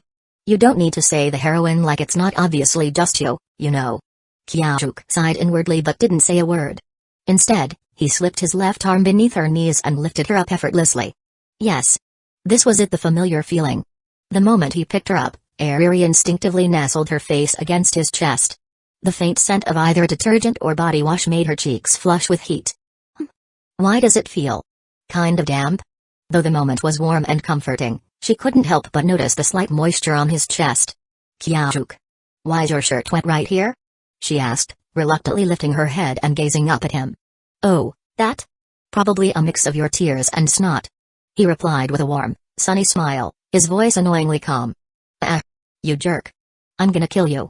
Ariri shrieked, her embarrassment exploding into rage. She didn't care that she was still being held in his arms, her attack began immediately. Chapter 160, 160 A late night talk between mother and daughter. Time to pull the reins. Though the two of them had been goofing around the whole time, the progress on the Jinshai was moving at a surprising speed. By the time Kyajuk left, they had already completed about a third of the manga. Of course, Ariri had also been dragged into doing radio calisthenics and eye exercises 3 times. Tomorrow, I'm taking the day off to finish the rest at home, so don't come over and mess things up. Under the warm glow of the porch light, Ariri leaned against the white wooden doorframe. She looked at the boy who had obediently struck pose after pose for her all day without a single complaint. Her eyes held a trace of reluctance. Relax. My grades are way better than yours. Taking a day off won't affect me at all. Standing at the bottom of the steps, Kyajuk turned back with a grin, giving her a thumbs up. His bright smile revealed 8 perfectly white teeth. You idiot. Always saying annoying stuff like that. I told you not to come tomorrow. Even though his words were irritating, the fact that he was still planning to come made her heart flutter a little. See you at 8 in the morning. Get some rest tonight. Kyajuk made an aid gesture with his fingers before walking over to his motorbike. Who the heck wakes up that early when there's no school? I'm not opening the door if you show up. Ariri bared her small tiger-like teeth in a mock-threatening expression, but instead of going inside, she stayed right where she was, still watching him. Kyajuk waved a casual goodbye and straddled his bike. As he adjusted his helmet, he caught sight of a tall window up ahead. Behind it, Mrs. Sayuri, dressed in a long black dress with a deep green silk shawl draped over her shoulders, smiling and gave him a graceful nod. Realizing she was thanking him for keeping Ariri company today, Kyajuk quickly returned the bow while still seated on his motorbike. See you tomorrow. Just as he started the engine, he heard her familiar bratty voice call out behind him. Amused, he resisted the urge to turn around and tease her. Instead, he simply raised a hand in farewell and rode off toward the estate's gates. Closing the door behind her, Ariri hummed a tune as she plopped down on the living room sofa. She grabbed the remote, ready to catch up on the anime she'd missed. Mom, can you grab me a Coke and a bag of chips? She called out, flopping onto the couch like a puddle of slime, her voice oozing lazy affection. Now that she was out of her creative zone, all the built-up fatigue hit her like a wave. Her arms felt too heavy to lift. Still, compared to the rush jobs she'd done in the past, this time felt way more manageable, and she had Kyajuk's forced stretching sessions to thank for that. You're not worried about the gym event anymore? Asked Sawamura Sayuri as she handed her daughter a cola that had been sitting out to lose its chill. Ugh, it's not cold enough. Ariri muttered, eyes glued to the screen. She didn't bother answering the question, whether because of the anime or sheer distraction, who knew? It's almost bedtime, you know. Drinking soda this late is already bad enough, but if it's too cold, it'll stunt your growth. Sayuri said with a smile, sitting beside her daughter and crossing her legs elegantly. Ugh. Ariri paused mid-sip. She glanced at herself, then at the bubbling, tempting soda in her hands. One more sip. I'll save the rest for tomorrow, she declared, her azure eyes burning with resolve. But if you leave it for tomorrow, all the fizz will be gone. It won't taste the same. Her devious otaku mom whispered with a sly grin. Ariri grabbed a fistful of her silky blonde hair, face scrunched up in conflict. Tell you what, let's share. I grew up going to bed early and waking up on time during my growth years, so I can handle a bit of soda now. Before Ariri could even celebrate, she looked over at her mom's perfectly proportioned figure even just sitting on the sofa and then back at her own. And felt like a knife had stabbed her in the heart. Just take it all, Mom. I'm going to wash up and get ready for bed. I give up. Goodbye, cruel world. You're not watching your anime? Didn't you say you were really looking forward to this episode? The voice of temptation whispered behind her, but Ariri didn't falter. She knew better. She had biology class to thank for that. Her growth phase wasn't over yet. She still had so much untapped genetic potential. No more late nights. More exercise. That's the plan. Humphrey. As she walked into the bathroom, Ariri was surprised to find the tub already filled with warm water. Mom, were you planning to take a bath? Nope, that's for you. They were wealthy enough to have multiple baths and didn't need to follow the typical Japanese custom of using the same water in turns. In fact, if not for the hassle, they could easily bathe in separate bathrooms every time. Oh. Okay then. Want me to scrub your back? Who even needs that? I'm not a little kid anymore. Ariri's flustered voice echoed from the bathroom. Sayuri, sipping from her daughter's leftover cola now poured into a glass, let out a soft laugh as she gazed toward the bathroom door. Kyajuk-kun really has brought a lot of change to her. She turned toward the TV, her heart full of quiet satisfaction. Ever since Ariri decided to submit a new work to this gym event, she'd skipped all her after-school club activities. She even ate dinner faster than ever just to get back to her room and keep drawing. If Sayuri hadn't brought in Kyajuk and his break time theory, Ayuri would have worked non-stop without a single pause for rest. The looming deadline, the pressure of attending her first gym event as a creator, Sayuri could tell her daughter was strung as tight as a wire. Both she and her husband had tried suggesting Ayuri withdraw and aim for the next event instead, giving her more time to perfect her work. "No way. I already promised that idiot," Ayuri had said without even stopping her pen. Seeing her daughter in that green tracksuit, back straight, eyes focused behind black-rimmed glasses, Sayuri had almost melted on the spot. She and her husband quickly agreed, time to call in reinforcements. Sure enough, Kyajuk had an immediate effect.